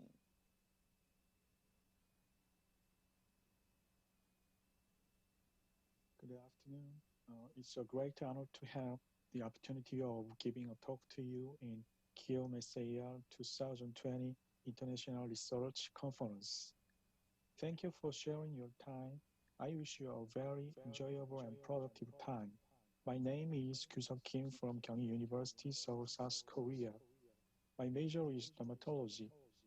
As a clinician, I have been using acupuncture treatment with herbal medicine for atopic dermatitis patients. I have wondered if only acupuncture treatment without herbal medicine can help relieve symptoms of atopic dermatitis patients in clinical practice. To address this question, I conducted a preliminary study and confirmative study with my research team. Today, I'd like to present the effectiveness of acupuncture treatment in patients with mild to moderate AD based on our preliminary and confirmative clinical findings. Well then, let me remind you about the atopic dermatitis. Atopic dermatitis is a chronic inflammatory skin disease characterized by intense itching, skin dryness, erythema, exudate, crust, and rechonification. Previous reports have demonstrated that acupuncture exerts an antipruritic effect on pruritogen-induced scratching behavior in an animal model and on allergen-induced itch in patients with AD. To our knowledge, randomized controlled studies of the effectiveness of acupuncture-only treatment for AD are lacking.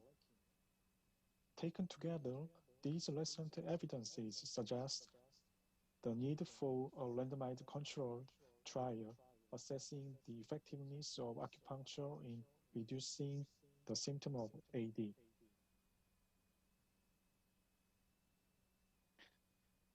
Therefore, we have main 2 research questions. Firstly, is it feasible to determine key features, including optimal acupuncture treatment dose and outcome measures, to inform a large-scale RCT in patients with AD? Secondly, does acupuncture treatment improve symptoms in patients with mild to moderate atopic dermatitis? To address these questions, we planned and conducted the preliminary and confirmative clinical trial. The aim of a pilot study is to assess the feasibility of a definitive trial investigating the effect of acupuncture on the symptom of AD. This study established a basis for large-scale research such as the frequency of acupuncture treatments, main assessment outcomes, the sample size, and so on. This study was conducted from June 2016 to April 2017 at the Korean Medical Medicine Clinical Trial Center at Kyung University Korean Medicine Hospital in Seoul as a randomized controlled single-blind study. The participants were randomly assigned to one of 3 groups. In the groups of verum acupuncture, VA. The participant receiving acupuncture 3 times weekly for 4 weeks, total 12 times, were assigned to the Bellum acupuncture group 1, 3A1, and the participants receiving acupuncture twice weekly for 4 weeks, total 8 times, were assigned to the Bellum acupuncture group 2, 3A2. Also, based on this pilot study, we conducted a randomized participant and outcome assessor blind shaman-controlled clinical trial using a parallel design from January 2018 through August 2019 to assess the effectiveness and safety of acupuncture treatment in mild to moderate AD. This is the first confirmatory RCT about the effectiveness of acupuncture treatment in AD patients.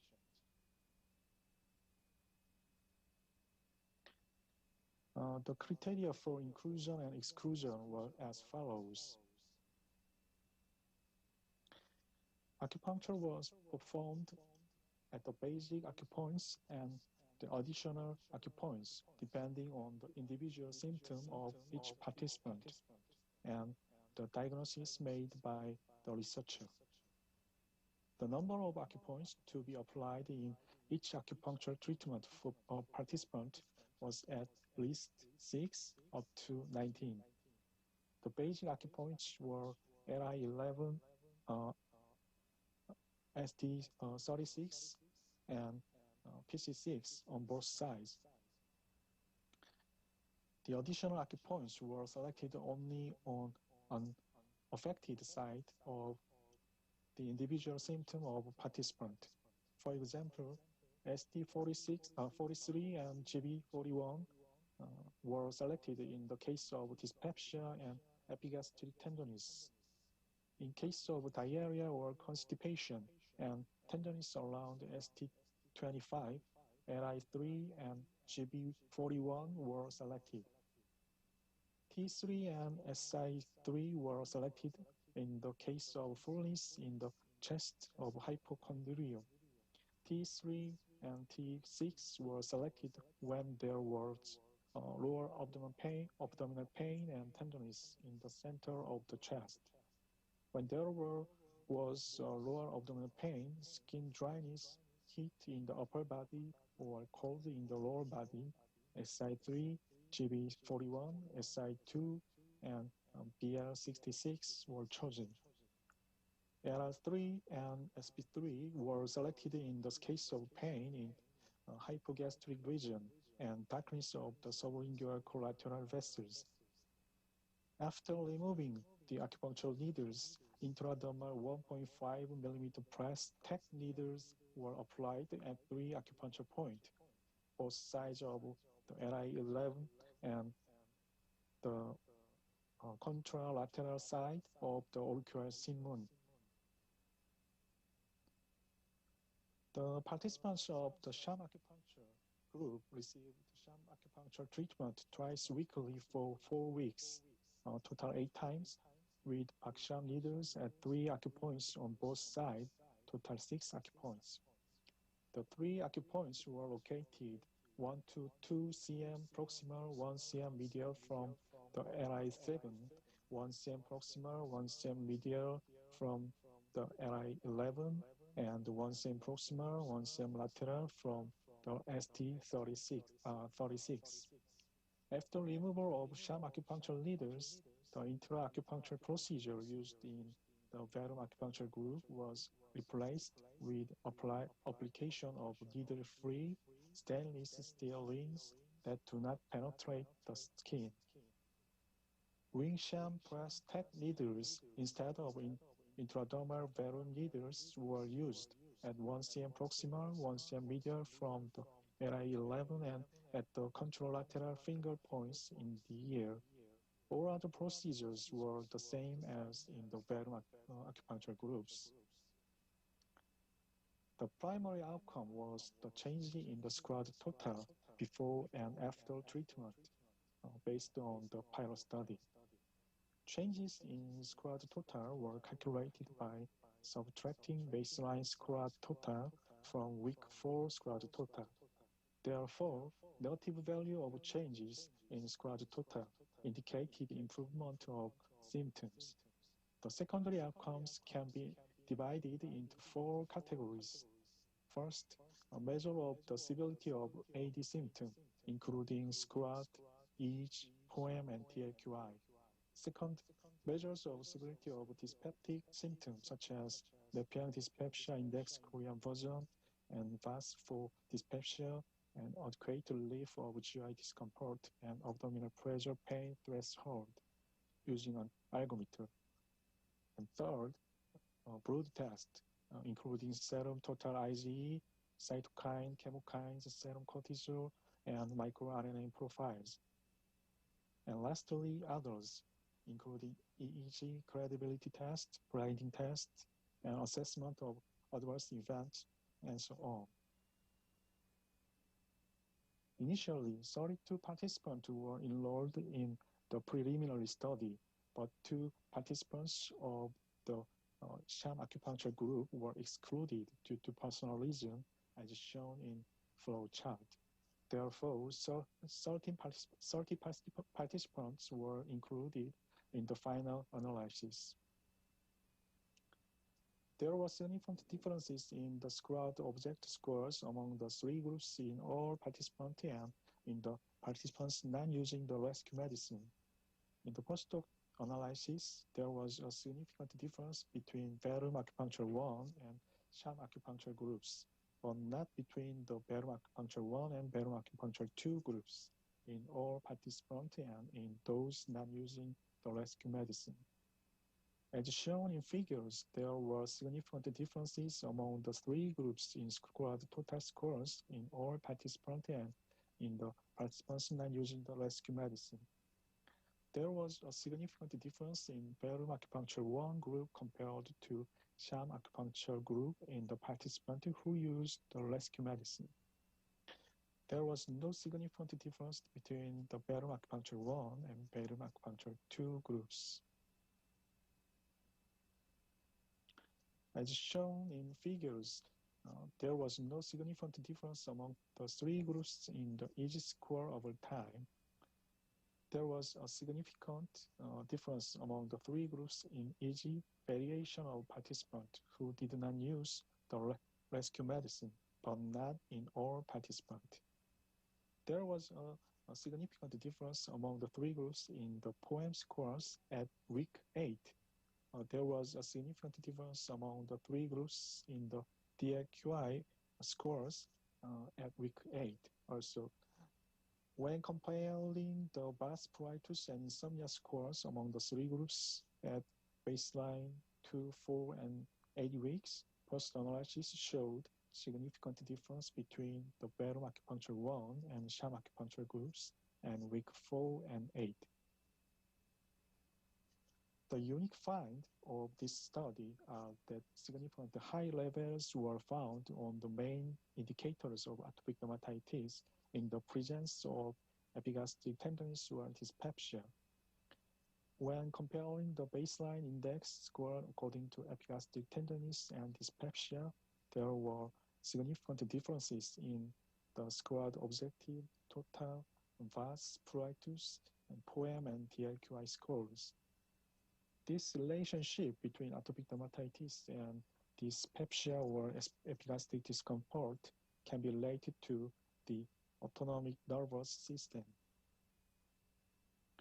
There were 8 cases of side effects among the 208 acupuncture treatment, including contusion, diarrhea, cold, and inside wound of the right index finger. There were causal relationship between acupuncture treatment and contusion, but the case of contusion were not severe. Other cases were not associated with clinical studies, and no serious adverse events occurred during the study period. Now, summary of the proposal for large-scale trial based on our preliminary study is as follows. This preliminary study provides guidelines for the optimal design of a subsequent study, including acupuncture treatment frequency, the primary and secondary outcomes, and sample size.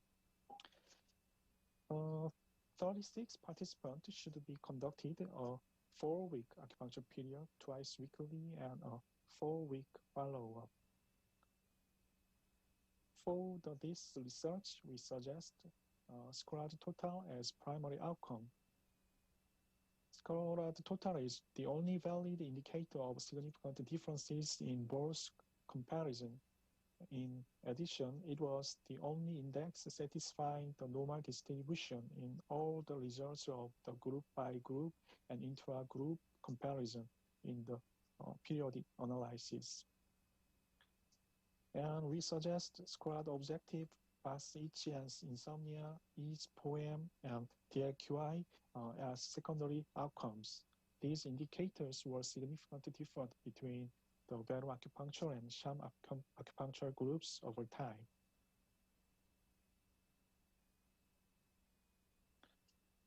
Following our pilot study, which found that acupuncture treatment may improve AD symptom in mild to moderate AD patients, we conducted the confirmative study to assess the effectiveness of acupuncture treatment for symptom relief of AD using a trial with a complemented protocol. This was a RCT, randomized participant and outcome assessor blinded sham controlled trial to confirm the effectiveness of acupuncture treatment to relieve symptoms of mild to moderate. This figure presents the flow chart of this study. Participants who meet the inclusion criteria and have signed the written informed consent were randomly assigned to either the Verum acupuncture or sham acupuncture group equally. Initially, 36 participants were enrolled in this study. One participant in the sham acupuncture group dropped out immediately after group allocation citing personal reasons and was excluded from the intention to treat ITT analysis.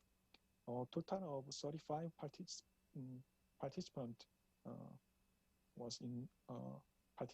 participated. 2 participants in the Verum acupuncture group and 1 participant in the sham acupuncture group were excluded from per protocol analysis due to follow-up loss.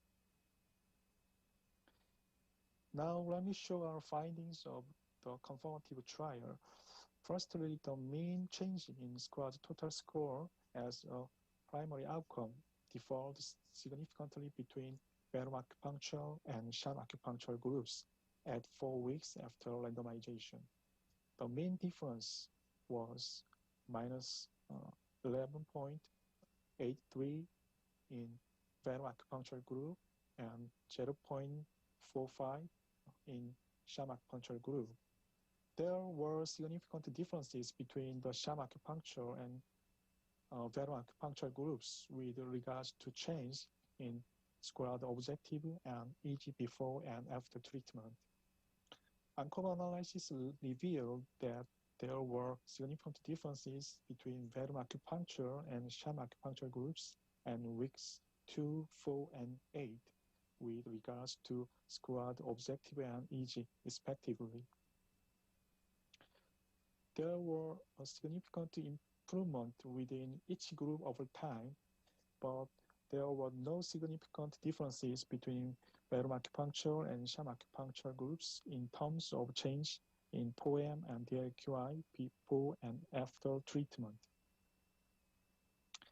Now, based on the result of our study, our confirmative study, I'd like to propose as follows. Firstly, is acupuncture treatment effective in improving the symptom of adult patients with mild to moderate atopic dermatitis? My answer is yes. Our findings show a significant improvement in squared total score compared to sham acupuncture treatment. Secondly, is there a difference between twice a week and 3 times a week in the frequency of acupuncture treatment? My answer is no. Both acupuncture treatment twice a week and 3 times a week were effective in improving the symptom of atopic dermatitis patient with mild to moderate conditions. Therefore, acupuncture twice a week is recommended in consideration of economic cost and convenience. Thirdly, how long should acupuncture treatment be performed so that patient can experience the effect of relieving symptom of atopic dermatitis? I'd like to recommend continuing the acupuncture treatment for at least 2 weeks. The treatment seemed to be effective from the 2nd week onwards, and the effectiveness was maintained even after acupuncture treatment was discontinued.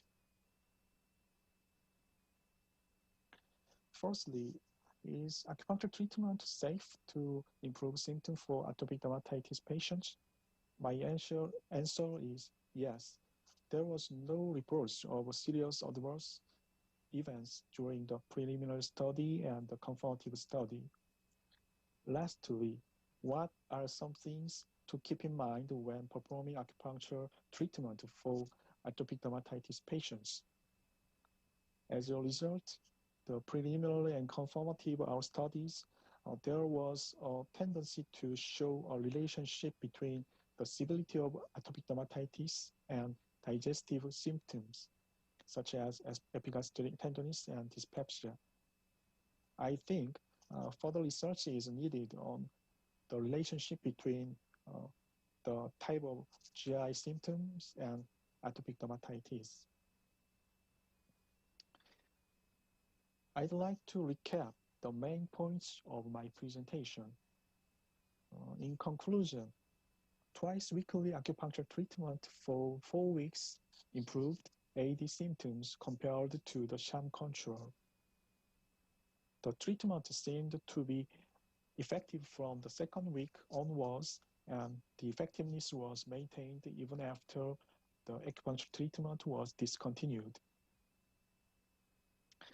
This research was supported by the National Research Foundation of Korea, funded by the Korean Ministry of Science, ICT, and Future Planning.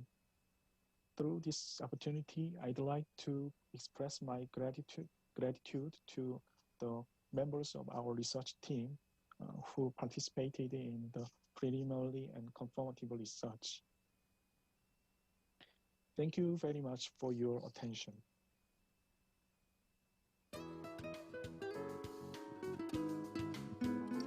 Good afternoon, everyone. I am Yi Hong Chen from Institute of Acupuncture Science, China Medical University, Taiwan. Because of COVID-19, I am not able to go to Seoul, this beautiful city, to join the conference in person. What a pity. I wish the conference will be very successful. In this session, I'm going to share with you our experience about acupuncture and itch. The title of my presentation is Acupuncture Relieves Acute Itch in the Experimental Animal Models. Definition of itch. In 1660, the German physician defined itch as an unpleasant sensation that elicits a desire to scratch. According to the up-to-date database, itch is a common symptom that may be associated with a specific dermatologic condition or systemic disease. The cause can be multifactorial or due to a single underlying disorder. Acute itch is protective and serves as a warning signal of potential tissue damage caused by an invader, but chronic itch leads to severe skin lesion and sleep disorders. It is caused by many inflammatory skin diseases or systemic disorders, such as cirrhosis, renal failure, HIV, or metabolic disorders. The neural pathway of each is similar to that of pen, but different. There are several kinds of mediators released from peripheral to activate each efferent fiber. The signal was then sent to the dorsal horn of spinal cord. The neurotransmitter mediating each in the spinal cord was first identified as gastrin-releasing peptide in 2007, and then natriuretic peptide B in 2013. Then the signal was sent to the thalamus. The neurons responsible for each in the spinal cord was different from those of pen. To perform each study in animals, we can use pruritogens to induce each. For example, GNTI. GNTI is a selective kappa receptor antagonist, or compound 4880. Compound 4880 is a releaser of histamine from mast cell. We inject these pruritogens to the back of the neck of the mice to induce scratching behavior. This is an example. Injection of GNTI to the back of the neck induces repetitive scratching behavior by the hand pole to the back of the neck. Let me introduce microglia. Microglia account for about 10 to 20% of all cells in the CNS. Microglia are immune defense of the CNS and can release pro-inflammatory or anti-inflammatory factors, recruitment molecules, and ROS. Microglia density is particularly high in the hippocampus, basal ganglia, substantia nigra, or spinal cord. In the resting physiological state, microglia display small soma with a thin ramified process and a scalar local environment.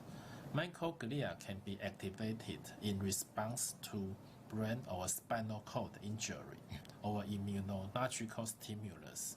When activated, microglia present an amoeboid morphology change with large soma and a thick process and releasing pro-inflammatory or anti-inflammatory mediators. Recently, research from our group or other groups has revealed that scratching behavior induced by pruritogen is accompanied with the activation of microglia in the spinal cord of mice. Nowadays, only antihistamine and steroid can be used for pharmacotherapy for each. As to acupuncture, several clinical studies have demonstrated the efficacy of acupuncture in reducing itch. In particular, acupuncture has been shown to relieve histamine-induced itch, type 1 hypersensitivity itch, and refractory uremic pruritus. In these studies, LOI-11 is the most commonly used acupoint for each treatment. However, the basic research about the effects of acupuncture on itch is limited. The aim of the present study is to clarify the effects of acupuncture or electroacupuncture on the pruritogens-induced scratching behavior and the microglia activation. Method. We performed electroacupuncture or needle insertion at LOI4 and the LOI11 in mice. The locations are equivalent to those of humans. Electroacupuncture or needle insertion was performed under isoflurane anesthesia. We performed acupuncture for 20 minutes. After 30 minutes of recovery, we then inject pruritogen. Then we observe for 40 minutes for the scratching behavior, or we sacrifice the animal at 30 minutes after injection. The following results have been published. Let's see the results. We first test if electroacupuncture affects the scratching behavior induced by GNTI, a selective kappa opioid receptor antagonist. In the control group, injection of GNTI to the back of the neck induced repetitive scratching behavior. In 40 minutes, the scratching number is around 430 times. Pretreatment of electroacupuncture (EA) at LOI4 and LOI11 significantly reduced the scratching number by 40%. However, pretreatment of EA at bilateral ST36 did not significantly affect the scratching behavior. The result indicates that EA at LOI4 and LOI11 reduce the scratching behavior induced by GNTI. Next, we test if EA reduce microglia activation induced by GNTI. To evaluate microglia activation, we use immunohistochemistry method and stain the microglia marker IBAR1. In the saline control group, IBAR1 staining shows a small, weakly stained cell body with several thin processes that was scattered throughout the gray and white matter of the cervical spinal cord. In the GNTI group, microglia have thick cell process and the cell body was enlarged. In the GNTI plus EA at LOI4 and LOI11 group, IBAR1 staining was similar to the saline control. In the GNTI plus EA at ST36 group, pattern of the IBAR1 staining was similar to GNTI group. The IBAR1 positive cell was also counted in the fixed area of the dorsal horn for each group. This is the result. GNTI treatment increased the number of IBAR1 positive cells, and this increase was reduced by treatment of EA at LOI4 and LOI11, but not by EA treatment at ST36. EA at LOI4 and LOI11 in saline treated mice had no effect on the number of IBAR1 positive cells. We further use immunofluorescence double staining protocol to visualize IBAR1 and the phospho-P38 co-expression. 30 minutes after saline or GNTI injection to the back of the neck, the cervical spinal cord was collected. The spinal cord section is labeled with phospho-P38 in green color. The same section was also labeled with IBAR1 in red color. Co-expression of IBAR1 and the phospho-P38 is in orange color. The co-expression means that the activated microglia. You can see many cells in the orange color in GNTI and the GNTI plus EA ST36 group, but not in the saline control group or GNTI plus LOI4 and LOI11 group. These results indicate that GNTI induce co-expression of phospho-P38 and IBAR1, while this effect is reduced by EA at LOI4 and LOI11, but not EA at ST36. Next, we use Western blot analysis to measure the content of IBAR1 and the phospho-P38 in the spinal cord. We found that GNTI increased the IBAR1 content, and the EA at LOI4 and I11 reduced this increase. Similarly, GNTI increased the phospho-P38 content, and the EA at LI4, LI11 reduce this increase. This means pretreatment of EA, LI4, LI11 reverse the GNTI-induced microglia activation. We also test a slight stimulation at acupoints, that is, needle insertion, affect the scratching behavior induced by GNTI in mice or not. We found needle insertion at LI4 and the LI11 reduce the scratching behavior induced by GNTI, and this effect was similar to that of electroacupuncture, but needle insertion to the non-acupoint produced no effect. Next, we test if needle insertion reduces the microglia activation induced by GNTI. We found needle insertion at LI4, LI11 reduce the phospho-P38 expression induced by GNTI, and this effect is similar to that of electroacupuncture.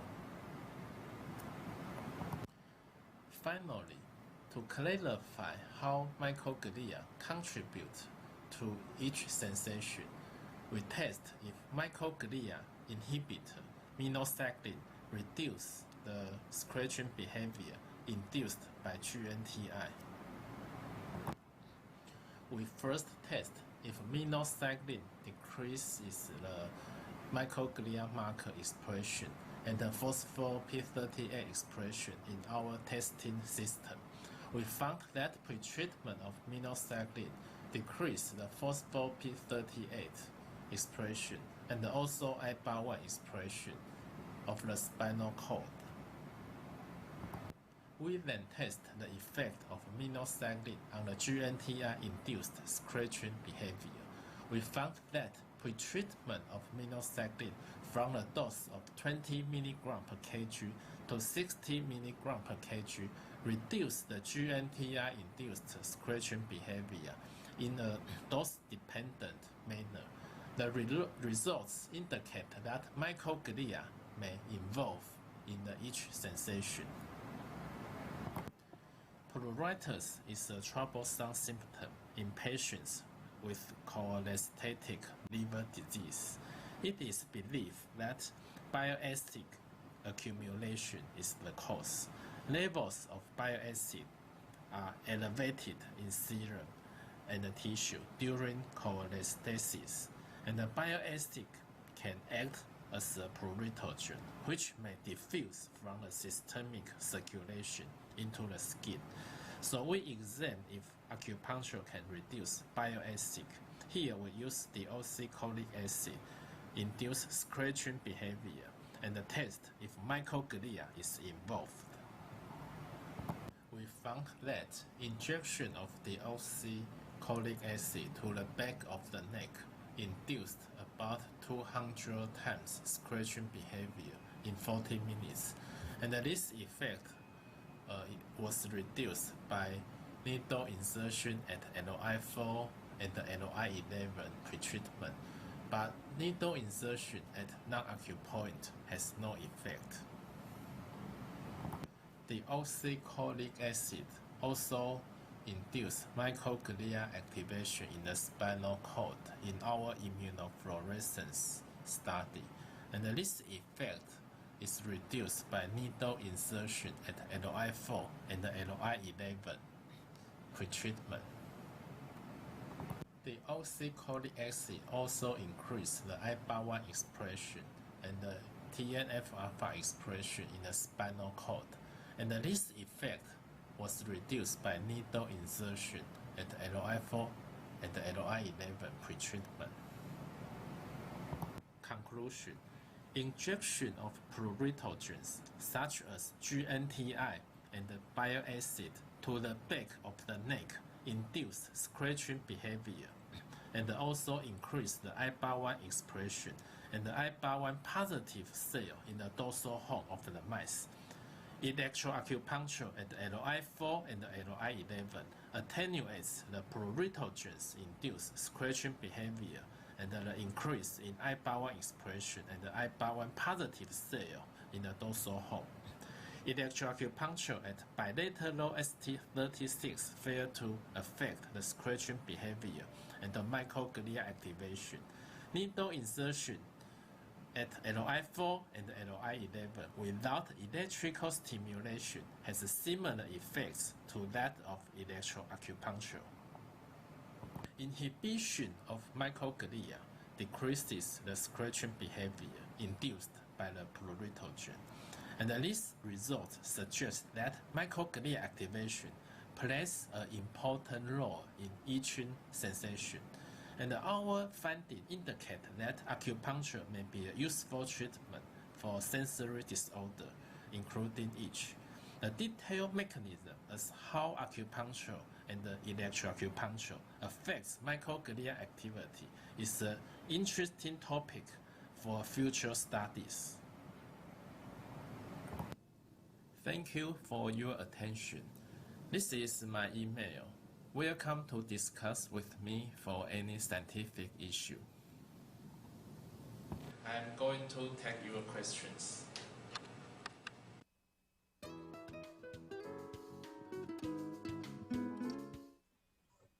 Good afternoon, ladies and gentlemen.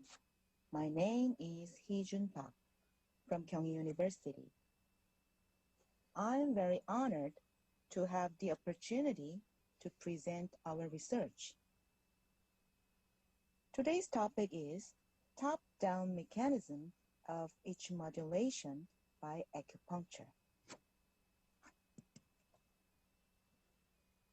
I'd like to start with the background of our research.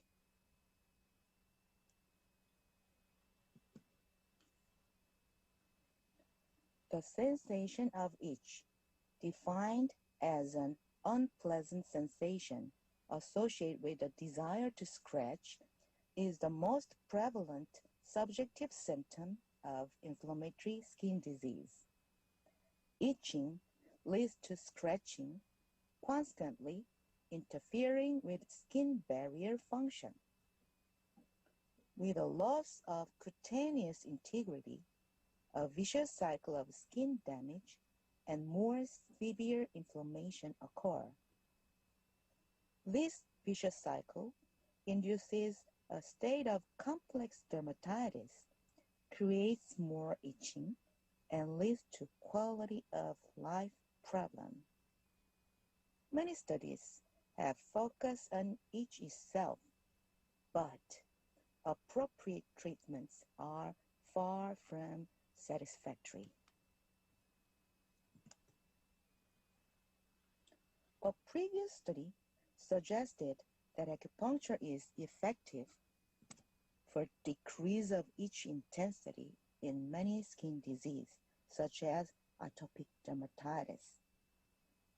It was also showed that acupuncture has better antipruritic effects than third-generation antihistamines. Another study comparing acupuncture and antihistamine found that acupuncture has a greater effect during peak itch intensity.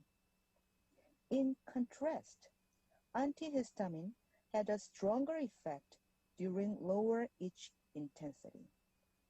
These suggest different mechanisms of action. Possible mechanisms for itch reduction by acupuncture include reduction of basophil activation, modulation of neurotransmitters, peripheral hormone levels, and brain responses are suggested. However, factors related to the antipruritic effects of acupuncture remain unclear. Let's move on the issues of individual differences in the effects of acupuncture. Several studies show that there are responders and non-responders who respond differently to acupuncture treatment. To enhance the therapeutic effects of acupuncture, it is essential to know what factors are mediated in this differential response. In addition, as the itch is a subjective symptom, it is also recommended that an individualized approach is needed.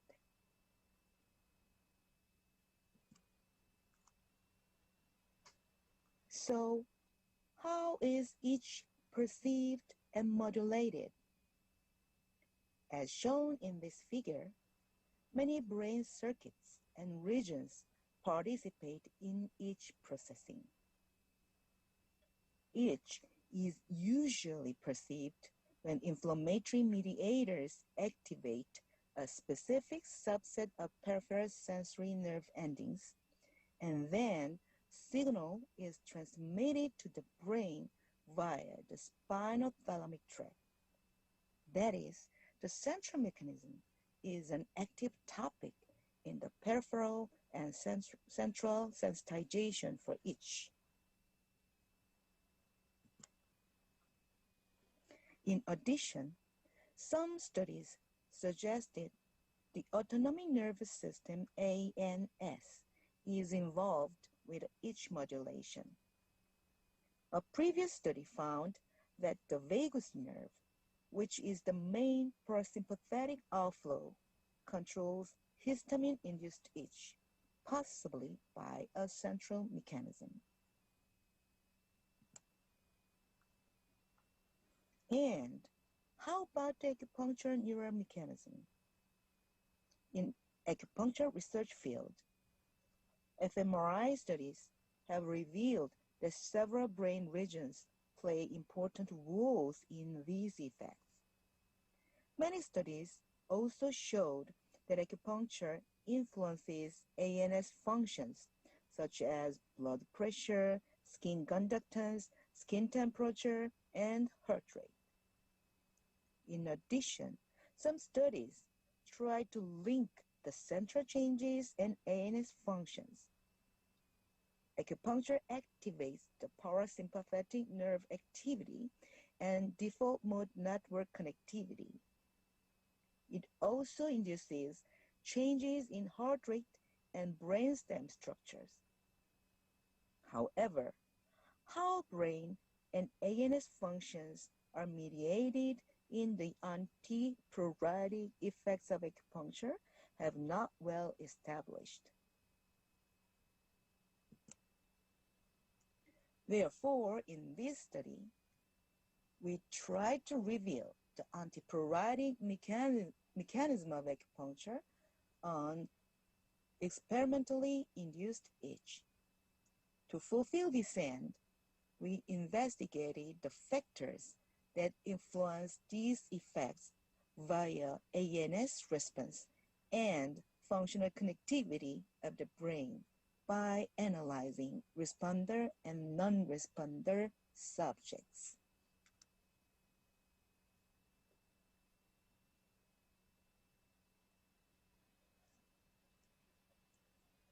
Now, let's move on the methods and results section.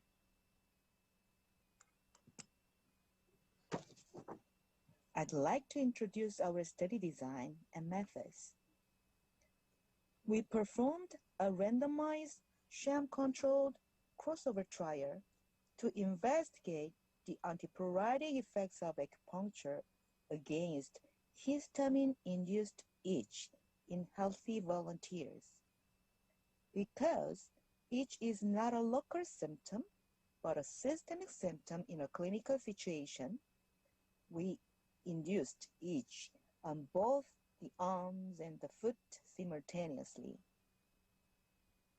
20 healthy volunteers participated in this study. In study 1 and 2, autonomic changes using heart rate variability and obtain brain connectivity using fMRI to identify physiological factors associated with the acupuncture response. To minimize the deviation from the individual differences, we used crossover design, that is, the subjects visited 4 times. Let's move on to the results section. First, we measure the changes in each intensity. 4 participants reported each without pain 40 seconds after histamine injection. And as expected, each intensity for the entire measurement was significantly lower in the acupuncture group than the placebo for the arm and the foot, respectively. Repeated measure ANOVA showed significant effects on the mean itch intensity for time and time by treatment interaction on the arm and the foot. In addition, time above scratch threshold was significantly lower in the acupuncture group than the placebo, both on the arm and the foot. The area under the rating curve above the scratch threshold for itch intensity was also significantly lower in the acupuncture group than the placebo group, both on the arm and the foot.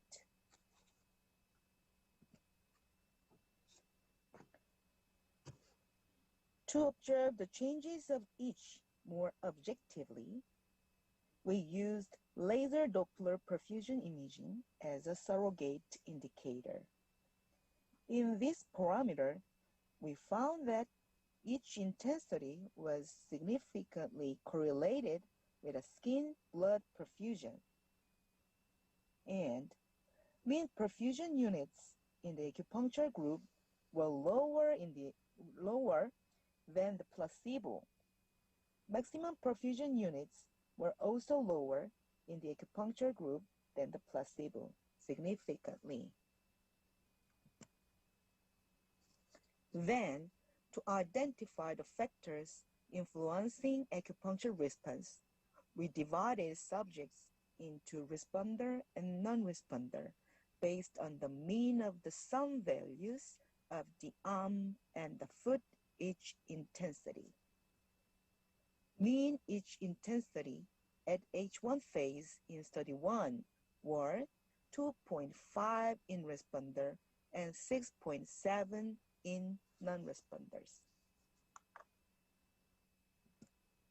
Next, we analyzed the HRV data to observe the changes of autonomic function.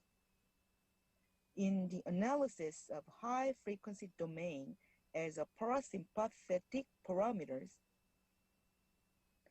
HF norm in the responder group was 32 and 49, while -1 and 0.8 in the non-responder at A1 and A2 phase with a significant difference.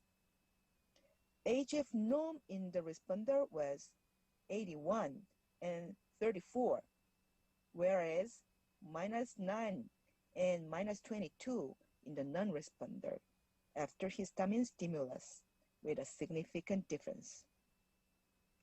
HF norm values were not significantly different between responder and non-responder for placebo.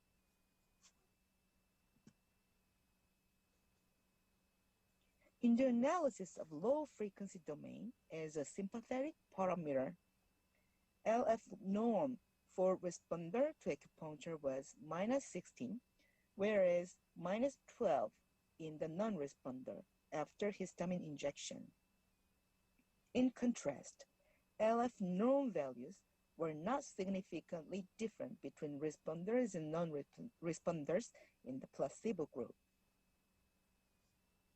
The LF-HF ratios in the responders were -31 for A1 phase, -29 for H1, and 11 for H3. In contrast, LF-HF ratios for non-responders were 22 for A1, 29 for H1, and 112 for H3 phases.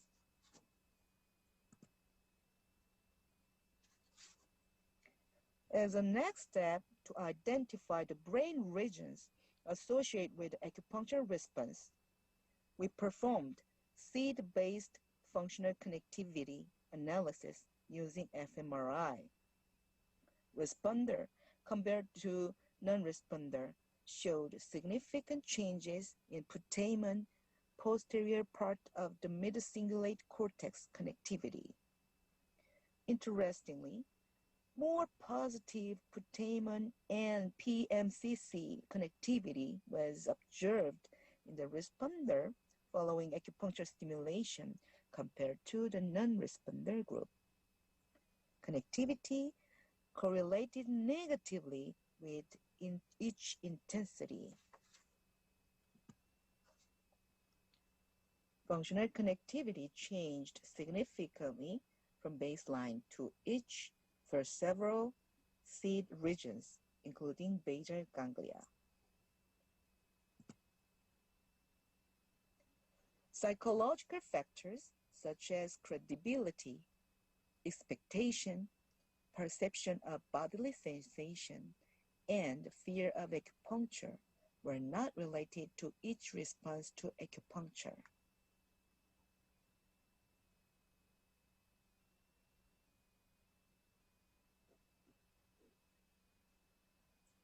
Next, let's talk about the discussion.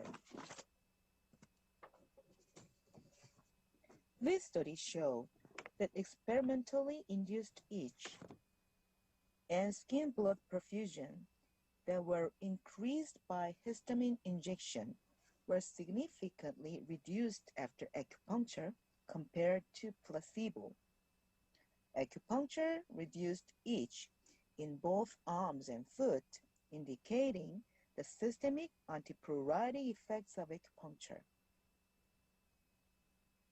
This study also showed, via responder and non-responder analysis, that itch intensity reduction was associated with the parasympathetic nerve activation and positive functional connectivity of the putamen and PMCC following acupuncture.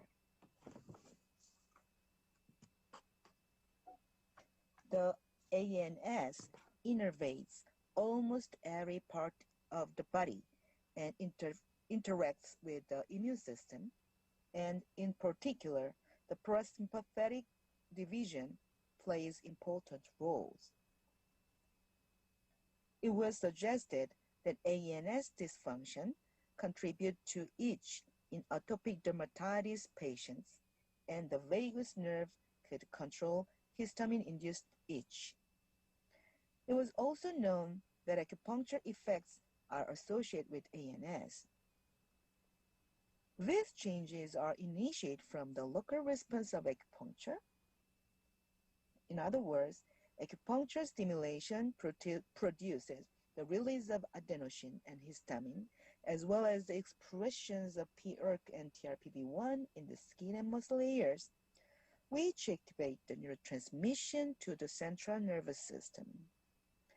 The signal transmitted to the brain affects various parts such as prefrontal cortex, hypothalamus, limbic areas, basal ganglia, and nucleus solitary tract, whereby central autonomic network is activated to generate the stimulation of efferent vagus nerve. It has been shown that vagus nerve mediates the anti-inflammatory action of acupuncture via cholinergic anti-inflammatory pathway. Overall, it is suggested that acupuncture can activate the several brain areas associated with the central autonomic network, thereby efferent vagus nerve can be activated by acupuncture, resulting in peripheral anti-inflammatory and antipruritic response of acupuncture.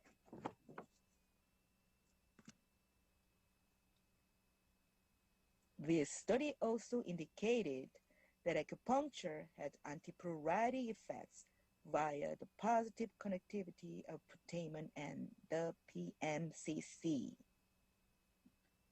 Recent fMRI study of patients with atopic dermatitis show that the acupuncture reduced itch and itch evoked activation of the putamen, insula, prefrontal, and premotor cortex. Among these brain regions, greater reduction in putamen response was associated with a greater decrease of itch intensity following acupuncture. The putamen is the region of motivation and habitual behavior underlying the urge to scratch, and it was suggested that the changes of putamen response are closely correlated with antipruritic effects of acupuncture.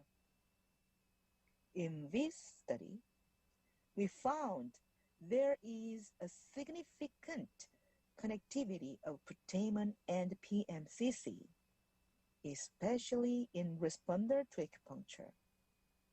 The primary role of PMCC is reflexive orientation of the body in space to sensory stimuli, including noxious ones. And the MCC areas are also thought to be numerous submodalities of sensory cortical processing, and it is involved in premotor planning and affective motivational processing of itch. Considering that the putamen and the MCC are related with the somatosensory processing, the somatosensory aspects of acupuncture might be important for its antipruritic effects. However, while acupuncture may also have peripheral mechanism as a counter-stimulus, in this study, we induced itch on both the arm and the foot simultaneously, and acupuncture reduced itch in both areas, suggesting acupuncture effects can be mediated by multiple central nervous pathways. Finally, I'd like to comment on other considerations. Still, our results cannot exclude the possibility of the influence individual differences in itch perception and responsiveness to histamine, apart from the factors related with response to acupuncture. Another fMRI study with atopic dermatitis patients demonstrated that expectations and other psychological factors play a role in modulating itch perception in chronic itch. However, in our study, psychological factors such as credibility, expectation, fear of acupuncture, and perception of bodily sensation were not related to response to acupuncture.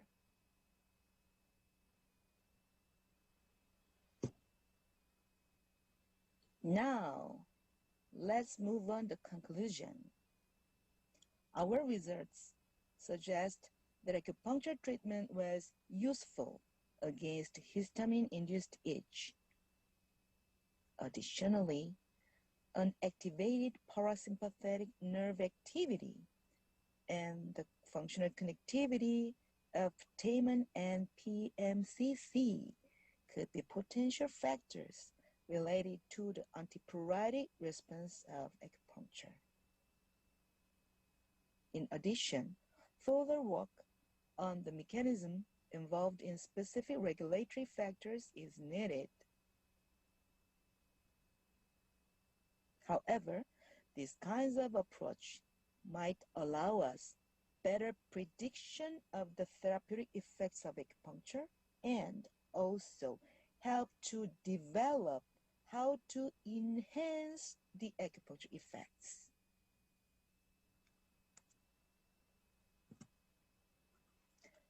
Finally, I'd like to introduce my colleagues. Especially, I'd like to thank Dr. Seorin Min and Dr. Wonmo Chung for their dedication to this research. Thank you very much for your listening.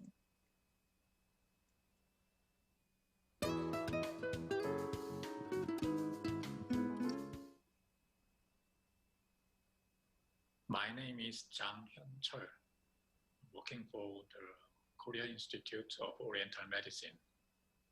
I'm very pleased to present my research at this Kiom Sar 2020 conference. The subject of my presentation is Korean medical management of atopic dermatitis based on patient-generated health data. As all of you know, atopic dermatitis, let me say AD from now. AD is a chronic relapsing inflammatory skin condition, and the incidence of AD has increased 2 to 3-fold in industrialized nations, infecting approximately 15% to 20% of children and 1% to 3% of adults worldwide. AD has a wide-ranging impact on a patient's quality of life and the burden from direct and indirect costs. Also related to the genetic, immunology, and environmental factors.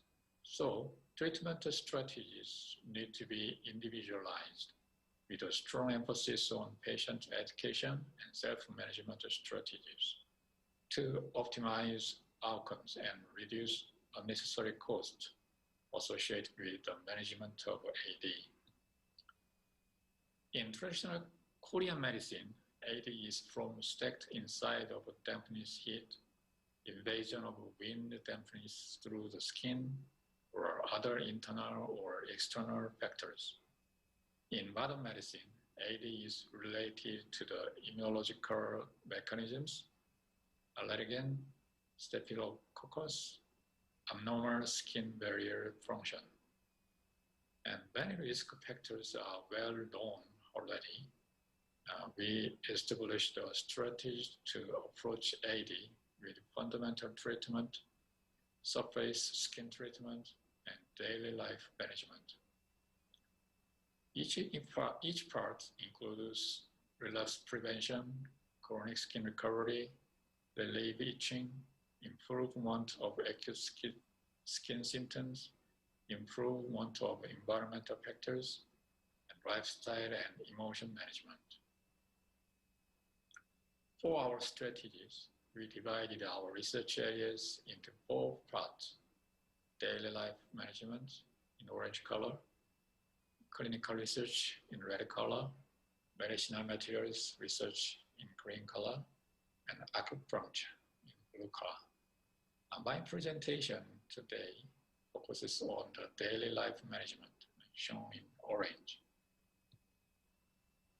In order to find out how to do daily management, we proceeded with the flow shown in the current slide, as you see.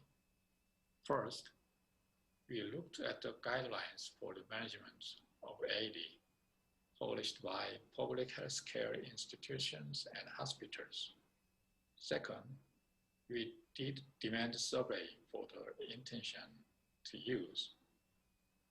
50 Korean medical doctors who attended the atopic conference in 2016 participated in this survey. Third, we classified interfaces into management of daily life, environmental, emotional, and symptoms. And we developed the software platforms and protocols. Finally, the trial was carried out with 2 Korean Medical University hospitals. An usability assessment have been done by Korean medical doctors and patients participating in the trial. But the number of doctors participating in this trial was very small, limited, so we did a usability survey additionally with a sample result. Factors and needs. From more than 120 guidelines, we got the 26 management, prevention, cause, and cure factors. The same factor was described as different factors in each guideline, depending on the purpose. For an example, moisturizing is necessary to prevent relapse, but it is also a cause of relapse. We presented these factors extracted from the guidelines and medical factors used in clinical practice to 50 Korean medical doctors and we asked if they would use them to make treatment decisions, and we asked if they would use them to observe patient status. This slide shows condition of skin and patient histories of the doctor's answers. Some skin symptoms have acquired high intention for decision and observation. The second slide shows non-skin symptoms, traditional diagnosis, lifestyle, and other risk factors of the doctor's answers. Lifestyle, including sleep, baths, and skincare habits, have acquired high intention for decision and observation. Emotion changes and humidity are also high. And we asked if they would actually use them in their clinic. For skin symptoms, 83% answered agree or very agree. For meal or diet, 91% agree. For daily life, meal activity, sleep, baths, moisturizing, clothing management, 75%.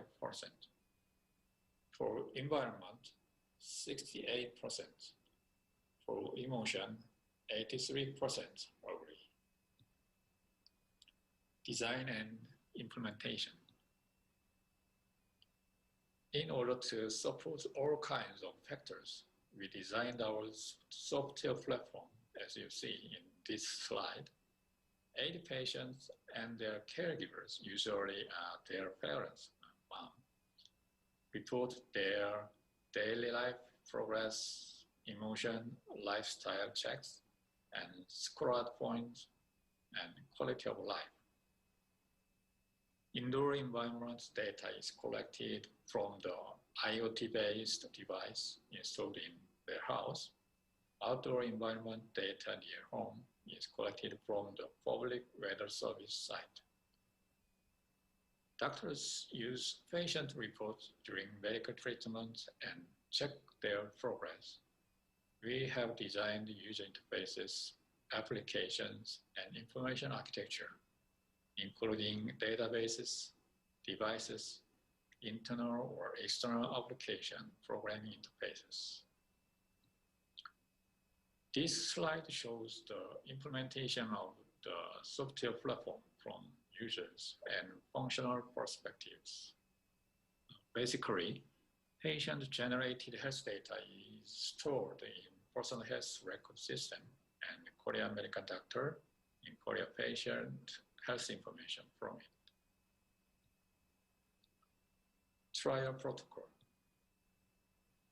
Referring to the average duration of treatment and average frequency of patient visits for the AD, we built a trial protocol for usability test. The average duration is a few months, and the average frequency is once a week or once 2 weeks. The following 3 slides show the trial protocol for usability test. On the first visit, screening, preparation, medical testing, and training of a software for the start of the study are done. During the study period, patient-generated health information is accumulated every day, and participants visit to the hospital for intermediate and final checks. Now, when the participant visits the hospital, the doctors check the patient's report and treat with them. At the end of all procedures, patients and doctors respond to the questionnaires for usability assessment. This slide shows example of patient reports doctors see.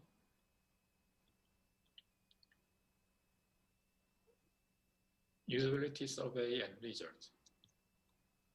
As mentioned in the research flow, because the number of doctors participating in the clinical trial was limited, the number is very small, we conducted a usability study with a sample report, as you see from now, for Korean medical doctors participating in the conference last year.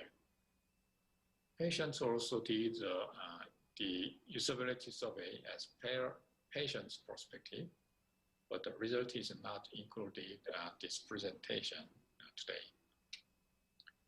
We gave a sample information of atopic skin symptoms and scored and quality of life and collected their answers from very useful to very not useful.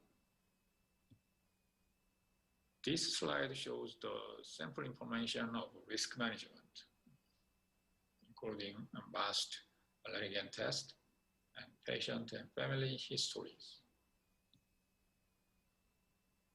This slide shows the sample information of general health status in traditional medicine perspectives. This slide shows the sample information of meal habits. And this slide shows sample information of daily lifestyle, including exercise, stress, baths, moisturizing, clothes, room cleaning. And this slide shows sample information of indoor or outdoor air quality and other environmental data. And this slide shows the sample information of emotional changes. And 44 Korean medical doctors who attended the atopic conference in 2019, last year, took part in the usability survey. About 91% answered 80 symptom information is useful and very useful. For risk management, 86% agree. For health status, in traditional medicine perspectives, 61% agree. For meal, 77%. For daily lifestyle, 79%. For environmental management, 95%. For emotional management, 61% agree. Compared to the previous intention survey, atopic skin symptom information is as useful as expected. And environmental information is much useful than they demanded. I think this information is useful for patients who need to monitor environmental factors, and also useful for confirming that environmental factors have affected or are not affected. But bill management information is not as useful as expected. I think it is necessary more customized patient-oriented bill check function according to their allergen information. Emotion management was also found to be poor. It seems that it is because it is unknown how to reflect the changes in weekly or monthly emotions. And there is insufficient evidence for that to apply.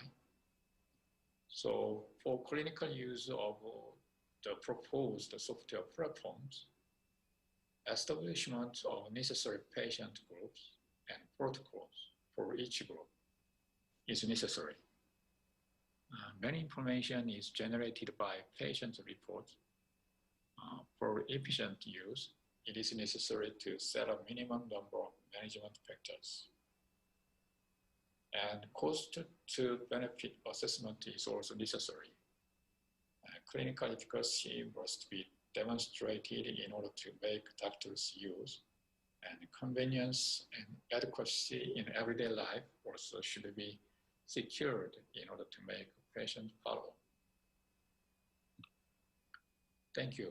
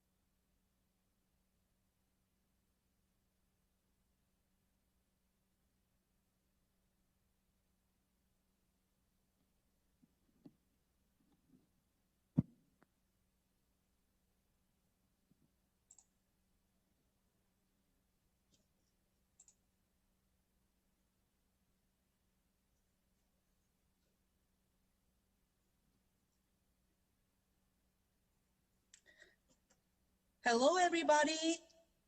Can you hear me?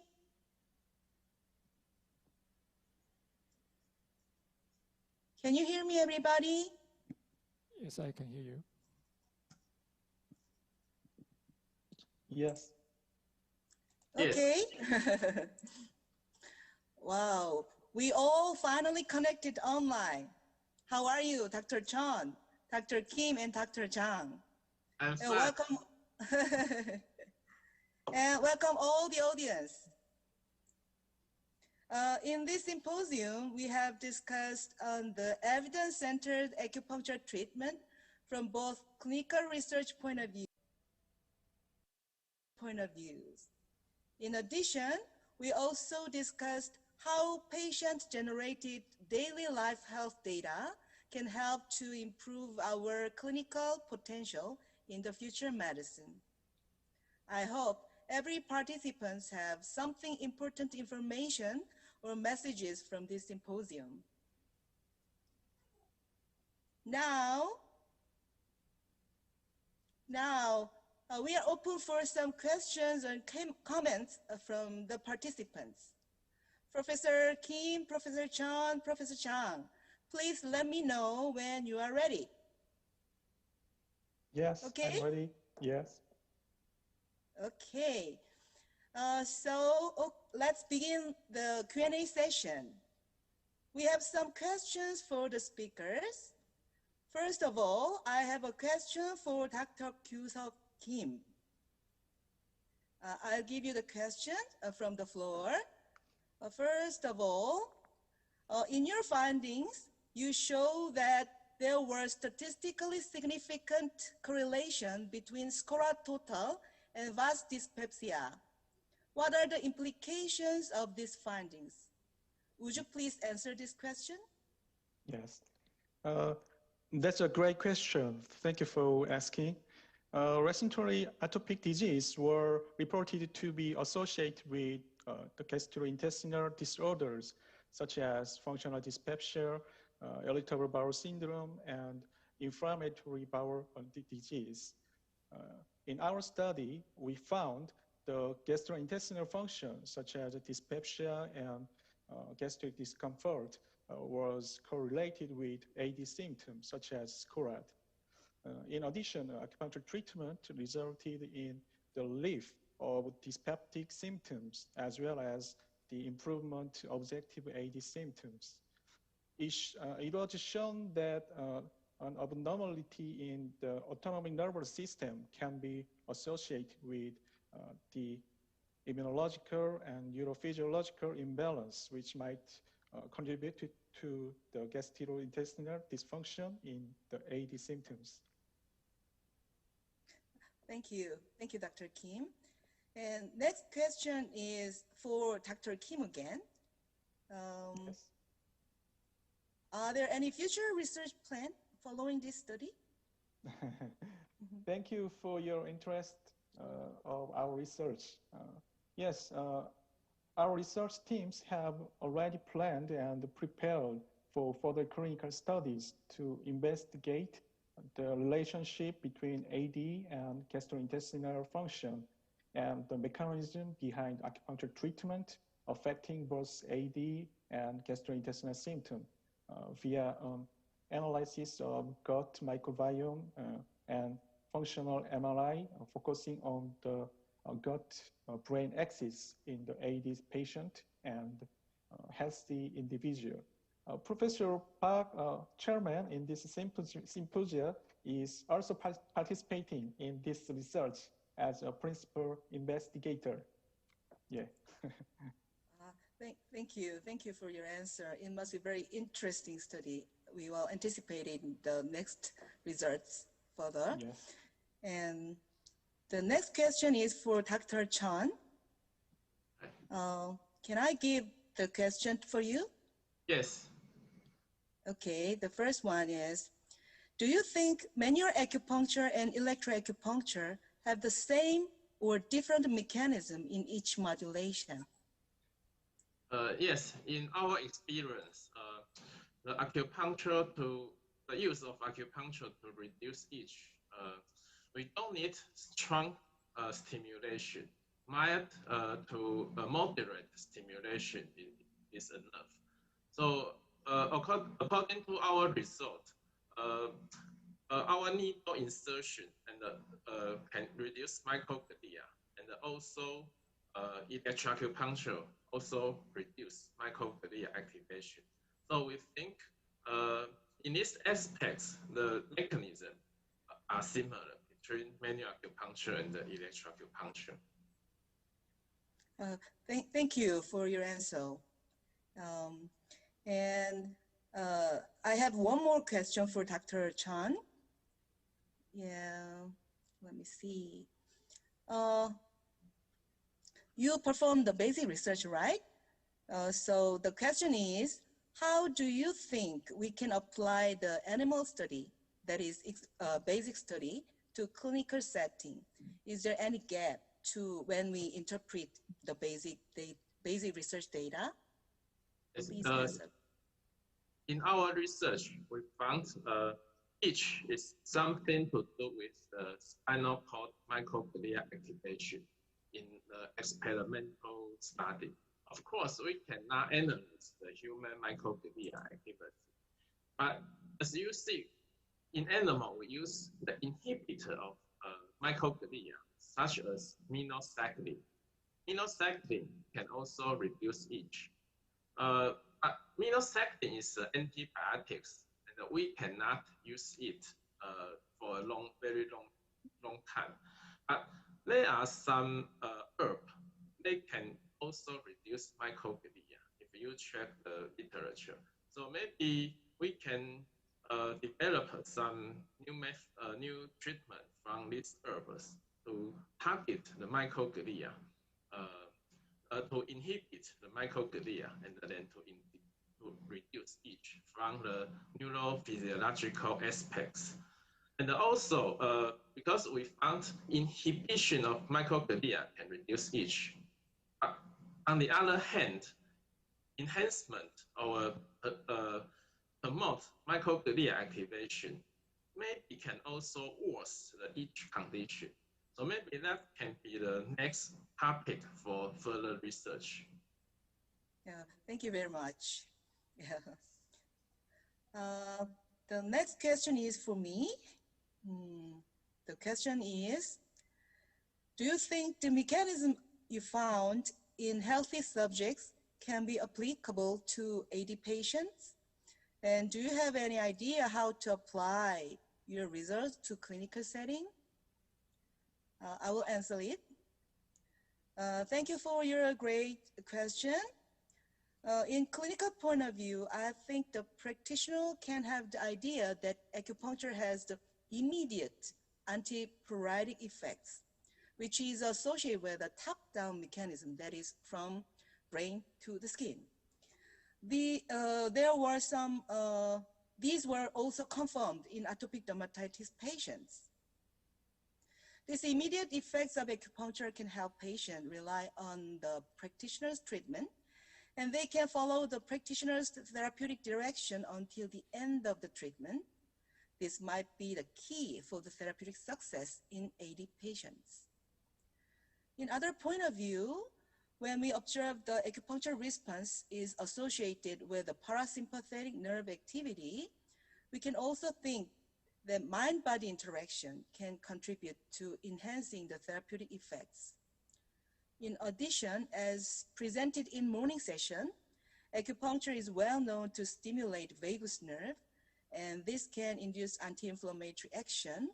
If we can make up acupuncture prescription to enhance the parasympathetic activity properly, it can be expected that acupuncture effect can be enhanced in AD patient, I guess. I think this kind of results can help practitioners to manage AD patient better in clinic. Thank you very much.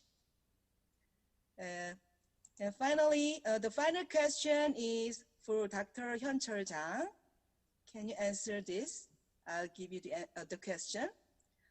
How can we use the ICD data in clinic? Can you explain us for the future usage of ICT? Dr. Jang, please answer this question. Okay, thank you for question. During diagnosis, during diagnosis, the patient's daily needs to be checked can be set by the doctors, which can be collected from patient self-reports, wearable devices used by the patients, and IoT devices or location-based public information.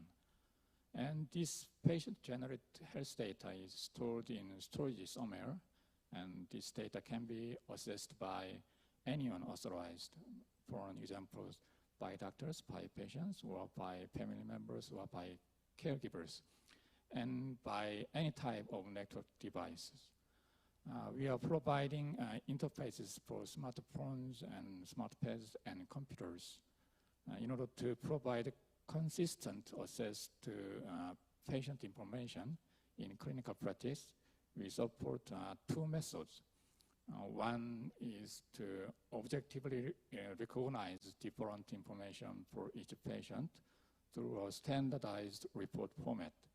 And the other one is to link patient information so that this report can be easily called from an electronic chart or hospital information system like EMR. Therefore, when a patient arrives at a clinic, the doctor can check the patient's past health information. So depending on the disease, there may be complex management factors. So if an accurate diagnosis is made for each patient or the cause can be found through the patient's health information, it will be possible to efficiently collect personal health data in daily life and utilize it in clinical practice. The future of this platform is depending on how many various monitoring tools can we have, or what kind of disease need patient's lifestyle information, and what can we get from this platform. Thank you. Thank you, Dr. Zhang. We hope we can use such kind of device and data in the future. And finally, speakers, please make the last comments you would like to convey to the audience. How about starting from Dr. Kim? Yes. It's very honored to have an opportunity talk about my research findings in this symposium, and I hope that our findings helps the researchers get the information about the AD symptom or gastrointestinal relationships from our findings. Thank you. Next, Dr. Chon, can you give us some comments? Dr. Chon? Hello? Can you hear Hello? me? Yes. Hello? Can you give us some comments? Can you hear me? Yes. Okay. So it's my turn? Yes. Okay. Unlike pain, the physiological mechanism of pain is widely studied. But for each, the neurophysiological mechanism of each is less studied. For example, the neurotransmitter in the spinal cord, maybe 18 each, was discovered in 2007, the first one, and the second one is 2013. So we in this field, there is a lot of work to do. For example, Professor Park, you study the brain mechanism. It's very good, very interesting to me. And I also studied the spinal cord microglia. So I think in this field, we need to do a lot. Yeah, we need to study more. Thank you. Thank you very much. Final comments will be by Dr. Zhang. Dr. Zhang, please. Yes. Give us some comments. Yeah, there is still very little evidence or consensus on how to reflect the patient information And a lot of research will be needed in order to effectively utilize the large amount of information from patients rather than the patient making a face-to-face appeal in the clinic. So I'd like to say, please pay a lot of attention to information obtained outside the hospital or clinic. Thank you very much, and have a nice weekend. Thank you very much, Dr. Chang. Well, I'm sure we'd like to discuss it longer, but unfortunately, time is up. Thank you, all the speakers and participants. I'd like to close this Symposium 3, the last program of today. And one more, I have an announcement. Tomorrow is the last day of the Kiom SAR 2020. The workshop will start at 9 a.m. in Korean Standard Time. Also, we will have plenary session 5 and the closing ceremony. I would like to ask your participation till the end of this conference. Thank you very much. Have a good evening. Bye.